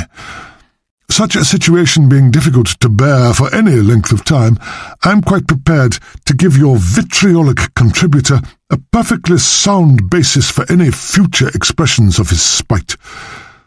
I noticed this morning, at a preliminary rehearsal of my forthcoming performance of Strauss's Heldenleben, that J.R. had availed himself of the usual privilege extended to the press by attending this rehearsal. Kindly note and convey the information to him that I have given instructions to the officials of the municipal orchestra to see that he is, in future, excluded from these purely private functions, admittance to which is granted only by a courtesy for which we seem to be incapable of earning any return. We are, of course, unable to refuse invitations to our performances. To your valued journal, there, I'm afraid, J.R. must do his worst, and I have no doubt that he will. Yours faithfully, Noel Grampian. 9 Muses Club, Manningpool, September 17th. Tuesday, September 20th. To the editor of the Manningpool Telegraph. Sir, Sir Noel Grampian, in the peevish letter addressed to you from the shelter presided over by the 9 Muses, accuses me of writing adversely about his performances, which I do not always do, by the way, for the pleasure of indulging my personal feelings. Since, as he himself points out, we do not enjoy the felicity of each other's acquaintance, and that by my own choice, I utterly failed to see how he could imagine any personal dislike of him to have arisen. I am therefore forced to conclude that Sir Noel is incapable not only of crediting me with any sort of professional detachment, but also of conceiving the bare possibility of his being wrong in anything he chooses to do in front of an orchestra. Nobody would be happier than I were it possible for me to share the exalted view Sir Noel takes of himself, but until I find myself honestly able to do so, I'm afraid I shall have to continue giving you my views of his work exactly as they are. I'm anxious to keep this dispute on a strictly professional basis. It is Sir Noel who is personal. He does not defend his work, he merely complains about mine. Why not try to convince me that the extravagant gestures to which he resorts in conducting really mean something? As for his withdrawal of the traditional invitation to rehearsals, I regret it. They've often been interesting and instructive, if at times only negatively, but I shall not greatly mind enjoying a little extra leisure in future, though I fear I shall not employ it in cultivating the friendship of executive musicians, and I am quite capable of forming a judgment of a work or performance without any preliminary hearing. If Sir Noel suspects me of making up my mind from such a rehearsal as that of Heldenleben last Saturday morning, which was merely a run-through by the permanent orchestra without the numerous extra players the work will require next Thursday week, he is accusing me of unprofessional conduct as well as of personal animosity. Yours faithfully, Jasper Ransom. Rookdale, Manningpool, September 19th. Thursday, September 22nd, to the editor of the Manningpool Telegraph. Sir, it is not for me to prove, as your critic would like me to do, what my extravagant gestures mean. It is for him to make up his mind about them, if the strictly professional judgment on which he plumes himself amounts to any real knowledge and taste. I am, however, prepared to give him every possible chance, in order to allow him to watch me more closely than he has been able to do from the seat given him for the opening concert, and in past seasons. I am arranging for tickets to be sent to him in future for 2 seats at the side of the lower gallery, over the first violins and facing my left side. At the risk of suffering intense discomfort under his eagle glances, I take this step entirely in order to help him in his work, and to offer him the proofs he requires in a manner that should remove all possible misunderstandings of my artistic intentions. Yours faithfully, Noel Grampian. 15 Acacia Drive, Rookdale, Manningpool, September 21st. Friday, September 23rd, to the editor of the Manningpool Telegraph. Sir Noel Grampian, now forsaken by the 9 Muses as well as by the last vestiges of fair-mindedness, in spite of his protestations of good faith, proposes to let me listen to his next symphony concert from the worst possible position in the Civic Hall. For all his pretended courtesy, he is of course perfectly well aware that at some other musical function a year or 2 ago these very same seats were offered to me, and that I indignantly refused to write a notice of the concert in question. I do not write reports, by the way, unless a place was given me from which an orchestra could be heard in its proper balance. I say heard, but I dare say it surprises Sir Noel to be told that anybody should want to go to a concert in order to listen to music and not in order to look at him. The correspondence that arose from this dispute was published in your columns, and the matter is public property. I happen to know from reliable witnesses that Sir Noel heard about it and agreed with me. I may thus leave it to your readers to judge whether his present action can really have been intended to assist me in my professional duties. However, I shall not refuse the seats this time. I am bound to accept Sir Noel's challenge, since it comes in response to one of my own, and I shall in fact be very glad of the opportunity of watching him closely. The rest shall be on his own head, though I need not say that I am always open to conversion, for I prefer performances that I can honestly like, strange though that may seem to Sir Noel. But I do not think that his closer proximity to me will make his methods appear any more reasonable. I am afraid we shall both be suffering intense discomfort. Yours faithfully, Jasper Ransom. Rookdale, Manning Pool, September 22nd. This correspondence is now closed. Ed. 4 Georges, Manning Pool, 16th, 10th, 38. My dearest Jew, I now enclose the cuttings of the correspondence between Grampian and Ransom for your edification. If they do no more than afford you a little light relief, they will have justified themselves. But there's more in them than that.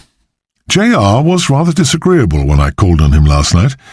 In fact, I think he had tried to make out that he was not at home. But somehow his wife and the maid between them bungled things over the telephone, and there was no getting out of it.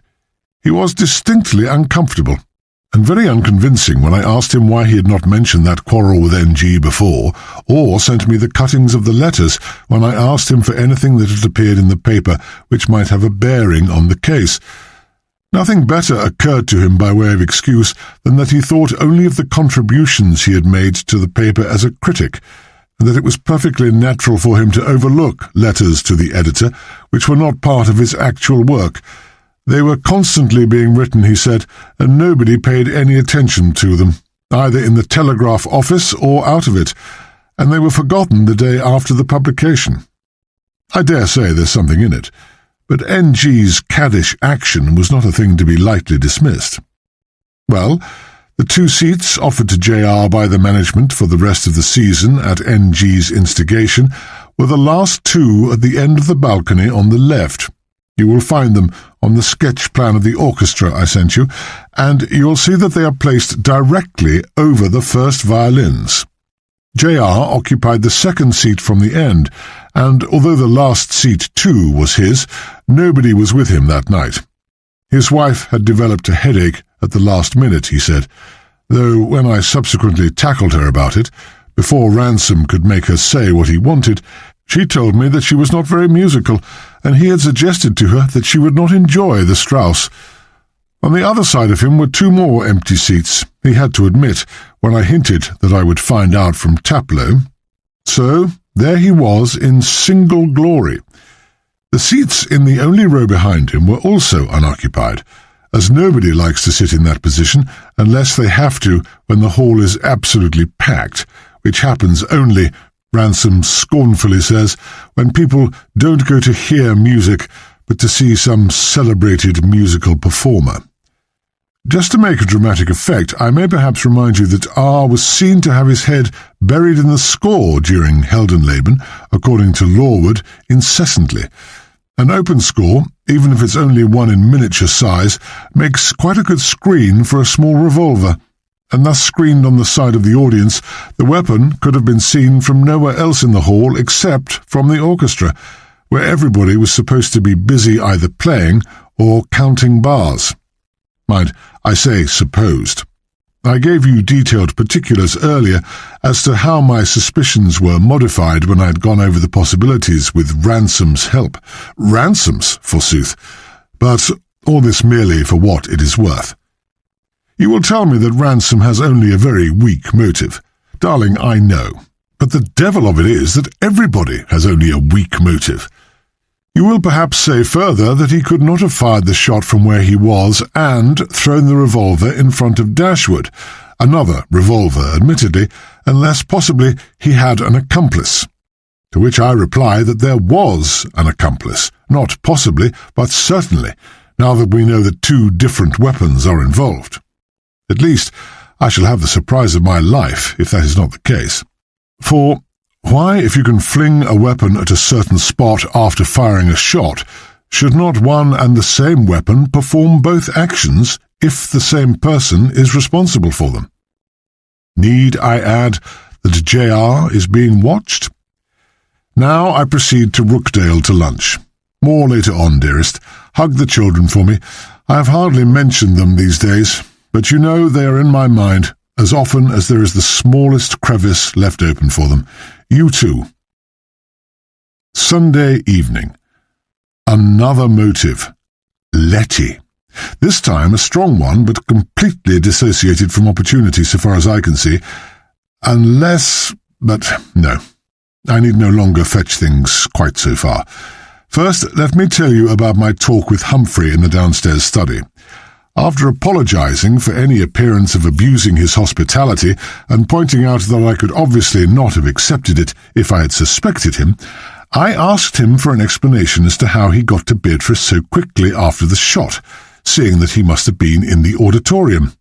He gave it quite frankly, I thought, and it seems to hold water, though it is unfortunately not the only possible explanation. It appears that the Gilligan seats, remember that Beatrice is usually in the audience, not in the orchestra, are in the front row of the balcony, somewhat to the left. But on the nights Beatrice plays second harp, Humphrey does not sit there. He likes to watch her play, he says, as he thinks she is never more beautiful and adorable than when seated at her harp, a very becoming instrument, of course. You know, he's had her painted at it by Grinston. Unfortunately, it completely unnerves her to know that her husband is watching her, and to see him in front of her incessantly staring at her, as he simply can't help doing. It may only be part of her pose in thinking Humphrey unbearable, and whatever adjectives of a similar nature she may use. Anyhow, there it is.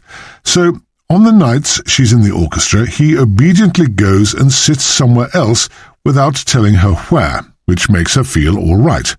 And, cunning brute that he is, he sits anywhere during a work in which she does not play, and then, when her turn comes, he goes to the side of the balcony directly opposite Ransom's new and detested seat, sitting right above and behind her, so that he can watch her without her being aware of it, and be quite close to her. And that, if he tells the truth, is where he was on the fateful Thursday.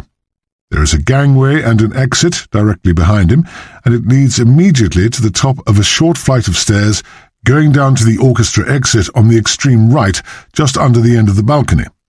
It's only a matter of a dozen steps or so, I remember. You can get to the orchestra, where Beatrice sits so picturesquely at her harp, in a quarter of a minute, I should judge. That is that.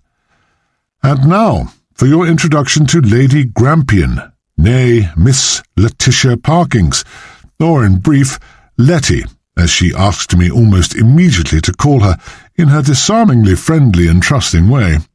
Any friend of Beatrice's is her friend, you know the kind of thing. And indeed, these two sisters are amazingly attached to each other. So much so that one is almost tempted to disbelieve in so close a family relationship, which usually means a kind of affectionate detachment. But then they are extremely unlike each other. Letty has nothing of Beatrice's stately and placid beauty. She is small, very pretty in a slightly wan, shell-pink way, not shy, though, as you would expect from her appearance. Her advances to me, perfectly innocuous, by the way, showed that, and I knew that she must be headstrong, for I remembered that she had obstinately refused to follow up any opportunity for a divorce offered her with such plentiful generosity by her husband. But, now, listen. She and Beatrice blurted it all out over coffee in that lovely long drawing-room after lunch, where we sat very cosily over a log fire that was more ornamental and comforting than strictly necessary, for the day had only a just perceptible nip in the air, to which was added the faint tang of a bonfire in one of the adjoining gardens, the ideal October day, yet with a hint of approaching gloom. But I wonder. What the two did blurt out, rather to the discomfort of Humphrey, I thought, was that Letty was destined to be hoist with her own petard, literally with a vengeance. For N.G., who really did not at all mind remaining unremarriageable, as I think I told you before, found about 6 months ago that he could now have his own back. Poor Letty, as she confessed quite frankly, simply because she was glad, I think, to talk about it and relieve her feelings, which must be in a pretty tangle just at the moment, fell head over ears in love with another man she'd met at the House of Friends in London, an Air Force officer of romantic and chivalrous leanings that contrasted very favourably with her husband's disposition. He was as keen on her as she on him, and it was she now who wanted a divorce. Unfortunately, however, she was injudicious enough, instead of eating humble pie by appealing to N.G. for release in any way he pleased, to put it to him that she would now, after all, do him the favour of divorcing him. All he need do was to furnish the necessary proofs, of which unfortunately she had none now, and she would see to it as soon as possible. If she had not been a little fool, she would have seen that this would put his back up, as indeed it did. He agreed to meet her in town, gave her a topping lunch at the Coq au Lin, and pleasantly told her over the meal that he was quite content to go on being her husband. He informed her, in the most urbane manner, that he would never importune her with any request to live with him again, and as they were therefore both perfectly happy as they were, he saw no reason for any change, and for creating an unnecessary scandal.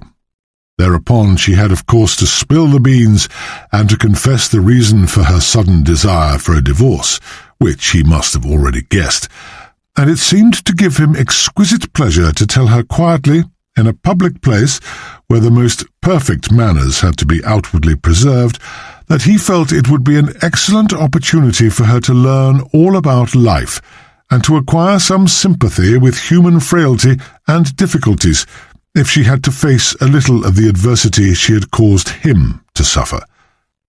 I leave you to imagine her fury, which was of course increased tenfold by her knowledge that he had in fact suffered nothing at all, and by his intolerably hypocritical pretence that he was doing her a good turn, when he knew perfectly well that he was ruining her chances of happiness for the second time in her young life. What made matters worse was that the fury had to be suppressed. Now, you are enough of a psychologist to understand that when a victim is given first-rate material for a highly dramatic scene, the aggressor's choice of a place where it cannot possibly be enacted in the manner that befits it causes high-tension feelings to be bottled up at such an unbearable pressure that sooner or later an explosion of the utmost violence is bound to occur. I am prepared to believe, in fact, I am positively certain, that Letty was emotionally predisposed to go to any length to revenge herself for the peculiarly hideous combination of injury and insult inflicted on her by her scamp of a husband. I must warn you, darling, that I'm merely theorizing, though I've said that so often that I can hardly doubt your being perfectly well aware of it. If I reiterate it tiresomely, I hope you will understand that I'm impelled to do so merely because this happens to be a case of friends, and that I feel rather guilty, unless I should happen to find them to be, at speculating about them in this manner. I'm really trying to assure myself, rather than you, that I'm simply considering outside possibilities, and fortunately I am quite able to persuade myself that I do not actually go so far as to formulate any definite suspicions. All the same, this has roused me, and what I'm going to do this very night, however long it may take me, is to go through all my material, of which you have copies, and all my notes, which are brief précis of my all-too-long and diffuse letters to you, and to see if I cannot get at some sort of coordination of facts that would give me a definite lead. I have certain ideas, of course, and I think I'm pretty sure about a large number of definite eliminations.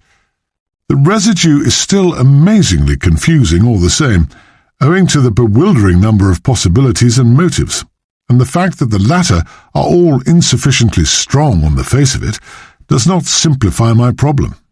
Or does it, perhaps? Yes, just possibly, for I am more and more inclined to think that if no motive was strong enough, that I must look for some unusual temperamental disposition, some eccentricity, some warped emotional state, even lunacy, perhaps, and look for that I shall forthwith.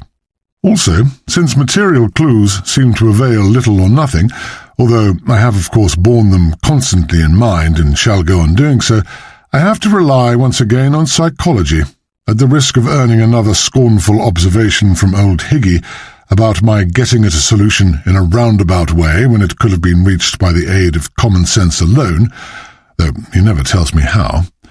Well, or perhaps with the hope of converting him at last. One never knows.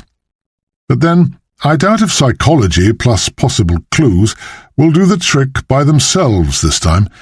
You see, I'm still haunted by the notion that some purely musical point is escaping me, Ransom gave me much valuable help by drawing my attention to certain probabilities and improbabilities with the aid of Strauss's score, which is not merely all Greek. I do at least remember the Greek alphabet, but Egyptian hieroglyphs to me. And though you may have generously forgotten it, you too gave me a valuable lead that could not possibly have occurred to me by pointing out Ransom's remark that in Strauss any one of a number of instruments might cease to play for a moment without anybody's being the wiser, so far as hearing is concerned. Seeing, of course, is another matter, but nobody saw anything, utterly incredible as it seems. I forgot to tell you, by the way, that we advertised for anyone who'd been in the audience on the 29th and who had anything whatever of interest to tell us as an eyewitness to come forward and write to me.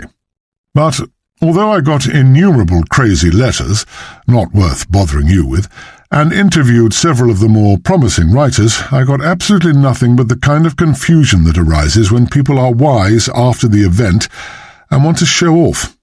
They all persuaded themselves that what they had to say was of immense interest and value, but it all amounted to vague impressions at the best, and to sheer imagination or even deliberate invention at the worst.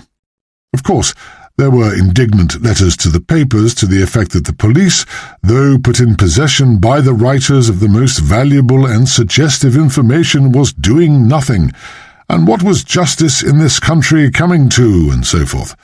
All quite footling. Now, I must set to work, dearest.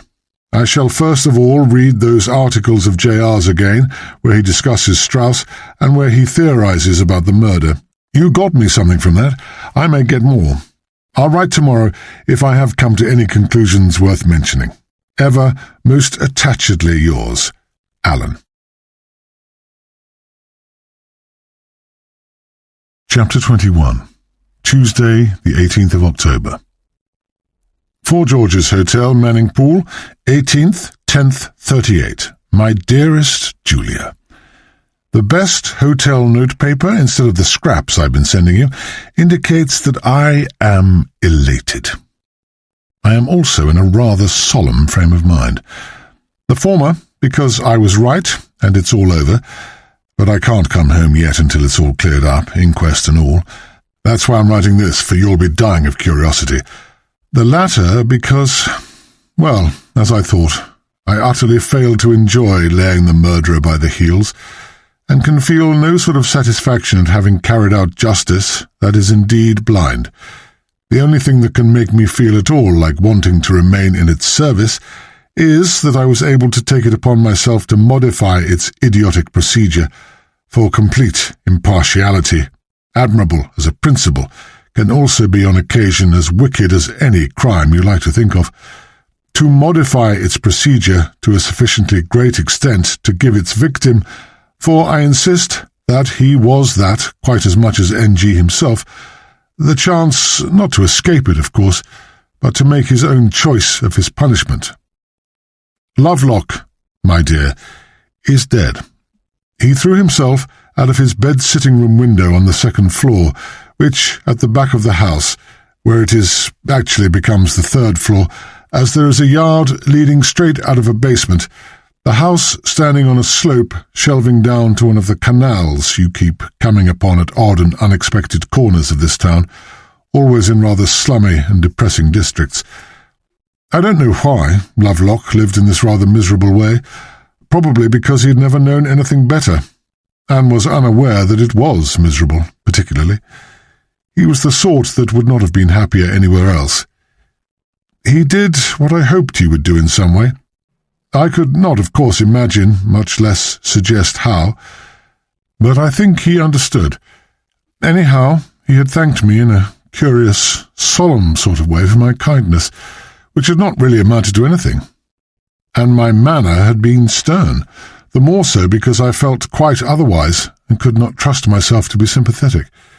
It simply amounted to this: when he knew that he was found out, I promised, as a purely personal matter, that he should not be arrested until this morning, provided he did not make any attempt at getting away.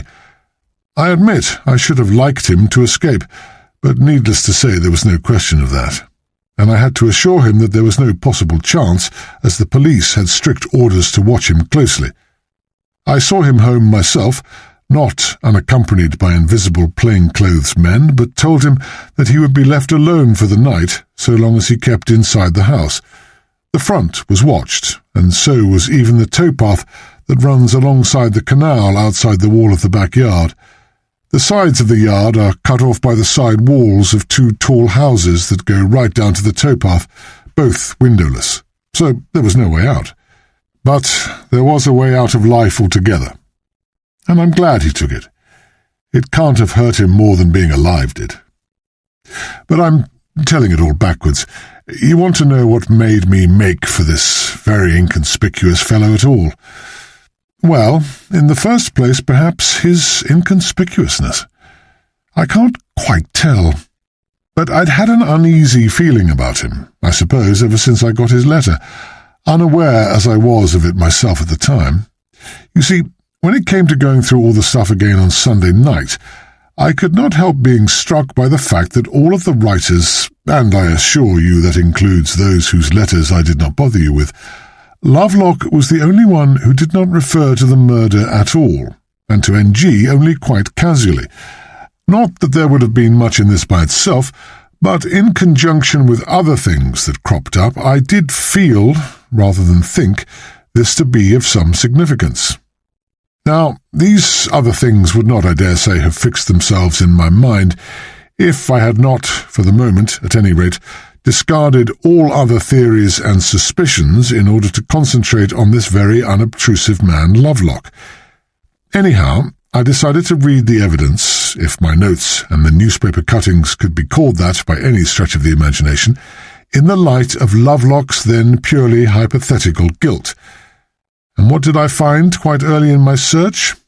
You remember, dear, that I said I wanted to give Ransom's articles my attention again, because I felt that there might be some technical point in them I had, in my ignorance of music, overlooked. One very useful point of that kind having already risen from the articles earlier, thanks to you. Will you turn back to the cutting of J.R.'s article on Strauss's Heldenleben, dated September 26th, which I sent you about 10 days ago? You will see there, in the last paragraph but one, that at one of the rehearsals, from which J.R. was afterwards excluded to his considerable annoyance, though he pretended not to mind, the fourth oboist was allowed by N.G. to drop out of his part before he came to a break where he changes over to the cor anglais in order to save his breath for a part that stands out prominently in the latter instrument. Well, even I, with the help of one of the staff at the public library, could see from the score — I promptly borrowed one from there, not wanting to drag J.R. in again — that before that cor anglais entry the four oboes all play the same thing together. Could you call it in unison? And that obviously it can make no material difference to the music if one drops out and only three play on. And the only passage where such a change happens in just this way, we found, occurs round about our famous cue number 79. Very well. And what happens, I asked myself, when an oboe player changes over to the cor anglais? Again, even I can tell, for I've seen it done, from which you may gather that there is after all something to be said for people who go to watch an orchestra with their eyes rather than to attend to it with their ears. Or is that special pleading? Anyhow, I did know that the player keeps the instrument he's not using for the moment beside him on the floor, and that he bends down to make the change, disappearing, if you like, to make it graphic, and in this case suggestive, partly behind the music on his desk. This was better, you'll admit, and I couldn't help seeing, than Ransom burying his head in a miniature score, which is very much smaller than an orchestral part. Now, if you look up the lists of the orchestra Ransom and I had compiled and marked according to our analysis of their candidature for the murdership, how I enrich the English language, you will find that on the first one the cor anglais, fourth oboe, appears as entirely above suspicion simply because we thought he must have been playing. On the second revised list, we mark him still as engaged in playing, but possible as a murderer, without regarding him as suspicious or even doubtful, whereas I now concluded that he had in fact a first-class opportunity. So much for that. But what about motive? I was bound to ask myself, could he have had a strong enough grudge against NG to want to kill him? If so, I felt it would not be, as in the case of Dashwood or Gough, for instance, a musician's grudge. If it had been that, I'm pretty sure something of it would have come out in his letter to me. On the other hand, if the thing was personal, that would account, in the case of a rather unhappily repressed person like him, for a deliberate suppression of any sort of direct allusion to his attitude towards the conductor. But how had I formed the impression that he was repressed? I had not been told, yet somehow I was aware of it. I had not seen him at all, I ought to mention. That impression, then, can only have come from something I was told, and on looking at my notes I found my memory of two things returning. One was that Miss Jarvis had befriended him in a kindly, rather patronizing way, and of course only when it suited her, and she was not particularly keen on attracting any of the busier bees to her honey-pot fragrance at the moment. But he must have felt her patronage, for these unhappily self-conscious people are inordinately sensitive, and no doubt it only aggravated his inferiority complex. We may be sure he was thoroughly miserable about Gwenny, and since she must have quite noticeably treated him with condescension and capriciously, I felt sure that he would not have exposed himself to being made ridiculous by her had he not been desperately in love with her, and quite unable to keep away from her, in spite of the fact that he must have known his case to be hopeless. My next deduction was, and I don't pride myself on any subtlety here, for it all seems quite evident to me, that a man who is hopelessly in love with a girl, an unprepossessing man who feels himself her inferior, must be all the time desperately watching for any signs of attention to other men on her part, and still more of advances of other men to her. He will, unless he has the strength to give up all thoughts of her, live in a state of seething ferment. If he is compelled to be as constantly near the girl as Lovelock was to Gwenny, and nurse within himself a state of furious jealousy every time he sees another fellow talk to her, let alone take her out to lunch, as he must have seen several of his colleagues do time after time. And these jealous lovers find out all sorts of things, sometimes, indeed, things that don't happen at all. He must have known perfectly well that she did not look with disfavour upon Dashwood, whom he knew to be a married man, and that may have seemed to him a sure sign that she was going to get herself into some extremely unpleasant trouble. As for Grampian, with his unsavoury reputation, taking her into the Langdon Grill, a place he himself could not have aspired to in his wildest dreams, it must have seemed to him like an express journey to perdition. Here was motive enough, if you like, both for the murder of NG and the implication of Dashwood. Could both be accomplished at one fell swoop? I could hardly doubt any longer that he must at least have asked himself that question 100 times. If, that is, he really was in love with Gwenny. I had no definite confirmation of that, only a hunch. Then it came to me that Mrs. Horsfall had overheard NG asking Gwenny to lunch, of course not in public, for she alone was there, having a word with Mr. Lovelock. I had really quite forgotten that, and had not even kept a note of it. So casual and unimportant had it seemed. But it is odd how things begin to start up again in your mind in a certain context, though they have been relegated as useless to its farthest recesses. Which brings me at last to the reason for my second visit to Mrs. H. She professed to be very pleased to see me, she was sure, and it took me hardly more time than I shall spend writing it to bring her round to the subject of Mr. Lovelock's devotion to Miss Jarvis, in such a way that she felt quite sure that she herself had brought up the subject. In love with Miss Jarvis? Goodness her, she should just think so. To start with, everybody was. But that Mr. Lovelock, well, he was just balmy about her, as she had only told her husband the other day. Lovelock was right. Yes, she had told her Harry how Mr. Lovelock was always hanging round, though he got little enough chance, poor little chap, and how he had found out that Miss Jarvis always turned up early on rehearsal days, 20 minutes or half an hour sometimes, because she wanted to tune her harp before they started. Why a harp should take so long to tune was more than she could tell, but Miss Jarvis, who always had a nice word to say to her if she was cleaning anywhere near her, had told her that it was a funny instrument. Directly you had played on a string, it was almost out of tune again, whereupon she, Mrs. H., had observed that, well, her dear, if she got as much money for tuning as she did for playing, she'd do well enough. And then Mr. Lovelock had turned up much too early, and of course any fool could see why. But he had been put out somehow, perhaps not expecting to find a duenna with a mop and duster, and had then perversely taken no notice at all of Miss Jarvis, but turned all his attention to Mrs. H., and began to chaff her something chronic. He was funny that way, and could sometimes make people laugh like anything. Well, of course, he had been on the halls, a sort of clown or something.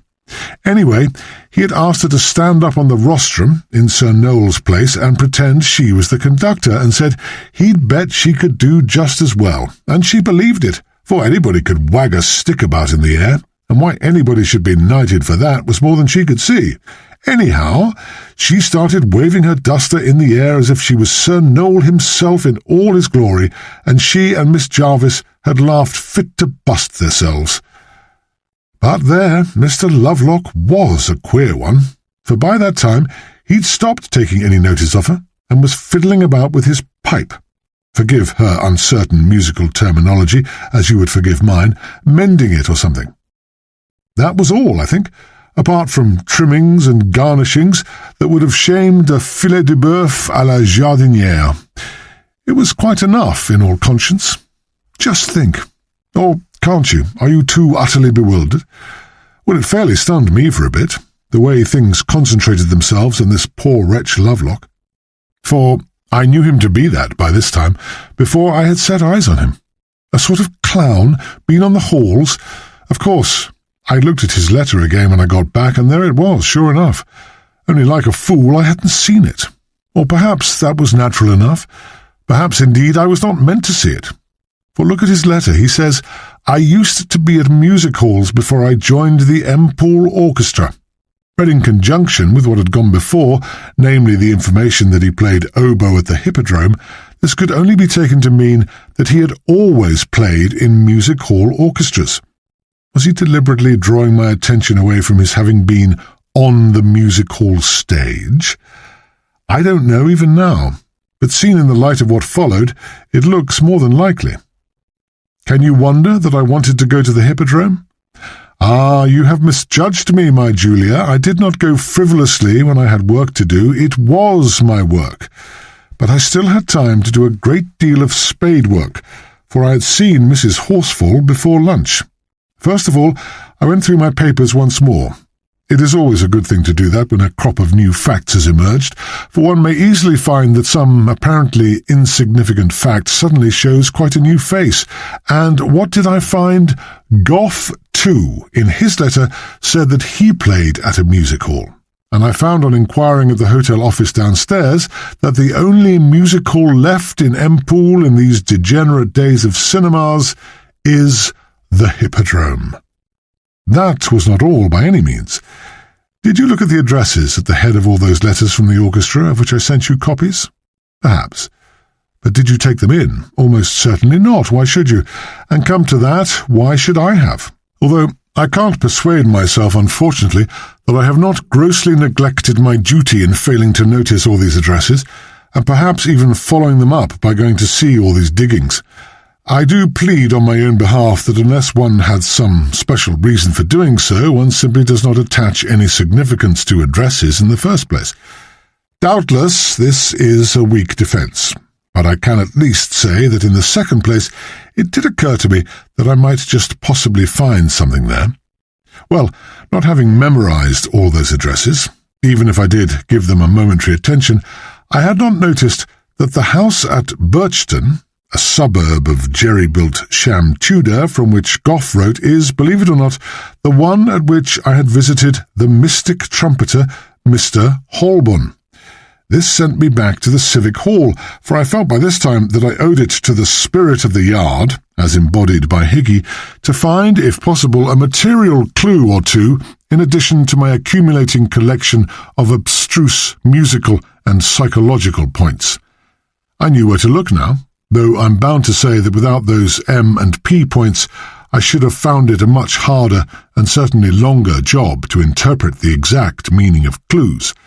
That is to say, although I could not have failed to find them, they would not have pointed with any certainty to a solution of the crime. I could not have applied them to any particular person. That is indeed why I paid no detailed attention to the dungeon for so long, and took no notice, I'm afraid, when you asked me about it. But I always knew that it was likely to become a vital factor in my own good time. And now for the scène à faire. I went to the Hippodrome with Inspector Masterman, one of the best of the locals, plain clothes, of course. We went, as I think I told you, to the first house at 6:20, simply because I hoped to get things over early. But as it happened, this proved a considerable help. You see, it was Monday, and therefore a new show, and the orchestra, or those who sit far enough in front to be able to see the stage, make a point of seeing as much as they can of what is going on the stage whenever they are not actually playing. They have had only perfunctory and incomplete rehearsals, and the later shows, of course, they no longer watch. Masterman and I occupied the proscenium box on the prompt side, purposely because I had found out that I could watch the oboe player easily from there, and I knew that he would not notice us with the house lights turned down, even while he was not playing. Apart from which, you remember, he did not know me by sight, much less my colleague. I'd looked for nothing beyond a simple view of him, which would have been interesting enough, I assure you. There he was, much as I had expected him to be, very short, almost dwarfish, yet without the attraction of frailty and delicacy that makes small men interesting to some women. He was rather fleshy, in a puffy and pasty sort of way, yet gave the impression of weakness and even of cowardice, not of the physical kind, for he looked as though he cared little what happened to his body, but in the face of people who dominate by success or by character. One of the downtrodden, right enough, yet with something in his face that was, if not noble, at any rate not slavish. One could easily imagine him feeling fiercely rebellious, yet unable to act openly on his subversive impulses. I dare say I was influenced in my judgment by preconceptions to a certain extent, but I can't help feeling sure that even if I had known nothing of his history, I could not have failed to see that here was the face of a man who is accustomed to show himself to the world as something he is not, but does it with a continual sensation of hidden, smouldering protest, a clown or something. Even Mrs. Horsfall had seen it. You see, she did not know whether he had been a clown. Yes, the face of a tragic clown. Pagliaccio, he who gets slapped. But I was in luck by this time. I shudder at calling it that, but professionally speaking, it is true, for I found that presently he did begin to watch the turns, and could do so easily enough as he sat in the front row, immediately behind the little curtained railing that separates the orchestra from the stalls, to the left of the conductor, and therefore facing us. To the first 2 or 3 numbers he paid little attention, even when he was not busy playing, as little as I, and much less than I paid to him. But then came a surprising volte-face. The turn was, my programme reminds me, Les Infallibles. This is music-hall French. Continental and transatlantic aiming act. No, darling, it does not mean that these 2 smart young fellows, fancifully attired in purple dinner jackets with orange shirts and green ties, shoot right from France, if that is their home to America, but they do some quite remarkable tricks, so far as I could spare attention to see, one with darts and the other with pistols. They end by standing with their heads in front of each other's targets and potting at each other right and left about an inch from each ear, on the outside. What interested me, however, was the extraordinary passion with which Lovelock suddenly began to follow this performance. I saw him tap Gough on the shoulder and draw his attention to the turn, but apparently not so much to ask him to admire it as to show a sort of half-envious and half-superior contempt for it. I could see him shrugging his shoulders as though accompanying some such remark as, "That's easy," or "That's been done before."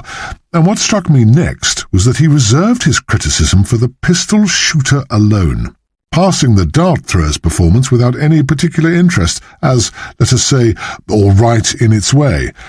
After that, he lost interest again in the next two items. But once more I was struck during the following one by an amazing change, not only from his detachment, but from the attitude he had assumed towards the alleged infallible. The turn was now that of a couple who each in turn sang sentimental ditties. They had their own accompanist at the piano, so that the orchestra was idle, at any rate until at the very end it was urged by an oily, inviting gesture from the conductor to join in the last verse of a duet in a final burst of glory. It was during the earlier stages of this duet that Masterman and I became more than ever interested in Lovelock. The piece exploited the music hall public's ineradicable delight in slushy pathos. The young man, who'd been saucy enough a minute before, suddenly became gawky, sickly, and helpless, while the girl, who had archly and artfully glossed over the first signs of decaying bloom by a ribbon tied into a colossal bow in her hair, redoubled her sauce. She was not unattractive to anyone less spoilt than I, as I'm sure Lovelock was, poor chap. She certainly appealed to something in him, in a way, I could see, and when I heard the refrain of the duet, an inane and sloppy piece, yet with something of human truth about it that was quite well suggested by the two in a slick, theatrical sort of way, I could see just where it hit him. For the words of that refrain, which I noted in my programme, were as follows. She: "I've had lovers galore, and I mean to have more, so I tell you, my lad, I'll be ever so glad if you'll hop it and leave me alone." He: "Girls like you, I'm aware, love but glamour and glare, but although you are bad, perhaps one day you'll be glad, when you're old, to at last be my own." Or something very like it. I can't be sure of every word, but will guarantee the split infinitive, if it's any comfort to you. Well, Lovelock's reaction to this miniature tragedy of a jilted goof visibly had the effect of awakening echoes of a poignantly personal feeling in him. His face worked spasmodically, and I could see that this cheap imitation of his own plight cut him to the quick. He was not enough of an artist to see the cheapness, but felt its application to his own case so unexpectedly sprung on him acutely, so much so that when the comparatively happy ending came, with its idiotic promise of long-deferred bliss, he and she joining together, "When we're old, to at last be your own," he had so far forgotten himself as to fail to join at once in the aforesaid orchestral burst. It was as though he had to be roused violently out of a painful dream. After that, he showed no further concern in the performance, except, of course, that he continued to play whenever required. For me, as for me, Hope, I was quite unable to attend further either to the music or the hall. Not only did I have far too much to think about, and to think quickly, but twice in the course of the performance I had to hold little receptions at the back of our box of the excellent officers Masterman had sent out into the town, who were now returning with their reports and with some trophies that both gladdened and saddened my heart, the one professionally, the other humanly. However, the profession was uppermost now, and the job had to be cleaned up. The next thing, or rather it was a simultaneous thing, for the officer who had come in first carried it out while I was dealing with the second one, was to discover where we could conveniently get hold of Lovelock, and if possible of Gough too, though that was less urgent, and it was enough to know that he was being adequately watched. Fortunately, we learned from the stage doorkeeper that between the first and the second house, when an interval of 30 minutes occurs, the members of the orchestra, not having time to get home or even to their rather dismal club, get themselves a drink and a snack at one of the numerous surrounding pubs. And more fortunately still, he knew that Mr. Lovelock and Mr. Gough invariably frequented the Gorgon's Head over the way. We watched them, of course, but found that they duly repaired thither. Masterman and I followed in, making for 2 stools at the bar next to them, engaged in a heated discussion of the dart and pistol feats performed by the infallibles.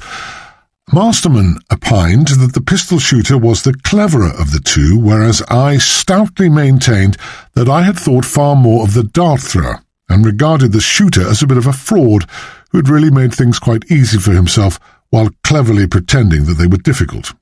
He had, after all, done nothing any normally good marksman would have been unable to do. He had not, for instance, fired any shots with his head upside down, aiming backwards through his straddled legs, or whatever it was I invented on the spur of the moment. Lovelock, who was next to me, could not help listening to all this, and, as I had expected, he looked so deeply interested that I could easily venture to address him, having already, so to speak, talked at him, thus drawing him almost imperceptibly into the conversation. "Don't you agree, I said, that this man was no great shakes? I saw you in the orchestra, you know, and you looked to me as if you might know something about music-hall turns." That fetched him, of course. "Know something, sir? I should think I do know something. I was on the halls myself for a good many years, ever since I was a kid, working with my dad." "What was it you did, may I ask?" I did ask. "Oh, well, a bit of everything. Conjuring, tumbling, musical stunts, things like that, you know." "But you stopped yourself just now," I put in quickly, before he had got over the curious hesitation and slight confusion that had come over him. "Trick what, were you going to say?" "Oh, nothing, sir. I told you, conjuring tricks." "You weren't going to say trick-shooting, by any chance, were you, Mr. Lovelock?" At that, his jaw fell, and, I'm afraid, no, I don't mean that, I'm glad to say, a sickening qualm came over me. For it wasn't pleasant to see that look of terror come into his eyes so suddenly, the look of the moral weakling who is accustomed to being outwitted or bullied, and has never learnt to cultivate the presence of mind that lets people wriggle out of small verbal entanglements. For people like Lovelock, these entanglements, which ought to be ridden over roughshod with an overwhelming avalanche of talk, at once mean a trap from which there is no escape. There was none for him, and it was quite as much the discovery that I knew his name as my hitting plumb into the middle of his secret that made him drop all his defences at once. There was nobody at the bar but ourselves. Our men outside had seen to that. And I had, at the very first, handed one of my cards to the barmaid, asking her to join her boss, to whom in turn I had scribbled a request to detain her behind the scenes, and to place a private room at our disposal immediately, but not to come into the bar until I rang the bell. This I now did, and mine host at once appeared with a polite, and at the same time rather apprehensive and inquisitive, "This way, gentlemen." Having informed Lovelock and Goff who we were, I asked the former to come into the adjoining small parlour with me, while Masterman took charge of Goff, and there told him that the police had gone to his lodgings with a search warrant, and found quite a little assortment of very odd-looking firearms under a loose floorboard, while extra cartridges, fitting Professor Gilligan's revolver, had been discovered at the house where Goff was lodging, not indeed in his room, but in the custody of Mr. Holborn, who was already under arrest. Lovelock was miserably speechless. Goff, on the other hand, Masterman told me later, became only too voluble for a minute or so. His chief object, apart from professing his own innocence and utter ignorance of the cartridges at Dilling Street, seemed to be to take a last opportunity of incriminating Dashwood, whom, he said, Holborn told him he had actually seen in the act of abstracting the revolver from Humphrey's desk. Whether this was true or not, I don't know, and it doesn't matter, for Masterman disposed of it by telling Goff that we already knew of Dashwood's petty larceny by his own confession, and were perfectly satisfied, nevertheless, that he had not committed the murder. Meanwhile, I proposed to tell Lovelock exactly how that murder had been committed, asking him to stop me if he found me wrong anywhere. He did not. He merely listened, utterly crushed, and flabbergasted. It was like this. Lovelock and Gough hobnobbed nightly together at the Gorgon's Head, and as the former confirmed, sometimes after the second Hippodrome performance at his room in Allport Street, which is a quarter of an hour's walk from the theatre, according to my subsequent discovery, and on Gough's way to Birchton. They'd often aired their grievances against Grampian to each other ever since he first came to Empole, and their hatred of him had come to a head. Gough's on account of his dismissal, for which he neatly swept Dashwood as well into the orbit of his detestation, and Lovelock's because of his supposed, or possibly real and certainly intended, goings-on with Gwenny Jarvis. Nothing of this was denied or contradicted. Neither was my suggestion that Lovelock might one night have said something to the effect that he would like to shoot the lighter darling, and had shown Gough his old shooting trick paraphernalia, which he'd kept quite illegally, since it amounted in effect to regular deadly firearms, but I feel sure in all innocent ignorance of thus committing an offence. All this may not have been quite accurate, but he let it pass. Then, providentially, if the devil has a share in providence, Gough found Humphrey's revolver in the cloakroom at the Civic Hall and told Lovelock about it after he had first secured it at his diggings. A plan then began to mature between the two, for it obviously removed a big obstacle for Lovelock, who could not very well trust himself with firing the revolver undetected, as well as chucking it some distance away in front of Dashwood with perfect safety. But this was an essential part of the plan for him as well as for Gough, so Gough volunteered to do the chucking, if only he could feel safe about doing so in front of a hall full of people. I interposed a question here. Why was the murder not planned for a rehearsal, when the danger of having about 2,000 possible witnesses would not arise? But Lovelock explained that although Gough had favoured that plan, he had dissuaded him from it. They had then agreed that if the risk was worth taking at all, they might as well do the thing in the grand, spectacular style. He did not use these words himself, and, moreover, which weighed a good deal more in favour of the actual performance, every orchestral player knew that the attention of people rehearsing is not nearly so keenly concentrated on their work as that of an orchestra in the full swing and excitement of a performance, when one was strung up to the utmost and incapable of noticing anything outside one's share in the music, especially in a work so absorbing and so difficult to play as the Strauss. Remember that Lovelock had not only been a trick shooter but also a conjurer, and that a conjurer's skill consists mainly in his ability to judge when the attention of an audience is sufficiently engaged elsewhere for him to perform certain sleights of hand with the certainty of their remaining undetected, even if they are done quite openly.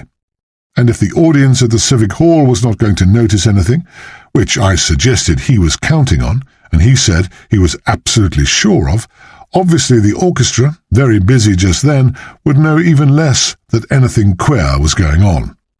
Besides, we have seen that just before the shot was fired, Lovelock had left off playing in unison with the other three oboes, by Grampian's special permission, ironically enough, and bent down to change his instruments.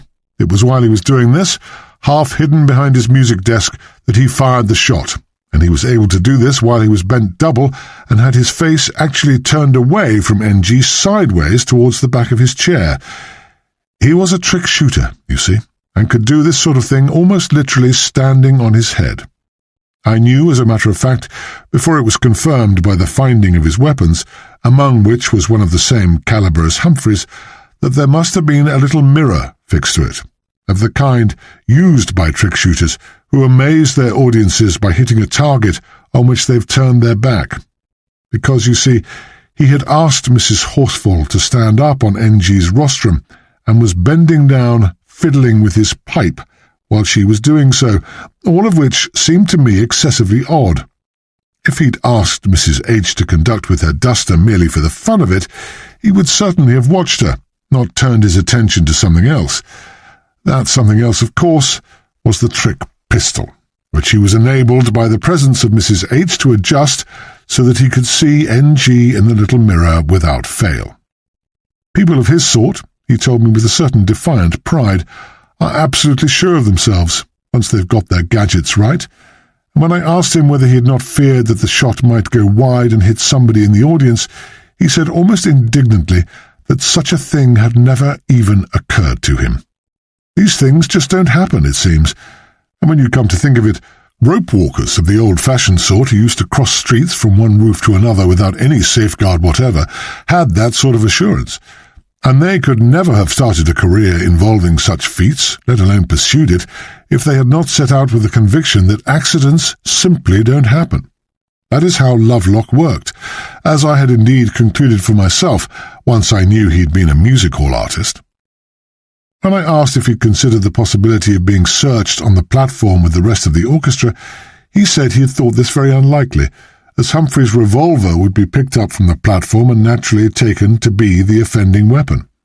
Still, he was prepared to wipe the fingerprints off his own weapon inside his pocket and drop it through one of the holes into the dungeon. He was pretty sure of being able to do this in case of need, and he did indeed place himself next to the hole nearest his seat when the whole orchestra had jumped up and scattered in confusion all over the platform after the shot. But he said he was really more or less indifferent about its all coming off without a hitch. You see, he was merely taking his revenge on life. He had nothing to gain. Gough was willing to help, partly from a certain attachment to Lovelock, but much more because he could not resist the chance of dragging Dashwood into the case. His share was easy enough, once Lovelock had convinced him, by some such argument as I've just treated you to, that it was impossible that he should be seen to throw the revolver.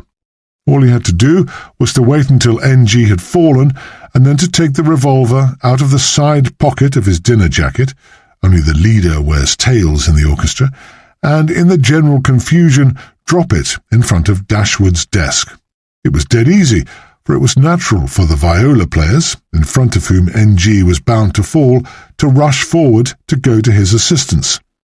Gough simply rushed with the others and dropped the revolver in the appointed place as he passed. Nobody was looking. All eyes were on the corpse. But there was a snag, and this is where I saw that Holborn was in it, especially when I had found that Gough was his lodger. It was all neatly and simply planned, so I found from what Lovelock confessed, but I can't always go specifying what I actually discovered for myself.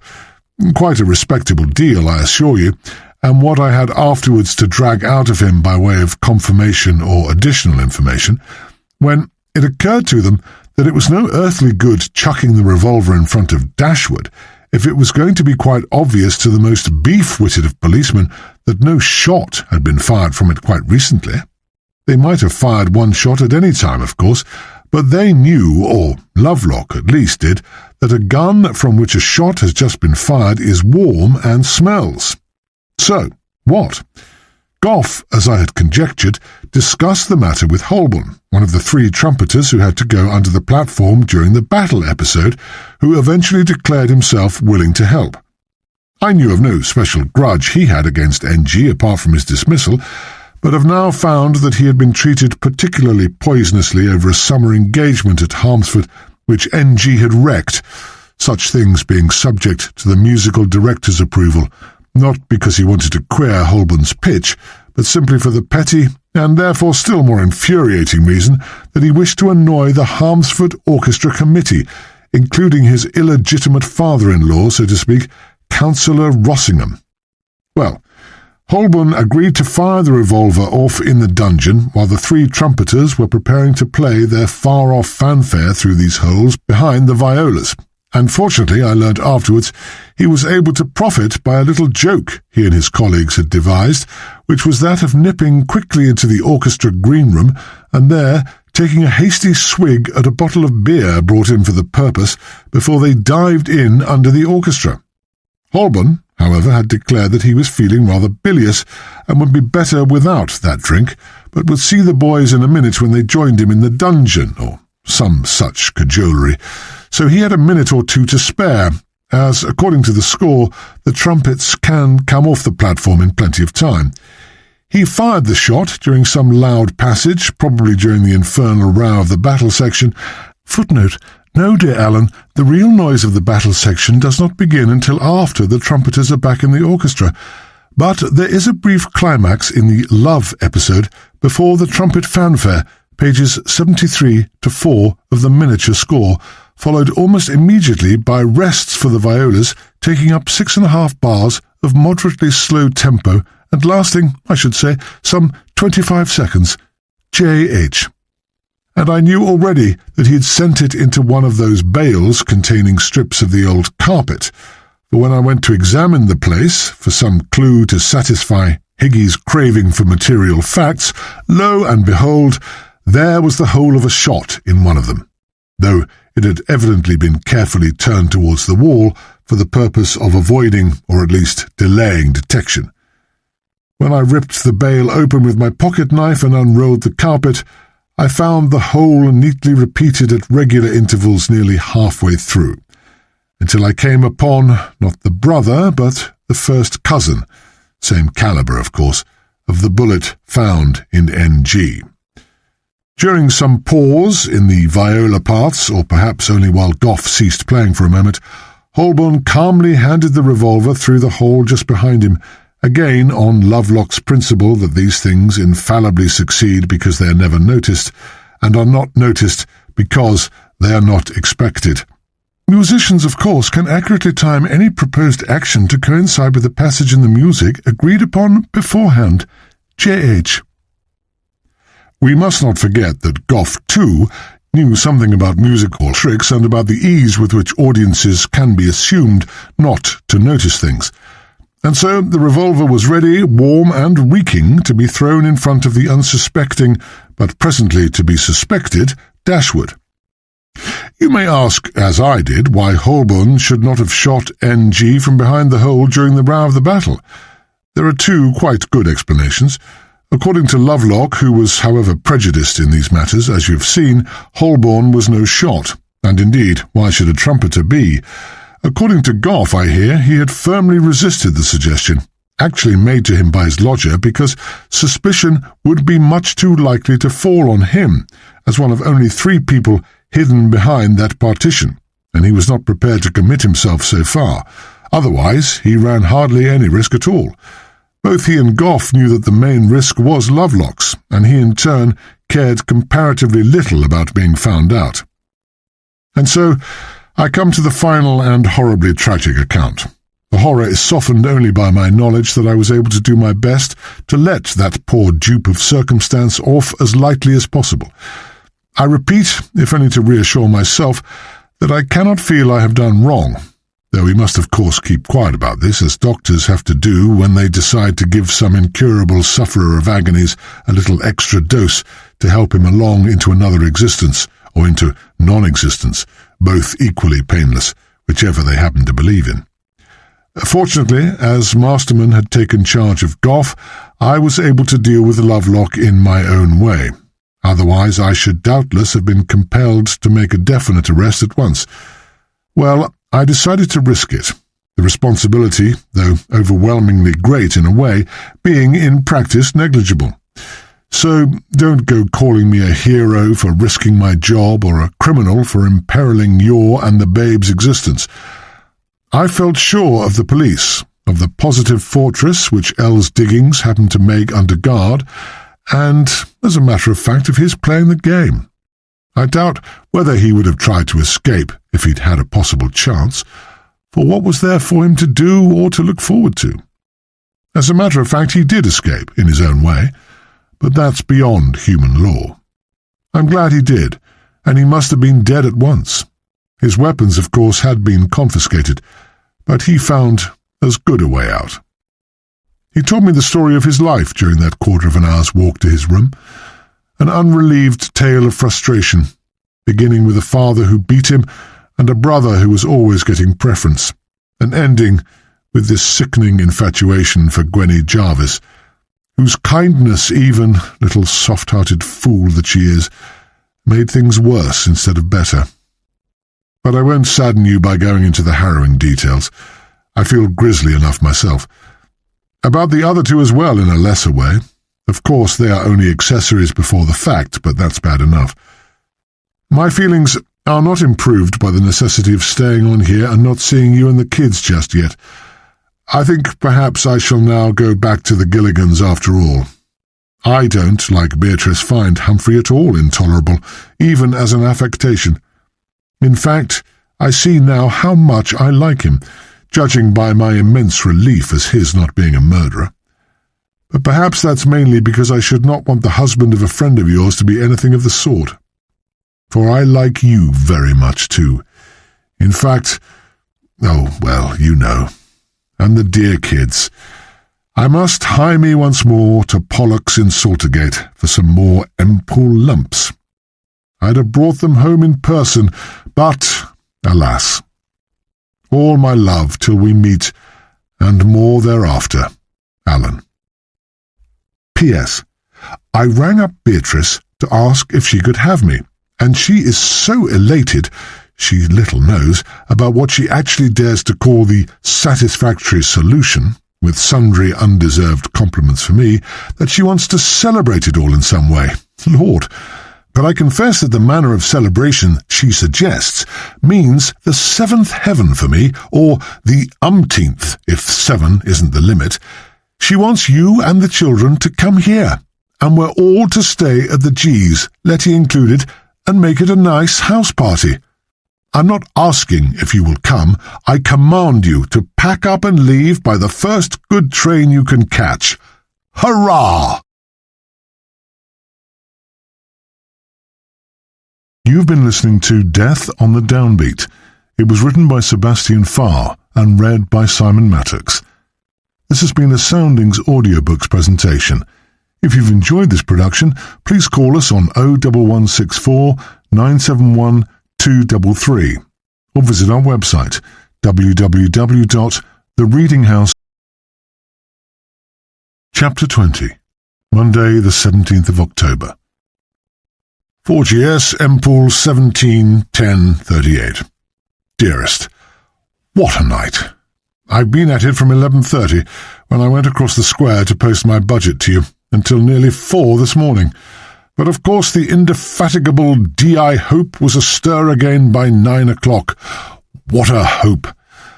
Well, I think I am onto something. Possess your soul in patience, for I can't possibly show any results until this evening, if it please the powers above that I may do so then. Meanwhile, I shall have a hell of a day taking certain measures, as they say in the detective classics, and in the House of Commons at times of national crisis. The essence is secrecy here as there, but I trust I may report to you in full tomorrow, in which case you may raise your hands in horrified astonishment.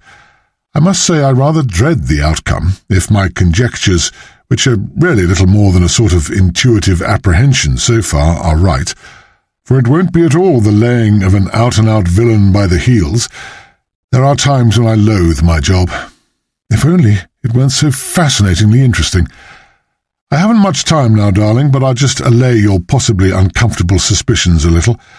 Mind you, I have not definitely discarded either the ransom claim or the Letty-Beatrice-Humphrey complex.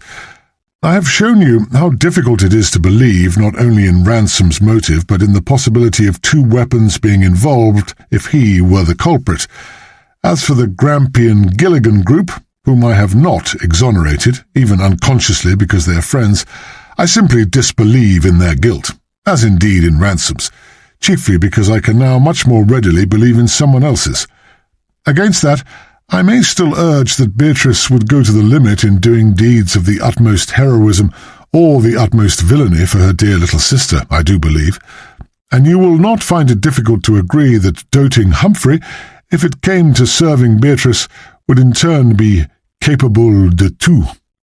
I have also considered whether Letty, who could not possibly have done the foul deed, or the noble one, as the perpetrator is sure to think, herself, because we know that she was at Harmsford that night, might have had some sort of understanding with, possibly even some hold over, one of the members of the orchestra. Well, if I thought so, I should naturally think first of all those who had been in the orchestra at Harmsford under Grampian, and whom Letty may have known, though that is not very likely. They were, according to their own account in their letters to me, Cohen, one of the cellists, Tufton, the first bassoon, and Dipton, the timpanist. Of these, the last is the most unlikely because he was placed too high up, we think. There is also Evans, the pathetic comic first clarinet, who had not told me that he'd been at Harmsford, and from whom I extorted the information at my interview with him. He is the most suspicious, if there is anything in this at all. But all these 4 people came to M. Poole at NG's recommendation because he remembered them as good players. And since M. Poole, as against Hford, meant promotion, they had no reason to feel murderous about him, at any rate on that score. But how about this? You remember Aylmer's report about Councillor Rossingham of Harmsford? I was in too much of a hurry about getting on with my notes yesterday to remember to tell you that I had a detailed account of NG's goings-on at England's healthiest resort, as the posters have it, at the Gilligans yesterday. Letty was by no means backward about airing her former grievances, which have by this time become a source of mere mild excitement and amusement, since they can no longer affect her feelings or interfere with her impending happiness. And as the matter is apparently common gossip at H, I can now tell you a thing I had at once read between the lines of Aylmer's confidences, a thing he may or may not have surmised. You did, you remember. The weekend girl who'd been the direct cause of Letty's retirement from NG's bed and board was, I may as well say, of course, Mr. Rossingham's own daughter. A fact which, for obvious reasons, he had not thought it desirable to disclose to our upright Aylmer, though I have no doubt he would have done so if it had been strictly necessary, which it wasn't. Well, Mr. Rossingham is a very rich man, a gentleman, Letty tells us, not in the least disposed to let anybody get the better of him. And he was in particularly close touch with the orchestra personnel, as he was the member of the committee who had taken it upon himself to keep in touch with the players and to do what he could to look after their personal welfare. As a hard-headed businessman, he was just the person to see that shiftless musicians were not in any way imposed on by landlords and others. He enjoyed organising and bossing and showing all round a great deal of benevolence and helpfulness that did not cost him anything but a certain amount of his leisure with which he hardly knew what to do. Several members of the Hford Orchestra were under considerable obligations to him in one way or another. Make what you will of that, O astute one. As to Evans, I felt that he came into the picture a little for another reason, I'm bound to say. I told you yesterday that I was inclined to look for some oddity of character, and Evans, as you will understand from the note I made on his letter, was my first and most obvious choice.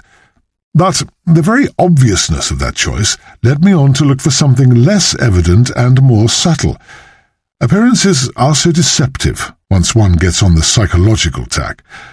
But there's no need to tell you where my further conclusions are leading me until I know that my instinct is right. Instinct, oh, Higgy, if you but knew. And now, my darling, I'm going to see a lady. No, not Beatrice nor Miss Jarvis, nothing so semi-angelic as a harp player. And these two really must look, when seated at their instruments, as though they were rehearsing for the life to come. To allay your apprehensions, I will say that the object of my attention today is no other than Mrs. Horsefall. And to Barrow's Row, or rather the back thereof, I am now impatient to bend my steps. I'll leave this open for a possible note I may want to add before I post it. Ever yours, Alan. 6 p.m. No, nothing more for the moment, except that I'm going to the Hippodrome, first house, 6:20, for a little relaxation, if that's what they call it. So long then, dear. I may write again tonight, but I hope not. I hope to be too busy later in the evening.